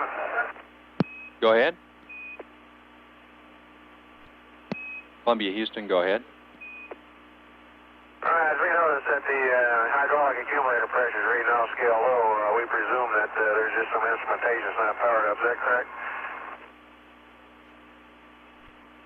Roger, the DFI is powered down, Jack. All right, thank you. We surmise the same. Wanted to be sure to check with you on that. That's fine. If you do have time on this pass, we would like the torquing angles and time from the IMU alignment, and also I have some METs of future maneuvers if you want them. Okay, here's the torquing angles. You ready to copy? Go ahead. IMU 1, plus 0.05, plus 0.09er, minus 0.28. IMU 2, minus 0.12, minus 0.05. Plus 0.19er, IMU 3, plus, correction, IMU 3 minus 0.07, plus 0.12, minus 0.04. I'll copy. I'll hear torque at 1724.45. Okay, copy, good, Jack. Go ahead with your times. Roger, the first is at TIG minus 302. For the auto maneuver to top sun on page 3-27, over. Go ahead. Time is 7 days, 20 hours, 11 minutes, over. Okay, copy, 7-20-11. Roger, next is on page 3-33. IMU attitude, go ahead. Roger, IMU attitude, top of the page, 7 days, 21 hours, 14 minutes, over. 7/211400. Roger, at the bottom of the same page for top sun attitude, 7 days, 21 hours, 38 minutes, over. Okay, top sun, 7/213800. I'll copy. That's a good copy, and that's all I have, Jack. All right, thank you. We'll put down a little breakfast and tie you up around here and get on with it. Roger. Got any weather updates? Roger, stand by. Jack, for Northrop on D-orbit Rev 129, landing 130, 25,000 scattered, visibility 7 plus. Winds are 270 at 10, gust to 20, altimeter 3003, so it's looking good. Okay, thank you. We'll get you an update on the upper winds forecast a little later, and we are now 30 seconds LOS. Next is Madrid in 7 minutes. Ian Spain. This is Shuttle Control. Columbia has lost signal with Bermuda.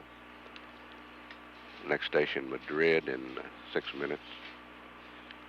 Crew preparing for breakfast. And we gave them a brief on the weather at Northrop for landing this morning. At 7 days, 17 hours, 49 minutes mission elapsed time. This is Shuttle Control, Houston. This is Shuttle Control at 7 days, 17 hours, 55 minutes mission elapsed time. Columbia coming up on acquisition through Madrid. Columbia, Houston through Madrid for 6 minutes. Over. You still there, Steve? We're here, Jack. Hello there, Brewster. You'll appreciate this being a farm boy. I got my gardener working here. He'll be with you in a minute. Have the PGU folks standing by. Okay, we'll do that. And Jack, I have a comment on your the state of your jets.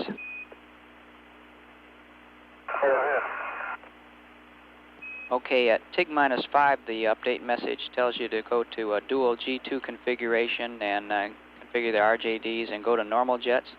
We'd like you to stay, to do that, go to dual G2 and configure RJDs, but stay on the vernier jets until TIG-4 hours when the message has you doing the rad bypass. And just prior to the rad bypass at TIG-4 to go to the normal jets. Over. Okay, just prior to rad bypass at TIG-4, go to the normal jets.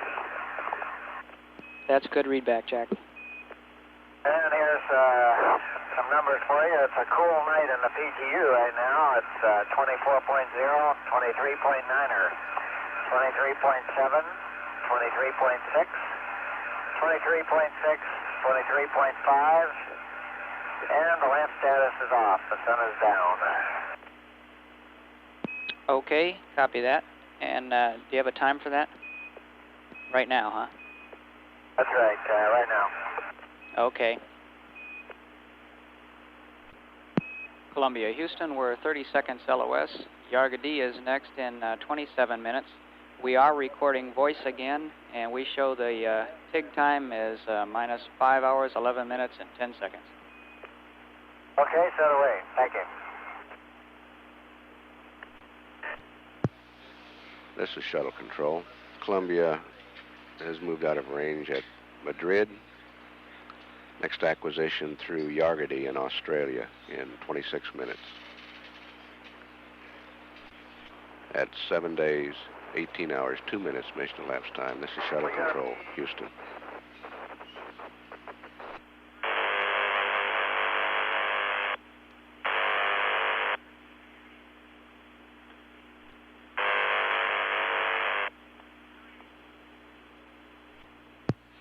This is Shuttle Control at 7 days, 18 hours, 28 minutes mission elapsed time.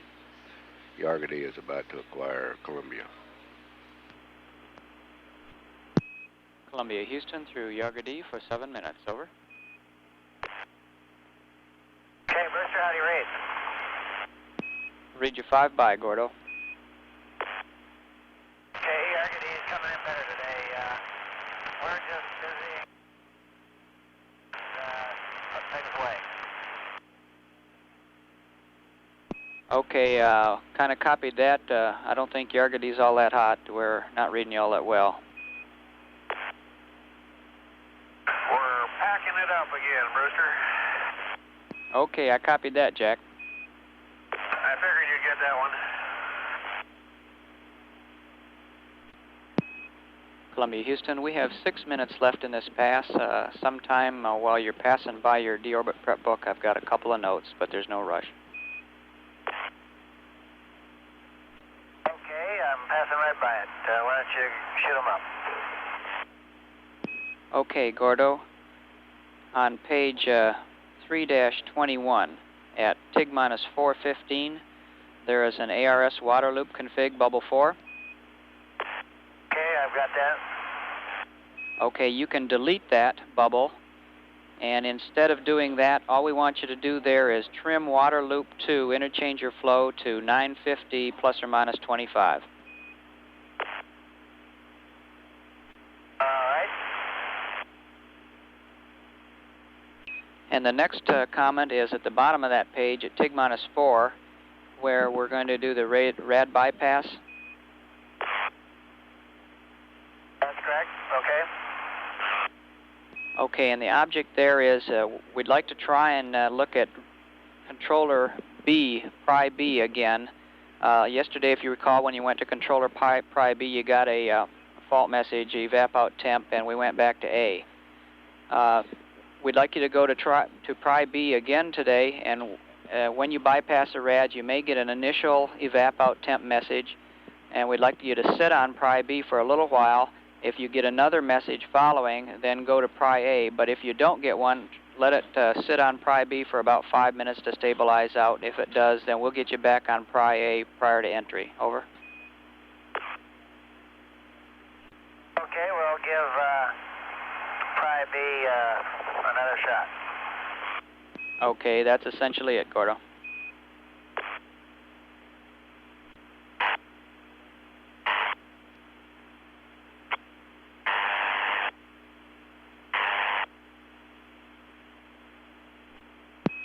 Columbia, Houston, 15 seconds LOS, Auroral in 1 minute. Okay.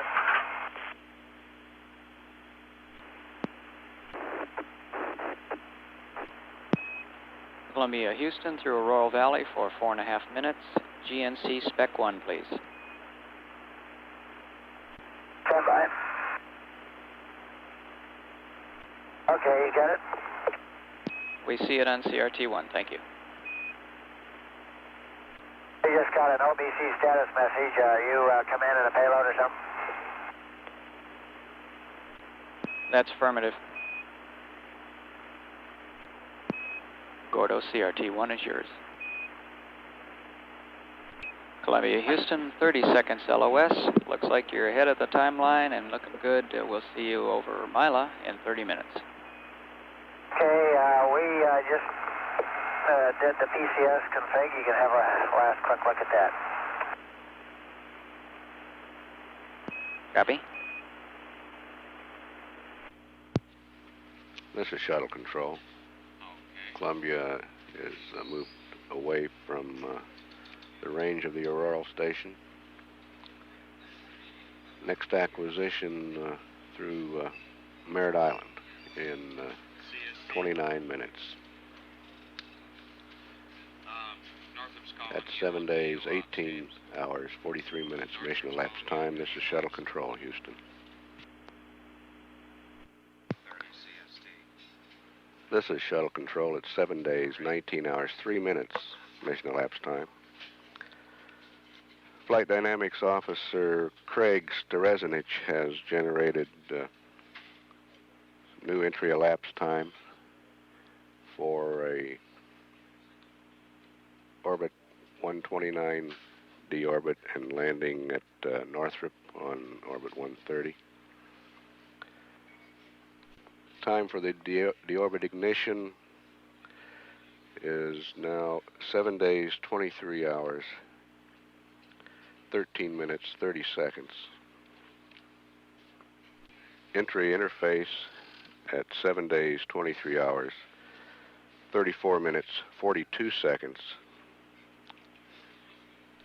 at an altitude of 416,000 feet and a range from Northrop Strip of 4,100 miles.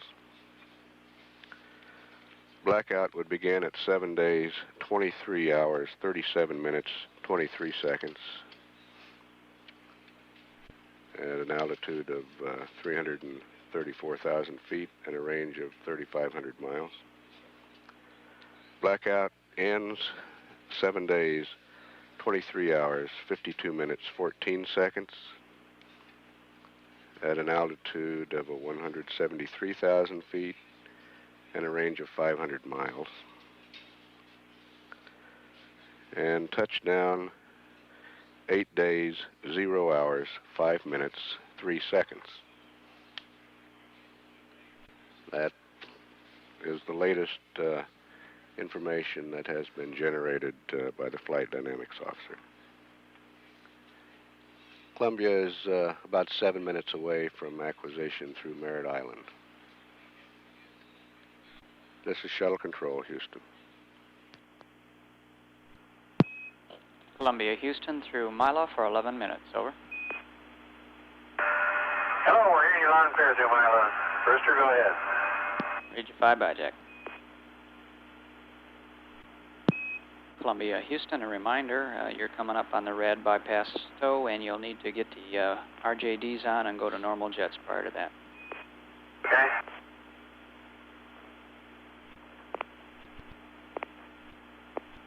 Okay, we're in normal jets. Can we turn the verniers off now? Yes, Jack, you can do that now if you like. Okay, we'll just turn the vernier driver off. Okay. Okay, here we go with level 1 if you want to watch this, Houston. Say again, Jack. I don't know what station we're over right now, but we're doing level 1 and 318. In case you wanted to watch. Okay, we're over Mila. Okay, we got prime heat on and the high load evaporator enabled. Okay, Jack, we're looking at that, and we'd like to be on DAP B. That be. Stone radiators, Brewster. Copy. Is it Columbia? Go ahead. You're looking at data on the radiators. You may see them, the front radiator kind of unlatched briefly and then back latched. Kind of overshot off position with the switch. No problem. Columbia, Houston, we're 45 seconds LOS. Your DPS, PCS, and RCS configurations all look good. Primary B is controlling pretty well now. We'd like to stay on it until at least Madrid, and we'll get you back on A for the entry. Okay, that's good news. Thank you, Richard. Roger. This is Shuttle Control. Bermuda has loss of signal. Next acquisition through Madrid in 5 minutes. Radiators are being bypassed, and crew will begin the process of closing the payload bay doors in about 30 to 40 minutes. We're 3 hours, 49 minutes away from deorbit ignition. That's for an orbit 129 deorbit with a landing at Northrop on orbit 130. At 7 days, 19 hours, 24 minutes. Mission elapsed time. This is Shuttle Control, Houston.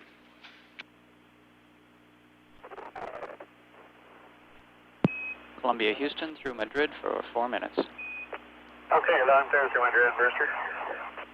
Got you, Jack.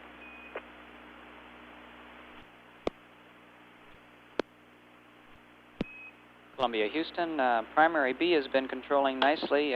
We can go to A now. We'd like primary B off and then primary A on. Over. Okay, primary B off and A is coming on. Roger, thank you. Columbia, Houston, ignore the evap out temp and it'll come back down. That's coming back down right now. About 46. Roger. Columbia, Houston, 30 seconds LOS. Indian Ocean is next in 12 minutes. Okay, we're just starting over a mighty big beach here. Roger.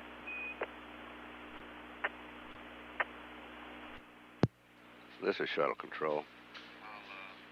Columbia is out of range now at Madrid, heading toward the Indian Ocean Station on orbit number 127.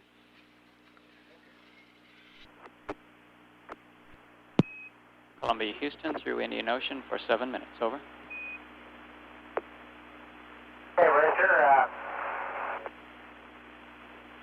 you look at the line on the big map there, how close to the Space Shuttle do we go on this pass? You go northeast on a southeasterly heading, and I'll see if I can find out how close you are. Gordo, we think at your closest point, which is coming up real shortly here, you'll be between 200 and 300 miles, and it should be to your southwest. Okay, that's probably a little far to see. It looks like we got clouds. Columbia, Houston, we have 2 minutes left in this pass. You are go for the payload bay door closing on time as per the message, and we sure would recommend that you do a manual closing of the doors. Columbia, Houston, we're 1 minute LOS. Did you copy the last transmission? Columbia, Houston, over. Columbia, Houston, we're 30 seconds LOS. Yargadi is next in 8 minutes, and in the blind you have a go for payload bay door closing. We recommend manual closing. This is Shuttle Control. The Indian Ocean Station has loss of signal. Next acquisition with Columbia through Yargadi in 8 minutes. Crew has been given a go to close the payload bay doors.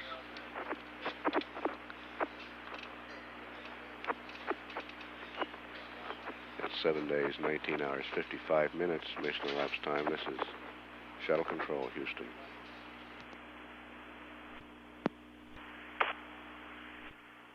This is Shuttle Control at 7 days, 20 hours, 2 minutes mission elapsed time. Columbia approaching acquisition through Yargadi. We should get a report here on the payload bay door closing.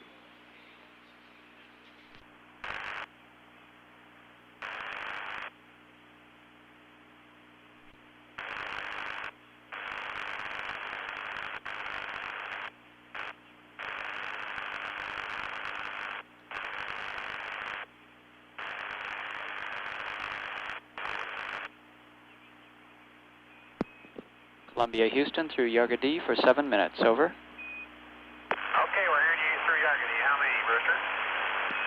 I'll read you 5 by, Jack. Over Indian Ocean, we passed you a go for the payload bay door closing and recommended a manual closure. Did you copy that?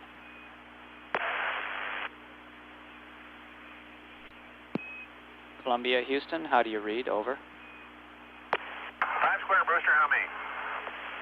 I have you 5 square as well, Jack. Did you copy our go for payload bay door closing?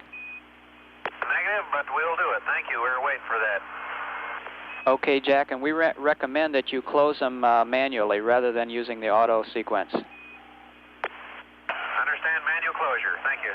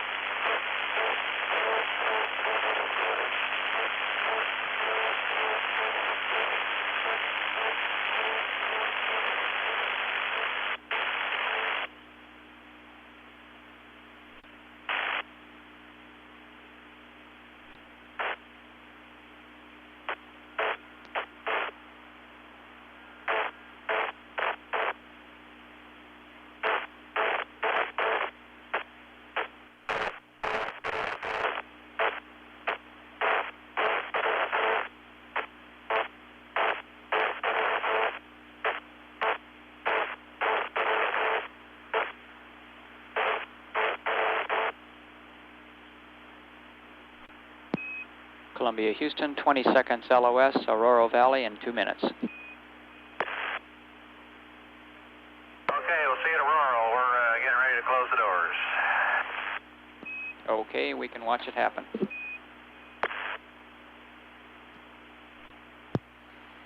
This is shuttle control. Yargety has loss of signal. Aurora Valley will pick up Columbia in about a minute and a half. Jack Lousma reporting they are beginning to close the payload bay doors. We'll stand by for Aurora.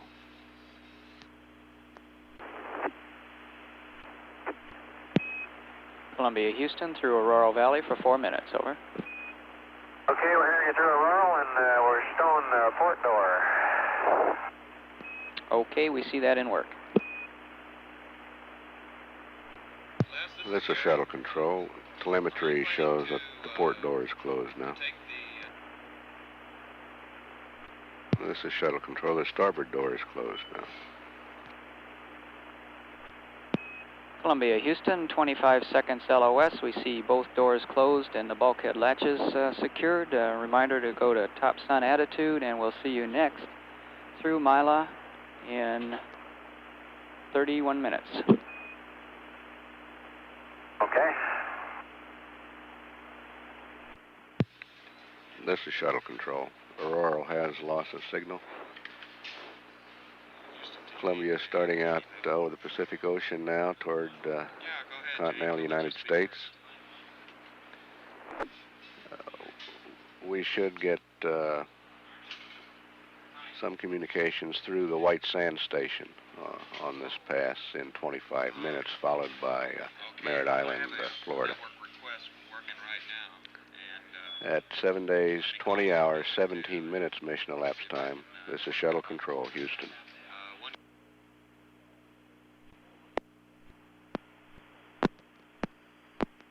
This is shuttle control at 7 days, 20 hours, 41 minutes mission elapsed time. Standing by for acquisition through White Sands. Columbia Houston through the States for 15 minutes, over. This is shuttle control. We believe the crew is still suiting up. We'll have communications once they get their suits on and their headsets reestablished. Columbia Houston through the States for 12 minutes, over. Columbia Houston through the States for 12 minutes, over. Columbia Houston, how do you read?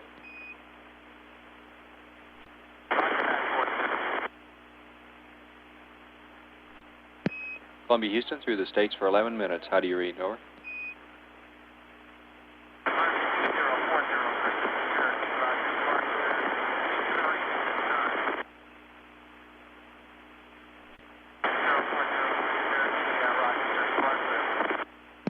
Columbia Houston, you're unreadable. Let's wait till we get to Mila here in another minute or so.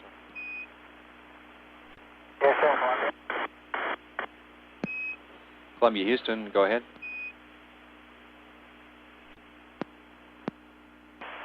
Columbia Houston through Mila for 9 minutes, over. Okay, see you, Ron Clem. Got you 5 by, Gordo. I have the Del pad and maneuver pad on this pass. Okay, stand by 1. Roger.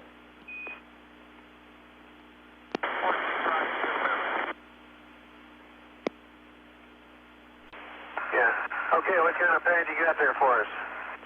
Jack, we'll start with the Del pad, burn attitude when you're ready. Okay, go ahead with the Del pad, Steve. Roger, burn attitude.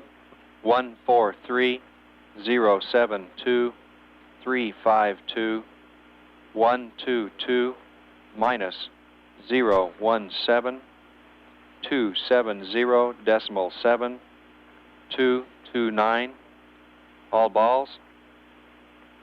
200, 085, 085, 85, forward RCS Delta V, 06, dump to oxidizer, 00, 10905.1, All balls. Read back.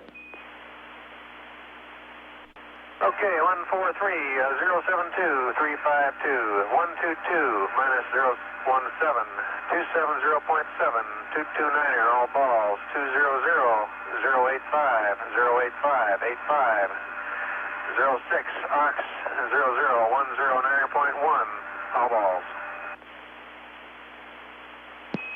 Roger, that XCG was 109.5.1, and I'll pick up with EI minus 5 inertial attitude, 213, 272, 024, right, 000.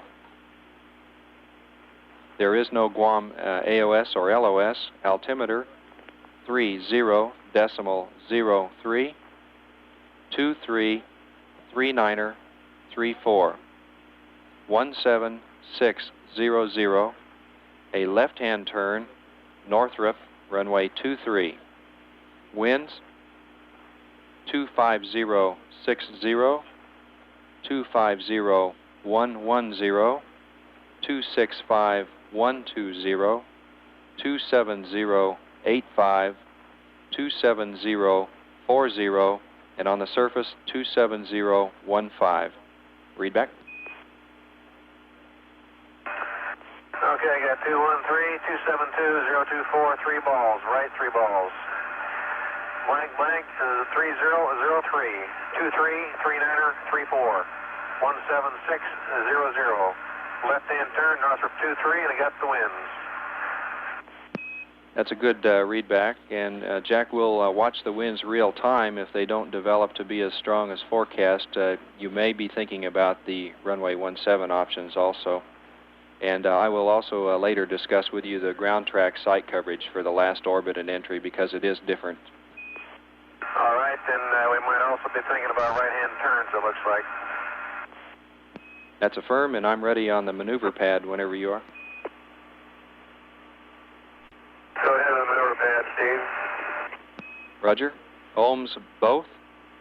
TV roll 180 plus 0.1 minus 5.7 plus 5.7 214769er 007 2313 30.0 15456 minus 0.6222 065.832 086.106.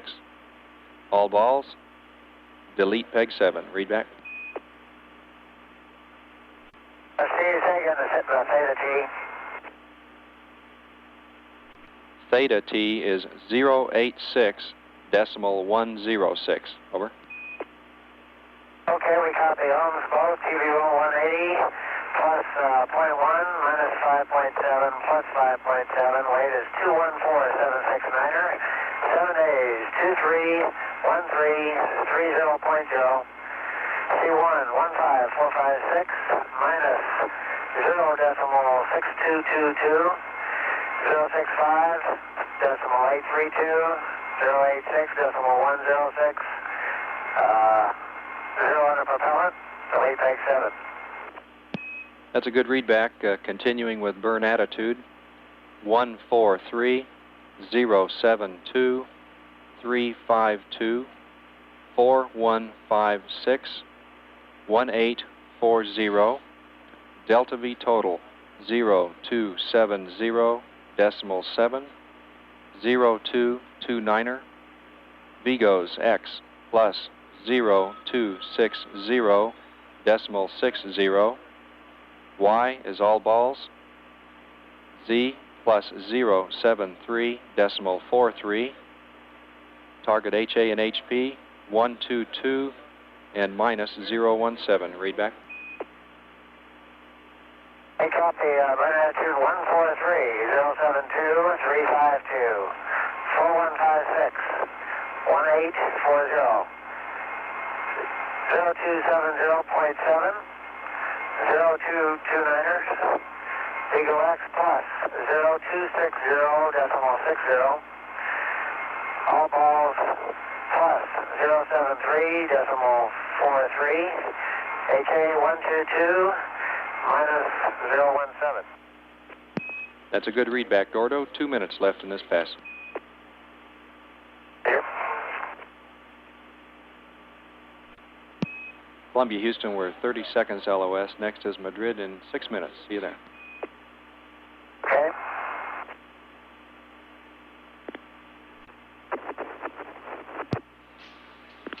This is shuttle control. Bermuda has loss of signal. Madrid is next in 5.5 minutes. During this pass, crew was given the pad for the deorbit burn. The delta V, the change in velocity of that burn, 270.7 feet per second. Duration of the burn, 2 minutes, 29 seconds. Targeting toward NASA runway 23 Houston. at Northrop with a left-hand turn.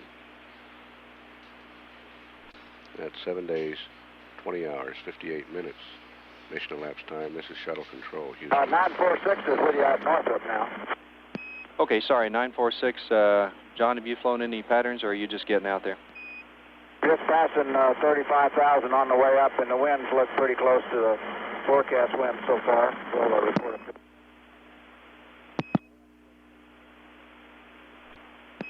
Roger, if you do have any numbers to pass to us, we'll copy and then get back with you later, John. 46, you dropped out there. Say again. Roger, 946. If you do have any winds to pass to us, we'll copy them now, and then I'll get back with you later. Okay, the last surface wind was 170 at 8, 2,000 foot, 240 at 20, 7,000 foot, 270.43, 10,000 feet, 265 at 53, 15,000, 260.69, 20,000, 263.76, 25,000, 260 at 100. 30,000 is 260 at 125. Copy that. Right now it looks like a right-hand turn into 17. The visibility is Cavu to Mars. You can see almost all the way to San Francisco peaks, and it's clear out as far west as we can see. Okay, John, that sounds very good. Thank you. We'll call you after the next Madrid pass, which will be about 7:08 Houston time. Yeah. This is shuttle control. That was John Young in NASA 946, one of the shuttle training aircraft. Now airborne over Northrop Strip, providing winds aloft information. He will be making some approaches to the runways at Northrop and providing recommendations on winds, the best runways, and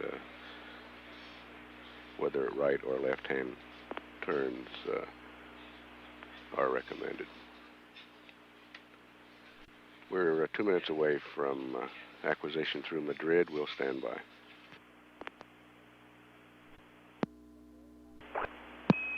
Columbia, Houston through Madrid for 3 minutes, over. Okay, I'm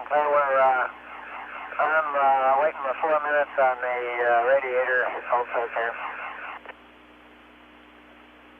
Roger.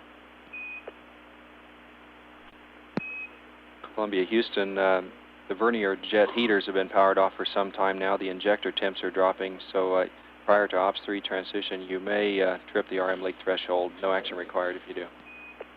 Okay. Columbia, Houston, 3 minutes left in this pass. We are not doing the DFI PCM recorder rewind, and just a reminder to use it sparingly. Roger. Okay, I'll be back at high staff, Steve. Roger.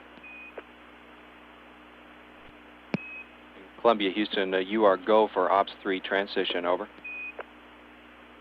Okay, go for Ops 3. Columbia, Houston, we're 30 seconds LOS. Now, next is IOS in 13 minutes, and we had some uplink problems last time. You may expect some UHF uplink problems with us next time. Okay. This is shuttle control. Loss of signal at Madrid, with Columbia moving down over Africa toward the Indian Ocean station in 12 and a half minutes. Crew given a go for Ops 3. That's transition to the computer program for entry and landing. We're 2 hours, 4 minutes away from the deorbit burn.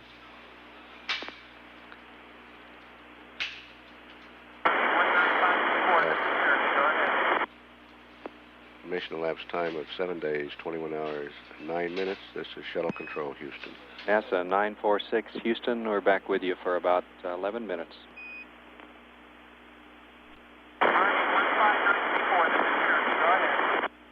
Houston 946, go ahead.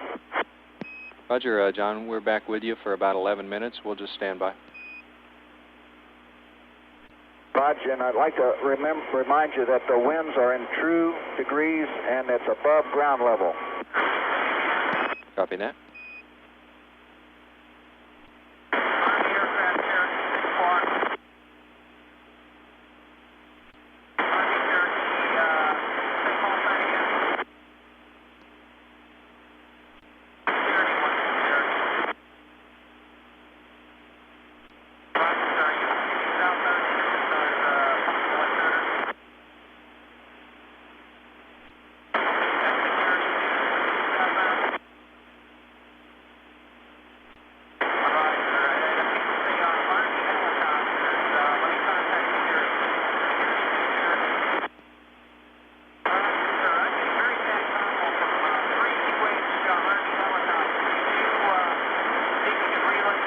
And Houston 946 reporting the winds at 35,260 at 130, at 39,250 at 110. That's above ground level. Houston copies.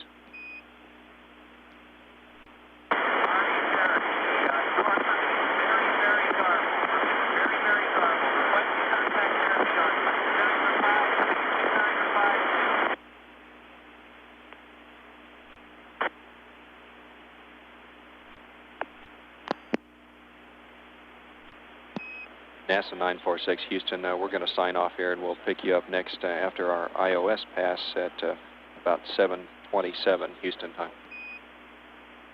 Okay, 946 copies. Thanks a lot. We're in a step run right now. I'll let you know what we see. Thank you.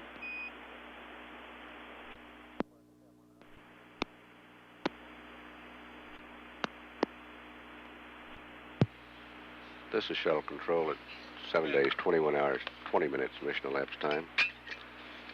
Columbia is approaching acquisition through the Indian Ocean station.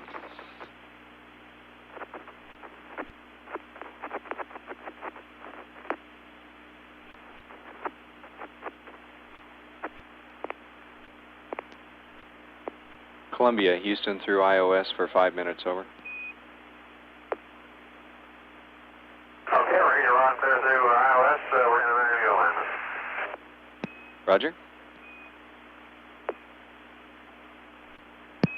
Columbia, Houston, we're 30 seconds LOS. Next is Yagadi in 12 minutes, over.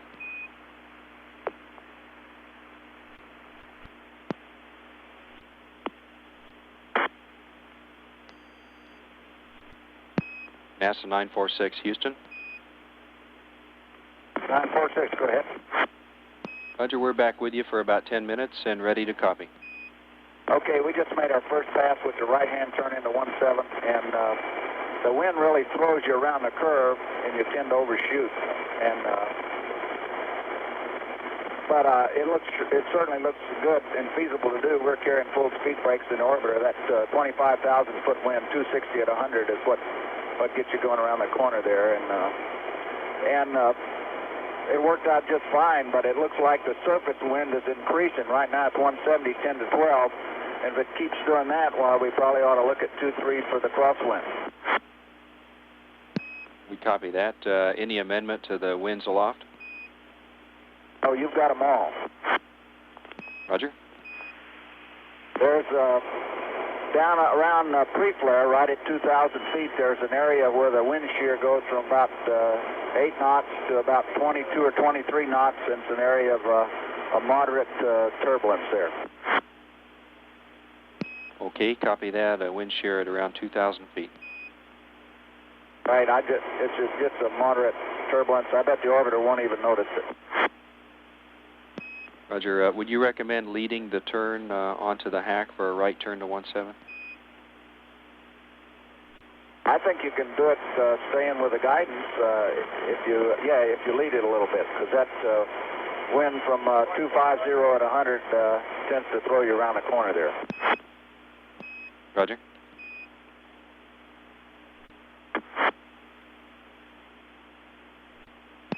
(946) Houston, will you be making your next approach to runway 23?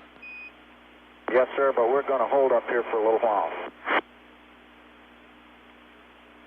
Roger, copy that. We'll call you next time after Auroral, John, at about 7:51 local. Okay. Be listening. Houston, there are no clouds out as far as we can see, which must be at least 200 miles out to the west. Copy.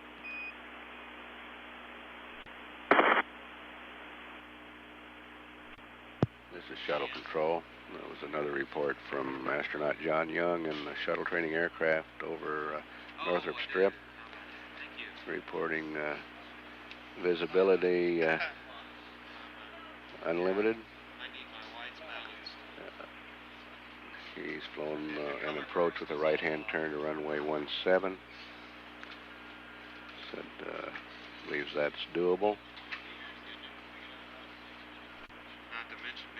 He recommends leading the turn somewhat because of winds, but experienced no particular problems. Moderate turbulence about 2,000 feet. He'll make a run later on to runway 23, and we'll talk to him again after Auroral LOS. Columbia is 6 minutes away from acquisition through Yargady. At 7 days, 21 hours, 32 minutes mission elapsed time. This is Shuttle Control, Houston.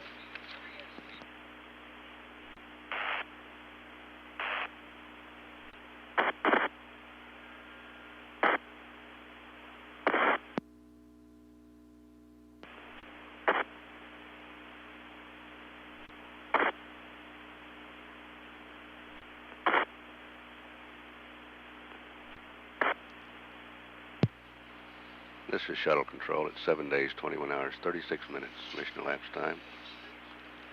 Shuttle approaching acquisition through Yargady.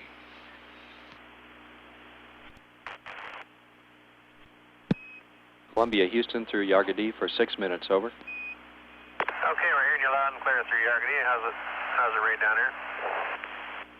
Got you 5 by, Jack. Okay, we're back in the top sun attitude a little bit early. I know you won't mind, so we can get on with the dips transition. Okay, a good copy, and sometime over Yargady, or we have a little bit of Auroral here, we might discuss with you the site coverage past the Conus on your last pass, when you have time. Stand by one, please.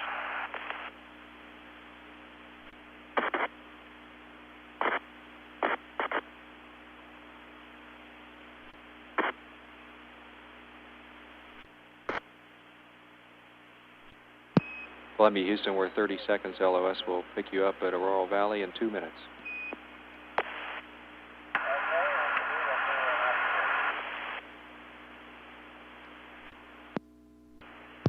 This is Shuttle Control. Auroral will pick up Columbia in about a minute and a half.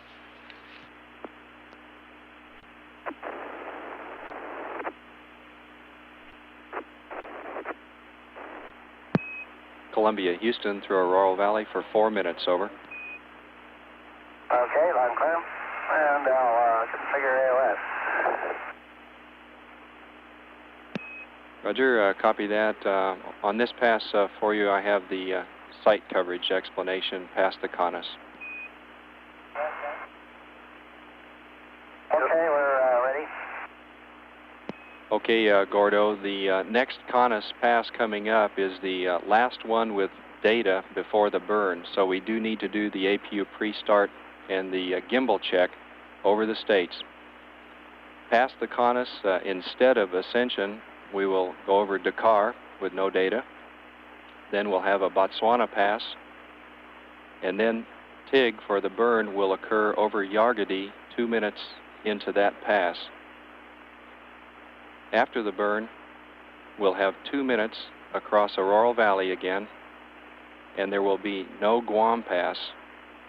We will go over Hawaii, but you will be in blackout at that time, so we may or may not have comm with you there. So the last comm pass prior to the states on entry we can count on will be Auroral Valley. Over. Okay, I understand that, Steve. And you'll have the runway selection and the turn recommendation at that point. Is that correct? That is correct, and hopefully before that, Jack. Okay, thank you. Columbia, Houston, coming up on LOS. A reminder, back on panel A11, we need the Cryo Tank 4 heaters off. And on panel R11, check the wideband mission power on. Over. Okay, I have me going through my switch check right now, and I do have all the Cryo Tank 4 heaters off. And say again, the wideband power on? Panel R11, wideband mission power to on, ON. We're coming up LOS. We'll pick you up next at Buckhorn in 23 minutes. Wideband mission power is on. This is Shuttle Control. Columbia out of range at Auroral Valley now. Coming up on the end of orbit 128. Columbia will begin orbit 129, about halfway between Auroral and Buckhorn. Buckhorn acquisition in 22 and a half minutes. It's 1 hour, 22 and a half minutes to the deorbit burn. That's 7 days, 21 hours, 50 minutes mission elapsed time. This is Shuttle Control, Houston. NASA 946, Houston. We're coming out of 13 MSL, Houston. We're on a sim run to 2-3, and we'll let you know what we see on the climb out, baby. Roger, standing by.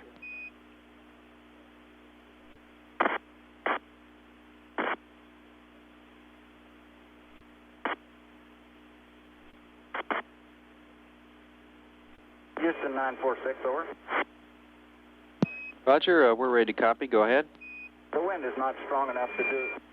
Wind is not strong enough to do the crosswind right now, and I don't think it's. If it holds up, it's not going to be. I think I told you wrong on that leading the right-hand turn in. I think you ought to follow guidance in the shuttle, and and play the speed brake to maintain your energy. Maybe leading the speed brake, just like we've talked about. But I think you ought to follow guidance on that right-hand turn, and if you have to, you overshoot and come back. That's my recommendation. Okay, we copy that. What are the surface winds now that you recorded?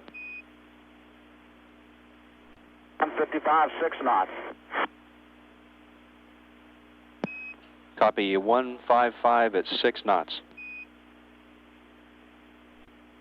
946, are you still experiencing that shear level at about 2,000 feet, or is it moving up or down now? Well, we got slight to moderate turbulence all the way up to 5,000 AGL right now. Copy. And that's in the shuttle train airplane. I don't even think the orbiter will notice that. Copy. 946, on that last run, did you have a readout of the winds at 2,000 and 7,000 and 10,000? 2,000 was 200 at 15, 7,000, 275 at 43, 10,000 was 270 at 50. Copy that. Thank you. I think that wind is probably going to hang in there somewhere between 5 and 15 knots, and it's just going to be chancy to go for the crosswind. You may get it, you may not. I guess I would tend to recommend going for the autoland. But if it hangs in there at 10 knots, you can get the crosswind. We copy that. I don't know how late you want to change that runway. Houston, White Sands are to ground 2. It's Houston, go ahead. Okay, you're landing clear. Roger, you're 5 by also. This is Shuttle Control. The television picture on the monitors in the news center from a helicopter showing the approach end of runway 17 at Northrop Strip. The convoy deploying is visible now on the monitors, about midway on the picture. The monitor now shows the shuttle training aircraft piloted by astronaut John Young making an approach to runway 17. NASA 946 Houston. Just coming up on 7, touchdown to 17. Stand by, baby. Roger.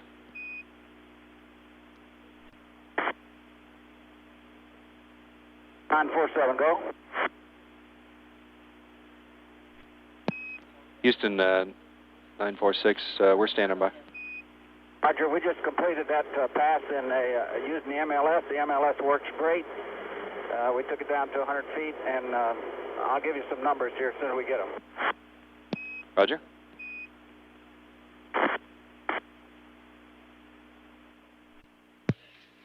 Picture on the monitor now shows the convoy with the operations area in the background. Okay, the airspeed at 3,000 was 284 knots. The touchdown airspeed was slow, 180. The touchdown X distance was 4,480 feet, and the wind was 160 at 10. We copy that, 160 at 10. And there's a little turbulence down in that area, but I don't think the orbiter will notice it. All right, John, we copy, and your recommendation remains a right turn to 17, over. It does.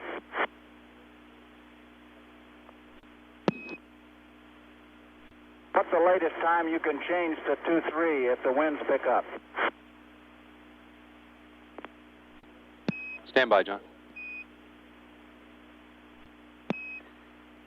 John, we can do it at auroral, post-burn, or immediately post-blackout. Okay, we'll just keep watching the surface winds. That'll be the criteria. Okay, thank you. We're signing off here. We'll try to talk to you after the Conus pass at 8:32 Houston time. Yes, sir.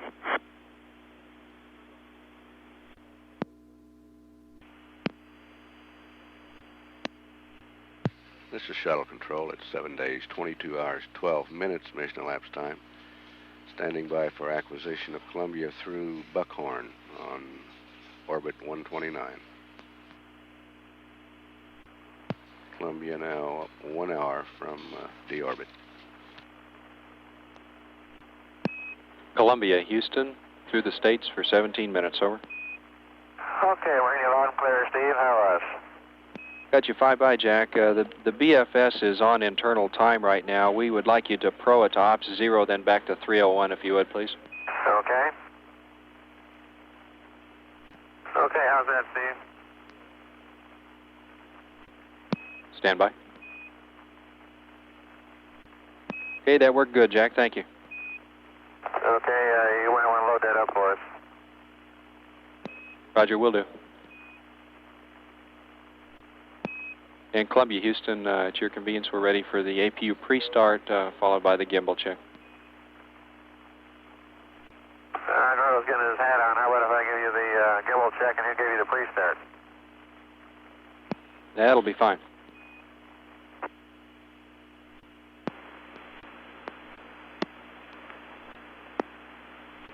Okay, here comes the secondary gimbals at you. Roger.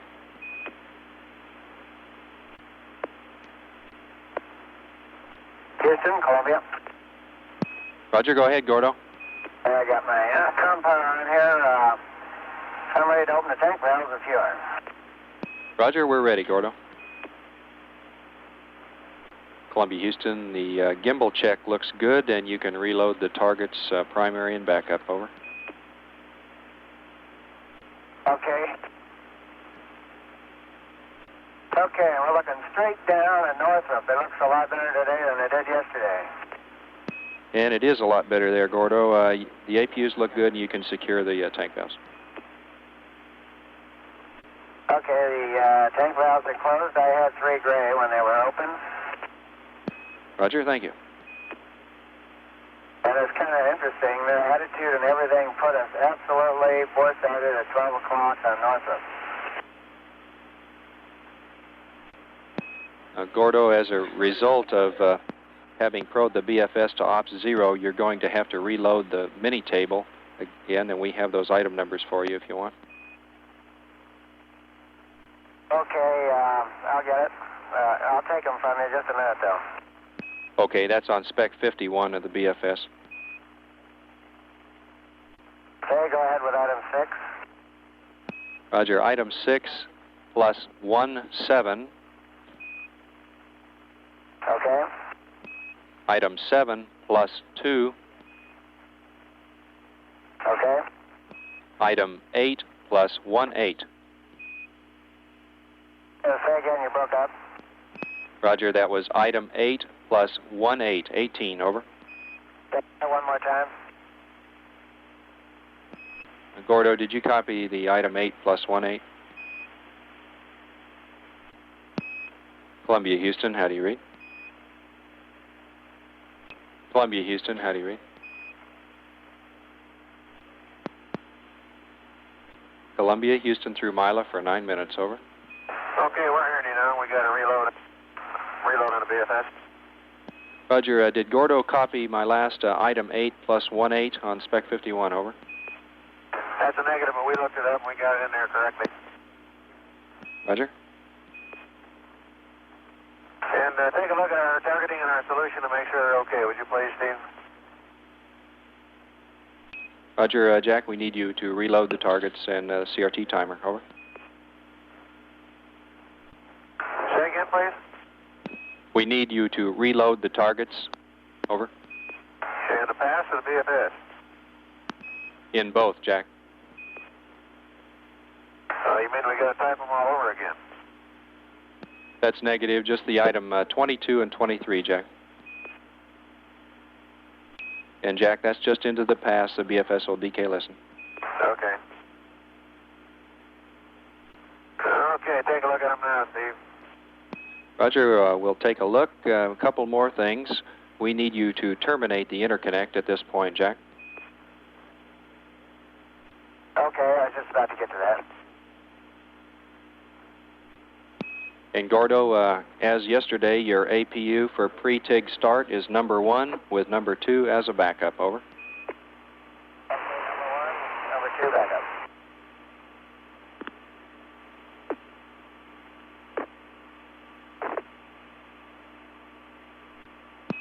Gordo, we're not receiving your biomed. Jax is okay. You might check it, Gordo, if you have a chance. Oh, I assure you, I'm still here. It's plugged in, and I don't know what the problem is. Roger. This is shuttle control here in the control center. Flight Director Harold Braun is taking a go, no-go status order. The top sun on. Attitude look okay? Looks good, Jack. Have one thing for Gordo on panel R1.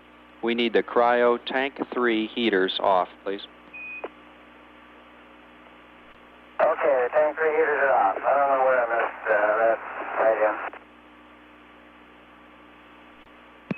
in. And Gordo, we also need a GPC CRT 3-3 execute to get GPC 3 driving CRT 3. Over. Okay, it's in there.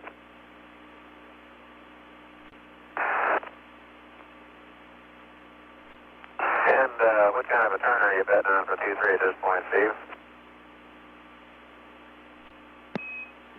Okay, Jack, first of all, you are go for the deorbit burn, and we talked to the STA just before your CONUS pass, and the winds right now are favoring runway 17 with a right turn. The surface winds last reported were 160 at 10 knots, so we recommend a right turn to runway 17, and if the winds should happen to pick up and swing around as forecast, we may have to switch back to 2-3, and we do not anticipate that at this time. Okay, we're going to select runway 17 item 4 with right-hand turn. Okay, that sounds good. Should we have to return to runway 23, the right or left turn is about even on G's in the turn, and the turn angle around the hack is almost the same either way, so it's your call, a right or left turn, should we go back to 2-3. Okay, if it's either way, in that case, we'll take a left turn to 2-3. Sounds good, left turn. In Columbia, Houston, check the roll attitude. We think you're about 10 degrees out. Okay, what way do you want to go? Roll right. Okay, we'll go right to right 10 degrees to 155. Roger. Let's make it roll the other way to about 185. In Columbia, Houston, we're 30 seconds LOS. Next is Dakar in 5.5 minutes. Over. Okay, Steve, we'll see you there. Roger.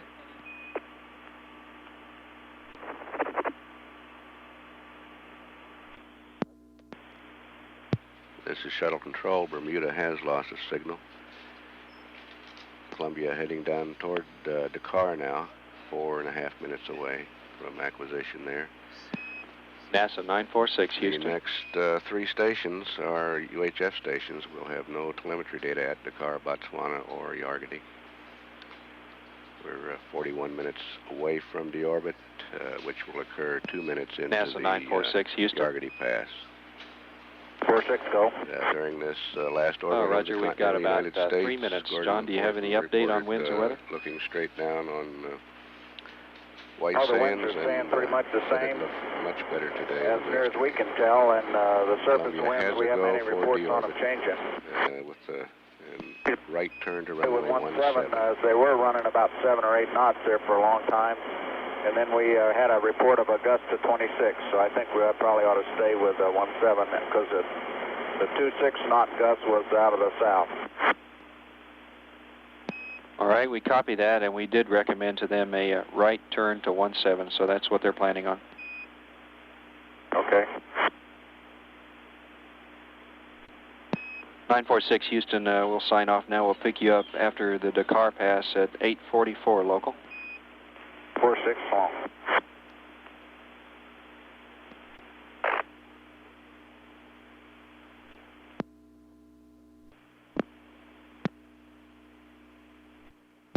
This is Shuttle Control. It's 7 days, 22 hours, 35 minutes mission elapsed time.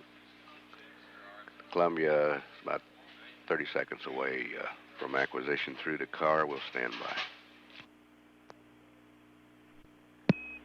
Columbia, Houston through Dakar for 6 minutes. Over. Okay, hearing you loud and clear through the car. How me, Steve? Got you loud and clear, Jack. Okay, we're getting suited up here, getting our hats on, it is, and looks like we're right in the timeline. That sounds great. And when you have some free moments, we'll talk a little bit more about the winds and the weather at Northrop. Okay, go ahead with the winds and the weather at Northrop. We believe the winds aloft are about the same as we gave you on the pad. If there are any updates, I'll get those to you a little later. The surface winds are remaining out of the south. I believe I read to you earlier 160 at 10. They did have one gust to 26 knots, but it was out of the south, and they're prevailing at 7 to 10 knots. John has flown some passes with a right turn to 17, and his recommendation is that you follow guidance, The tailwind may tend to overshoot you slightly on final, but guidance will get you back just fine. However, he does recommend leading the speed brake per the message at 0.95, getting it to manual and matching auto's command, then at 0.9 Mach, get it to 100%. Over. Okay, remember that, and I'll do it. And if you see me do it differently, you let me know. Okay.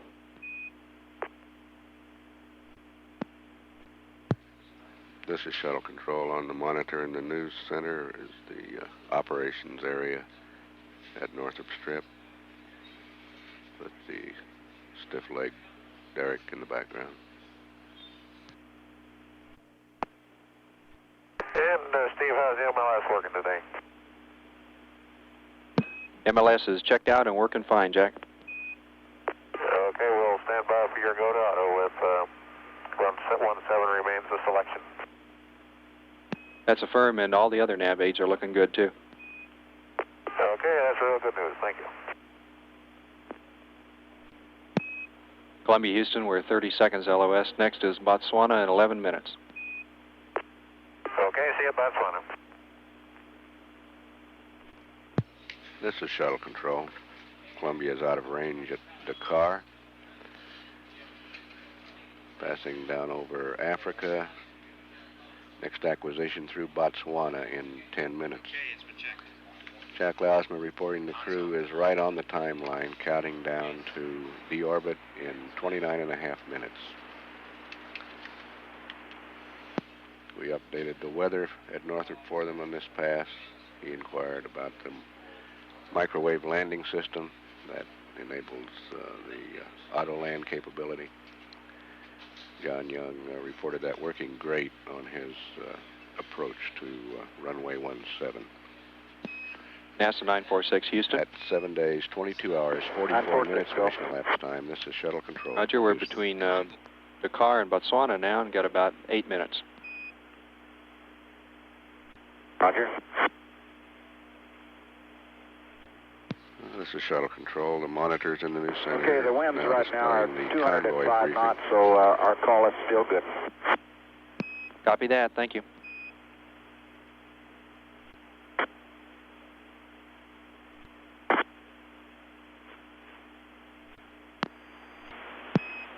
NASA 946, Houston, we're signing off. We'll be back with you at 8:58. 46.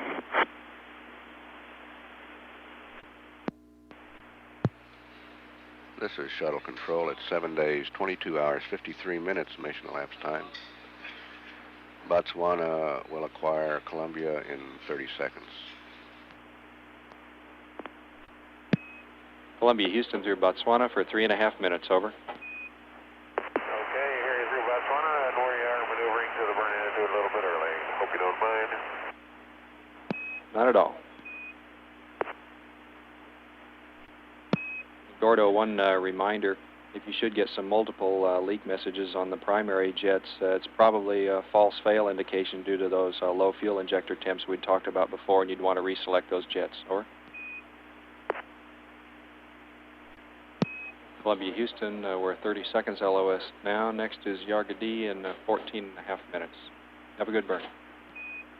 Roger, we'll see you at Yargadee. We're in the burn attitude. This is Shuttle Control. Columbia heading out over the Indian Ocean now. Yargadee is next in 13.5 minutes. And we're 15 minutes, 18 seconds away from deorbit. At 7 days, 22 hours, 58 minutes mission elapsed time. This is Shuttle Control, Houston.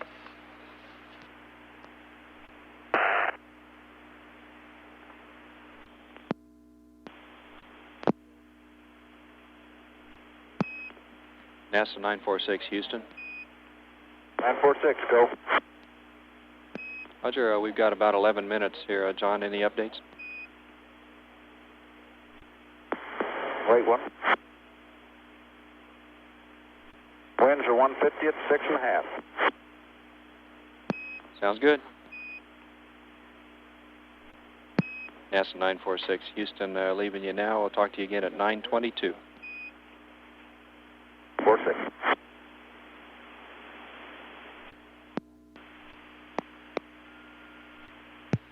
This is Shuttle Control at 7 days, 23 hours, 10 minutes mission elapsed time. Columbia is 40 seconds away from acquisition through Yargity, 2 minutes, 26 seconds from deorbit.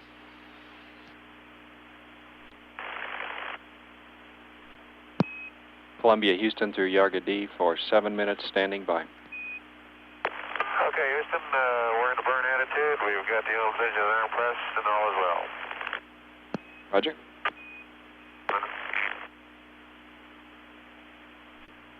One minute to deorbit.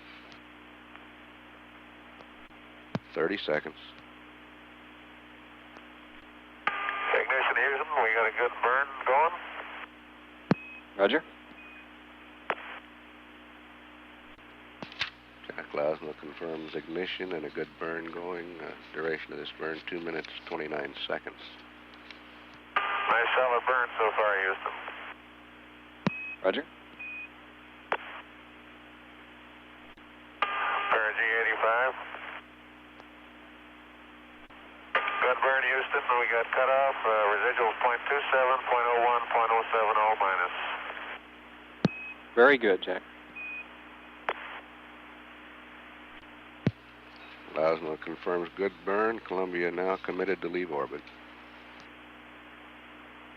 And Houston, if you're still there, the APU-1 started up just fine and sitting there and checking along. We copy. Very good. 1.5 minutes left in this task order.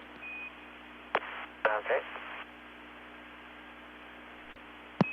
In Columbia, the weather at Northrop is excellent. The surface winds are nearly calm at this point. 30 seconds LOS. Next is Auroral in 2 minutes. Okay, we'll see you at Auroral, Steve. This is Shuttle Control. Yargity has loss of signal. Auroral will pick up Columbia in 50 seconds for a 2-minute pass. That's the last time we'll see Columbia until after blackout ends. Columbia now heading toward Northrop Strip at White Sands, New Mexico. Touchdown 46 minutes from now.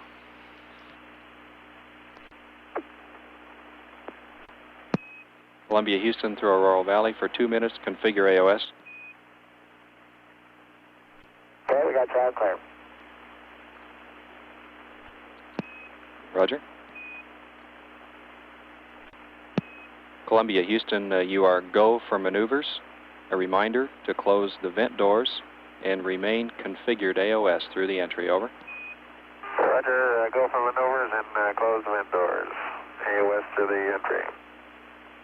That's affirmed. We're 30 seconds LOS. We may pick you up a little bit in 15 minutes at Hawaii. If not, we'll see you in 23 minutes over the States. Roger. Have a good one. This is Shuttle Control. Auroral has loss of signal. We expect the Columbia to be in blackout at Hawaii in about 16 minutes, but we'll come up then and see whether we do get any communications. Columbia is 12.5 minutes away from entering the Earth's atmosphere. 42 minutes, 45 seconds from touchdown. All systems and configurations looked good aboard Columbia as it passed out of range at Auroral, and Jack Lasma was given a go for maneuvers. These are the aerodynamic maneuvers he will perform at varying Mach numbers during the entry to gather information on the aerodynamic response of the orbiter. These will be commanded by both use of the stick by the commander and also by using the computer keyboard. At 7 days, 23 hours, 23 minutes, mission elapsed time. This is Shuttle Control, Houston. NASA 946, Houston. 946, go. Okay, we're back with you with about 13 minutes or so. Any updates? Roger, we just made our last pass at at the MLS. The MLS is working good. The TACAN has been working good. The whole period was nominal. Our equivalent airspeed at touchdown was 195, and we touched the exit distance was 3590, and airspeed at 3000 was 286. The speed brakes retract at 2,500 feet with the winds that we have today. Okay, that's good. Surface winds, please. 150 at 10 is what they told us. We copy that, and Columbia had a good burn. Terrific.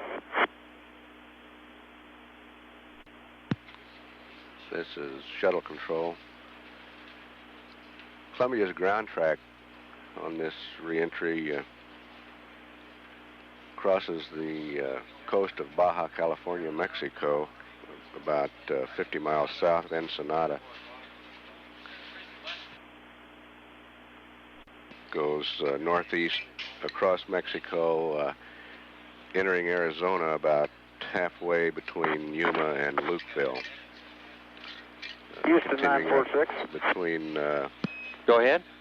Phoenix Ground has and reported some gusts of Tucson. 20 knots out of 135. You maybe get the auto land and crosswind on the same runway. South Okay, of, appreciate you keeping us Superior, updated there. Arizona turns to a heading slightly more to the east, passing north of Clifton, Arizona. And then passing into New Mexico north of Silver City, and coming across Truth or Consequences just prior to getting into the terminal area for the landing at White Sands.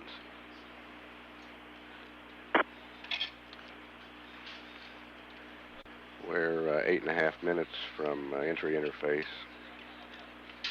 The touchdown clock is counting at 38 minutes, 44 seconds. We'll come back up in about 11 minutes and see whether we will get communications through Hawaii. This is shuttle control.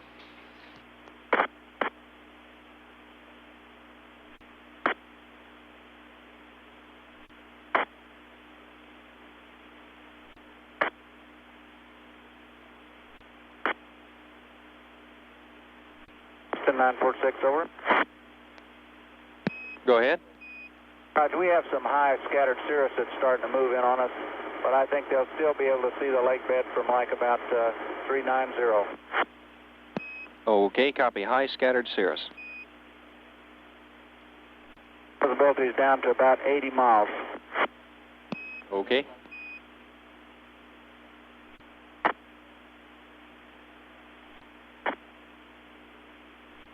This is shuttle control.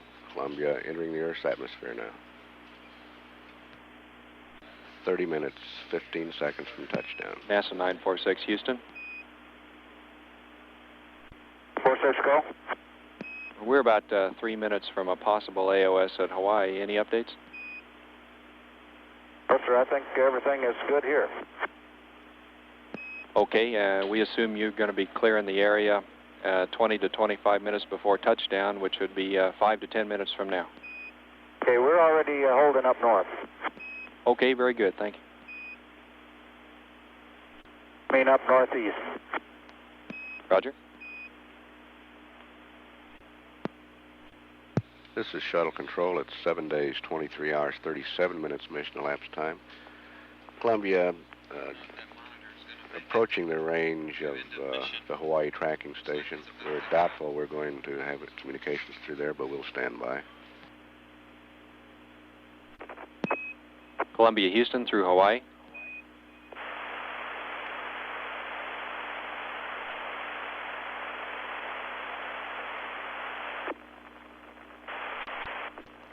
We're processing data through Hawaii. Columbia, Houston through Hawaii, over. Okay, we're hearing you through Hawaii. We got a QR 2.7, and we're commencing entry. All is well. Sounds good. Spacecraft now. Just as soon as we started picking up the atmosphere, it started very lightly, and now it's brighter and brighter. Ecom confirms 3 good APUs from the data he saw. We're processing data again after the keyhole in Hawaii, showing an altitude of 254,000 feet, a velocity of 24,367 Columbia, Houston, still with you through Hawaii. Okay, Houston, we got STS jet leaks on Roger, Columbia, those are false leak indications, over. Columbia, Houston, reselect those jets, over.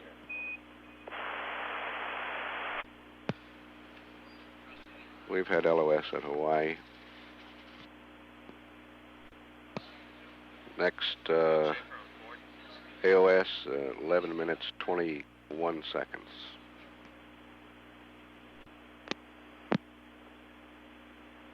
We're 24 minutes from touchdown.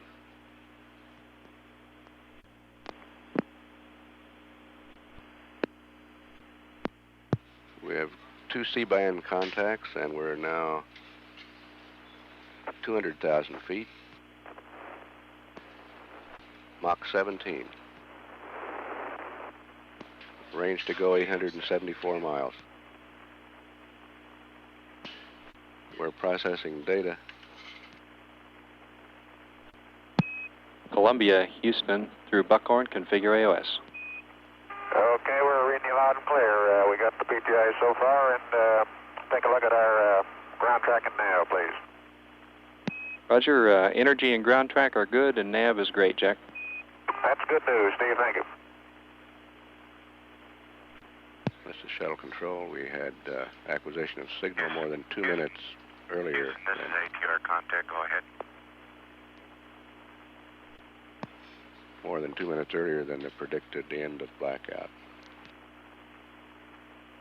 Columbia at 186,000 feet now, Mach 15, range 677 miles. 14 minutes to touchdown. This is really a beautiful flying machine, Steve. It's great to hear, Jack. We show you passing Mach 14 at 179,000 feet. That's the primary. We got the coast of California in sight. In fact, we're about to go over LA at about Mach 16. Correction, about Mach 13. I think we're booming right over the Commander-in-Chief's ranch right now, Steve. Roger, energy and ground track are nominal. We show them Chase, crossing the Houston, coastline stand now. by for a mark at 12. Stand by. Mark, 12,000 feet per second. Altitude 167,000 feet, range 440 miles. We have AOS at White Sands now. 12 minutes to touchdown. Passing through 162,000 feet, range 410 miles, Mach 10.6. Should be crossing the border into the United States about now at 156,000 feet. Speed brakes are coming out. Roger. 350 miles to White Sands. 150,000 Okay, feet. Houston, we're going right over Phoenix at Mach 9 and 150,000 feet. Roger, that checks. Passing Phoenix. Altitude now 147,000 feet. Mach 8.3, range 290 miles. Still right on ground track, right on energy. Okay, Steve, we're passing Davis Mountain. I can see it down there, and I got 1 TACAN out, 2 TACANs locked. Roger, stand by. 135,000 feet. Mach 7. Range 230. TACANs are good on board, 1/10 for ratios.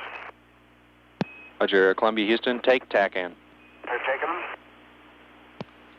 Columbia has a go for tack hands to help provide range and bearing information. 124,000 feet now. Mach 6.2, range 186 miles. Approaching the state line between Arizona and New Mexico now. Flash a bab off. Roger. Control looks solid at 112,000 feet, Mach 5, range 146 miles.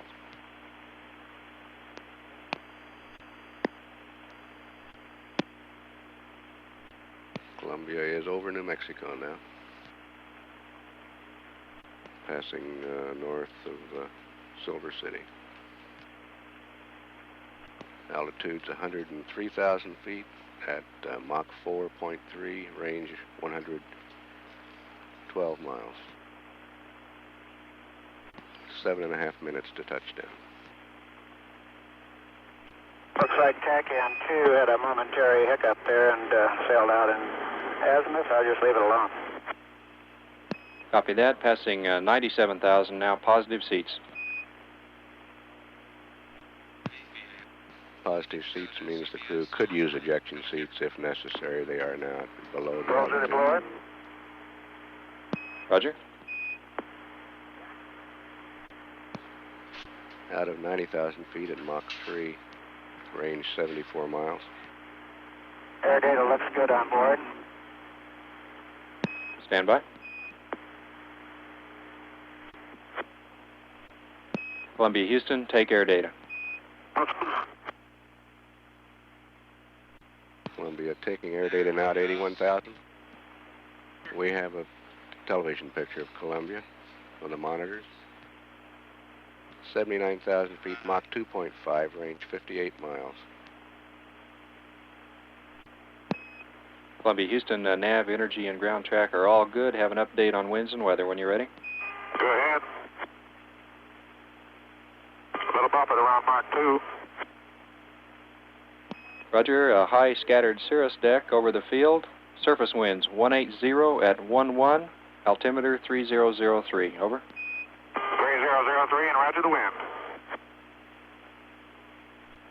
68,000 feet at Mach 1.6, range 40 miles.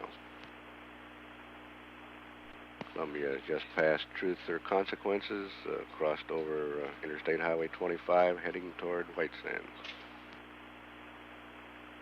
4 minutes, 40 seconds from touchdown. 60,000 feet, Mach 1.4. Everything looking good at Mach 1 at 50,000 feet, range 27 miles. Columbia, Houston, reminder on the speed brake, 100%. Okay, I got him. Mach 0.9 and speed brakes going to 100% now. 3.5 minutes from touchdown. 38,000 feet. Range 20 miles. Columbia Chase is coming aboard at 28.5. We're reading 33, Dick. Okay, we're lowering you. 30,000 feet. Everything looking good. Airspeed Columbia, Houston, show you're 285. intersecting the hack now, passing 26,000. Looks good. 2.5 minutes to touchdown. 13 miles range. Turning right now into runway 17 at 20,000 feet. Airspeed 295. Range 10 miles. Columbia, Houston, winds 190 at 14.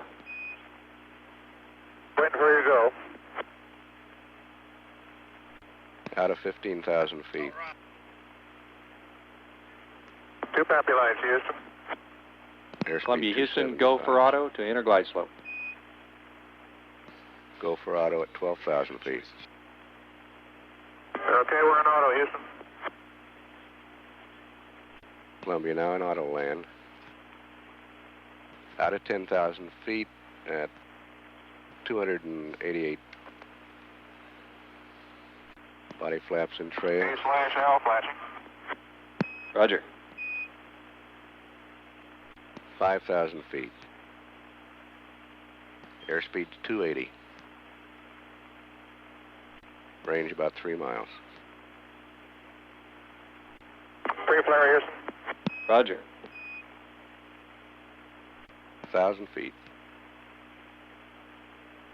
Airspeed 292. Still in auto. 100 feet. 50 feet, gear coming. Here comes the gear. Gear down. 20. 10, 5, 4, touchdown. Nose gears 10. Nose gears 5, 4, 3, 3. Touchdown. Bienvenidos, amigos.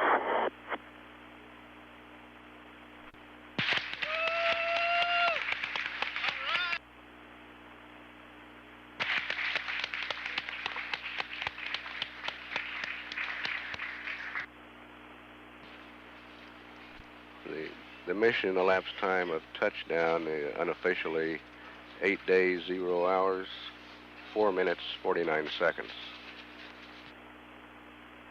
Okay, wheels are stopped, Houston. Okay, Columbia, welcome home. That was a beautiful job. Copy. Unofficial Columbia, wheel Houston, stop I'll turn you over to time, Brewster now for 8 post-landing. days, 0 hours, 6 minutes, 10 seconds. Hello, Convoy 1. This is Columbia. How do you read?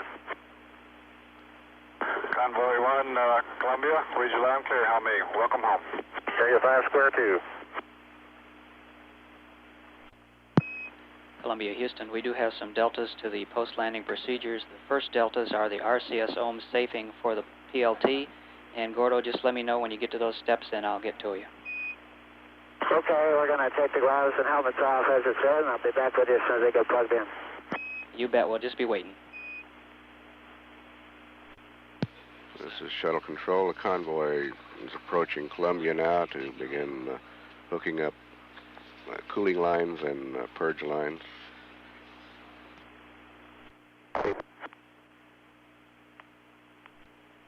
Columbia, Houston, we'd like to have ammonia A to secondary on, please. Hello, Houston. How do you read the PLT? Read your 5 by Gordo. We'd like to have ammonia A to sec on, and then on C3 the antenna switch to upper left, please. Okay.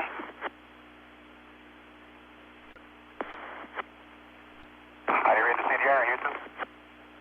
Read your 5 by, Jack. Same here, bud.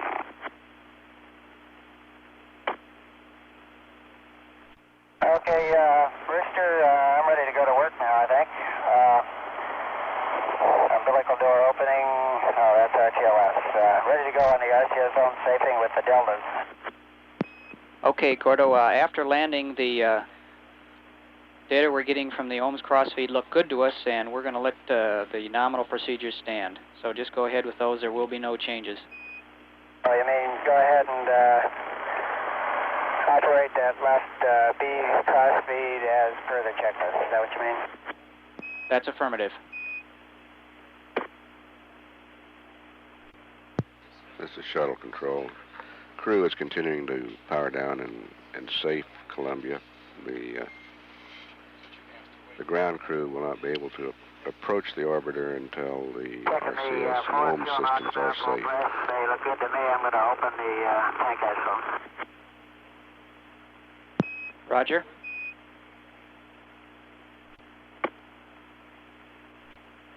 As soon as the convoy commander has confirmation of safing, the crew to move in to hook up purge and cooling lines. And Okay, Houston, the ohms RCS safing is complete.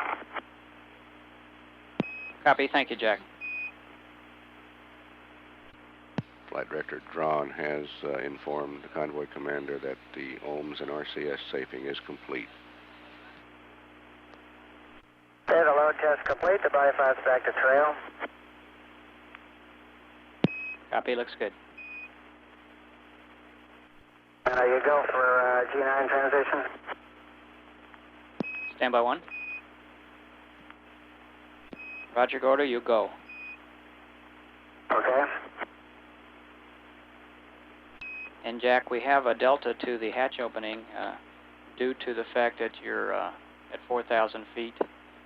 And when you get to the point, let me know and I'll get it to you.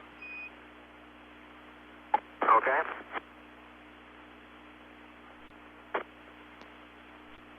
This is shuttle control. The general purpose computers aboard Columbia have been loaded now with the post-flight software.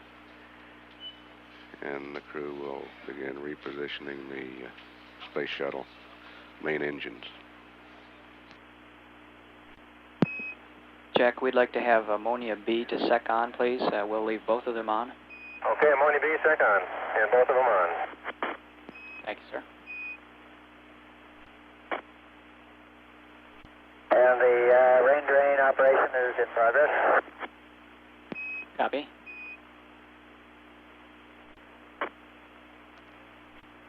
The rain drain that Gordon Fullerton refers to is the positioning of the main engines into the full down position. They're going down now. Convoy personnel will begin to set up the hatch opening procedures very shortly now. Okay, Brewster, I'm ready for a go for shutdown when you're ready. You are go, Gordo. Okay.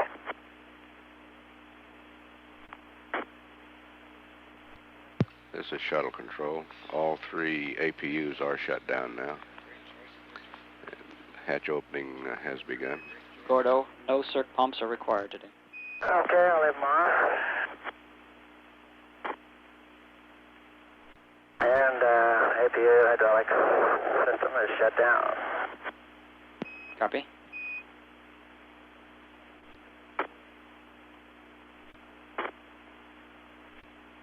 Columbia Houston on panel C3, DFI PCM recorder to high sample, please.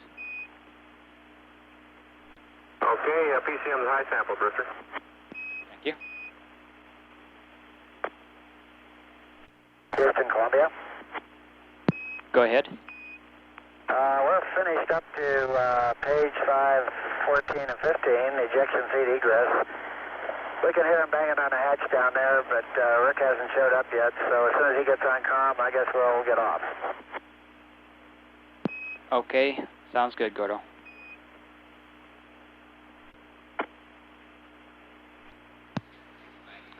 This is shuttle control. The exchange crew and the flight surgeon are going into Columbia, and the crew should be getting off shortly. Houston, greetings from the Desert Recovery Force. Read you 5 by. Sounds good to me, Brewster. Okay, how about letting us know when those guys are ready to get out? Will do. Yes, sir, you sure can. Say again, Don? Yes, you can.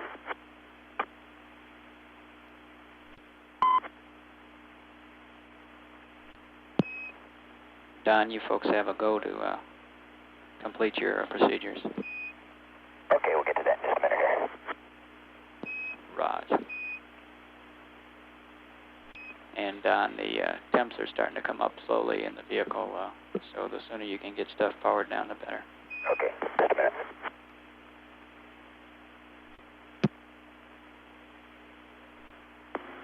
Alpha's 1-3 uniform. Okay, Brewster, I'm going to start the integrated post-sign-up procedures. The crew is not quite ready to leave yet. Okay, fine. Let us know when they are, and there's a delta to page 5-17, the DFI wideband AutoCal and OEX power down. If you do not have those, I'll give them to you. I've got them already, but I'll check when I get to that. Sounds good.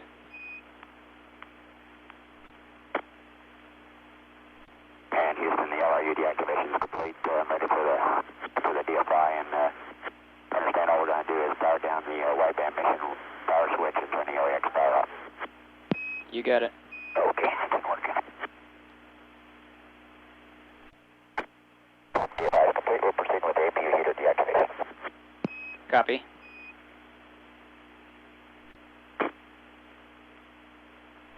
APU heater deact is complete, and looks like check. The crew is ready for egress. Understand the crew is ready for egress. That's affirmed.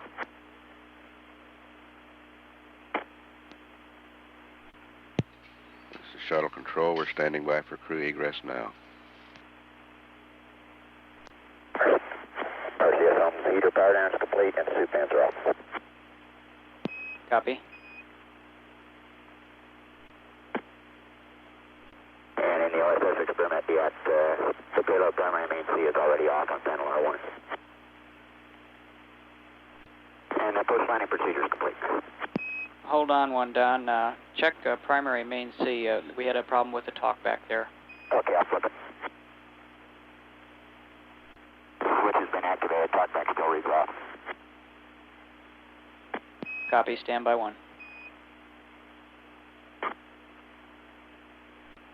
Don, on R11, can you confirm the wideband mission power is off? Confirm wideband mission power switch is off in row echo. Copy.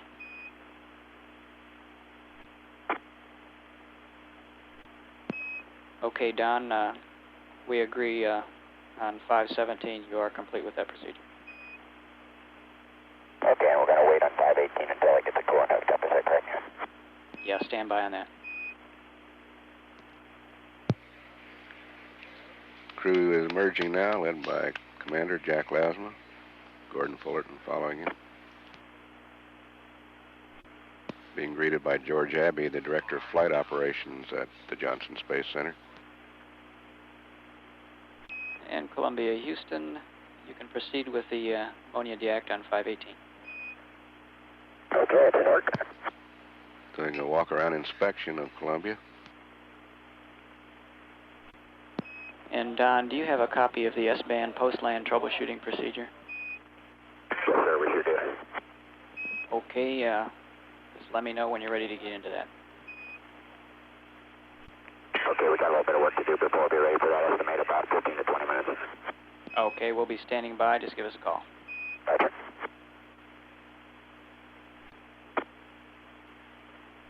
And I'm going to turn the morning controllers off. If that's okay with you, the last step on 518. Copy. Morning controllers are off. Don, you with me? Yes, sir. Okay, on page 5-17, middle of the page, APU heater deactivation. We don't see that as being completed. Let me check. Okay. Okay, I rechecked that. How's it look now, Brewster? Okay, thanks, Don. Roger. Columbia, Houston. Go ahead. We're seeing some bad indications on the radiator latching data. We'd like you to check on R13 the talkbacks for the radiator latches, please. Port one is Barbara pulled the first port one in a row there, Brewster. Copy.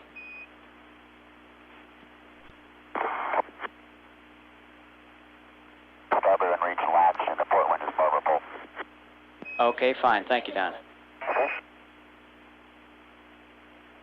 And NCC and OTC, can we get a comm check from the vehicle?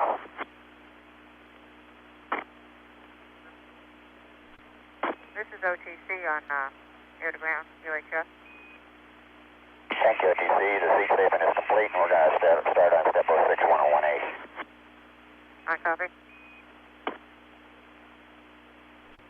This is Shuttle Control here in the control center. The ladder is going up against the wall, preparatory to hanging the STS-3 crew patch.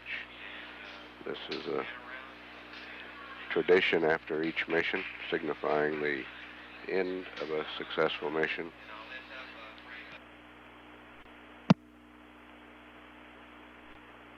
And the Mission Control Center in Houston has handed over responsibility for Columbia to the ground crew at Northrop Strip. At 8 days, 51 minutes, 38 seconds. This is Shuttle Control, Houston.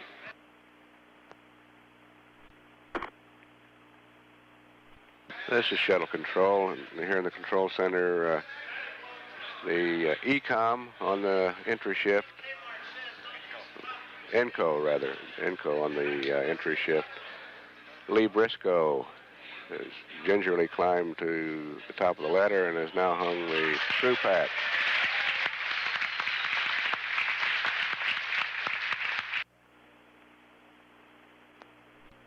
OTC, CDR, and airtogram.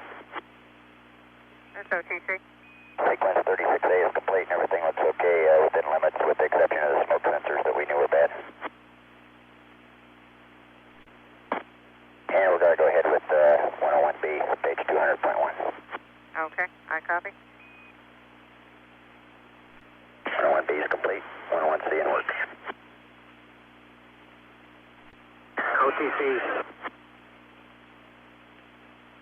OTC PLT, I'm on the flight deck to support sequence 21 if needed. I copy. We'll go ahead and pick that up. Step 101C is complete.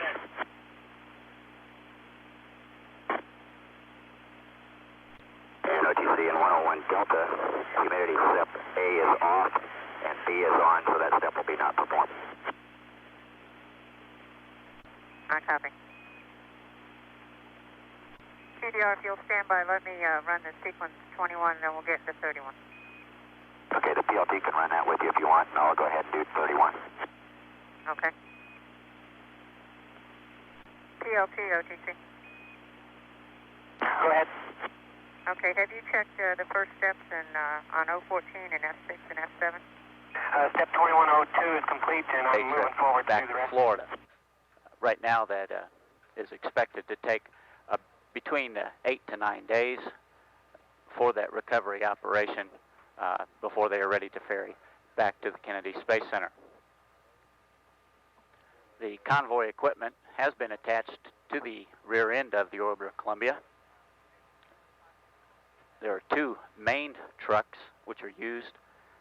On the left side of the vehicle is a big coolant unit. On the right side of the vehicle is the purge trailer, which runs conditioned air through the many cavities in the vehicle through the payload bay.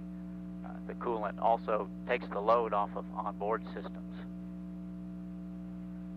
The astronauts have now arrived back at the operations area and are leaving the van which has transported them from the landing spot, shaking hands with the many operations people that are here, congratulating them on their successful mission, and we'll be entering the medical facility for a brief medical exam.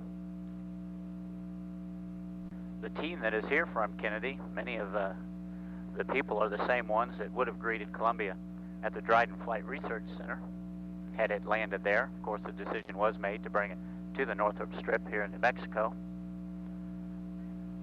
The equipment and the personnel arrived with two shipments of trains.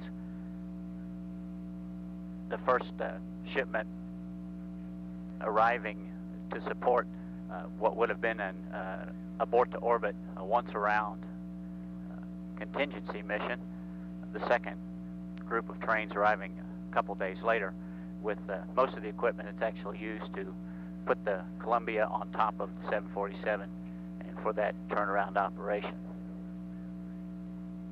Once all of the support equipment has been attached to Columbia, they will bring a tow tractor over and hook it to the nose of the vehicle and actually begin the process of towing the vehicle over to a stiff leg derrick.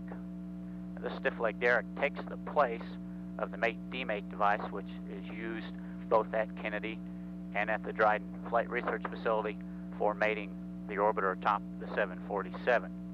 This is the same stiff leg derrick that was used out at the Marshall Space Flight Center in Huntsville, Alabama, and is portable. It can be carried to any of the contingency sites that the orbiter might have to land in an emergency. The one piece of equipment that is not part of this stiff leg derrick is a very large crane, which was delivered here from Phoenix, Arizona. The workers continue setting Columbia up for bringing back to the operations area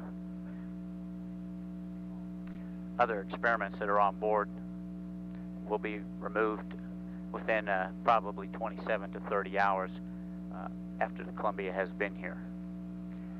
We figure it will probably be 2 to 3 hours from the touchdown until the vehicle is over to the stiff leg derrick to begin those activities, getting it ready for the turnaround operation. The 747 carrier aircraft will probably arrive approximately a day to a day and a half before the ferry flight actually begins.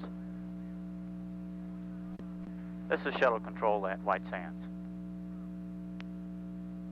Go ahead. Teams here at the strip are continuing working on Columbia, getting it ready for the tow over to the stiff leg derrick to begin the turnaround operations there. This is shuttle control at White Sands.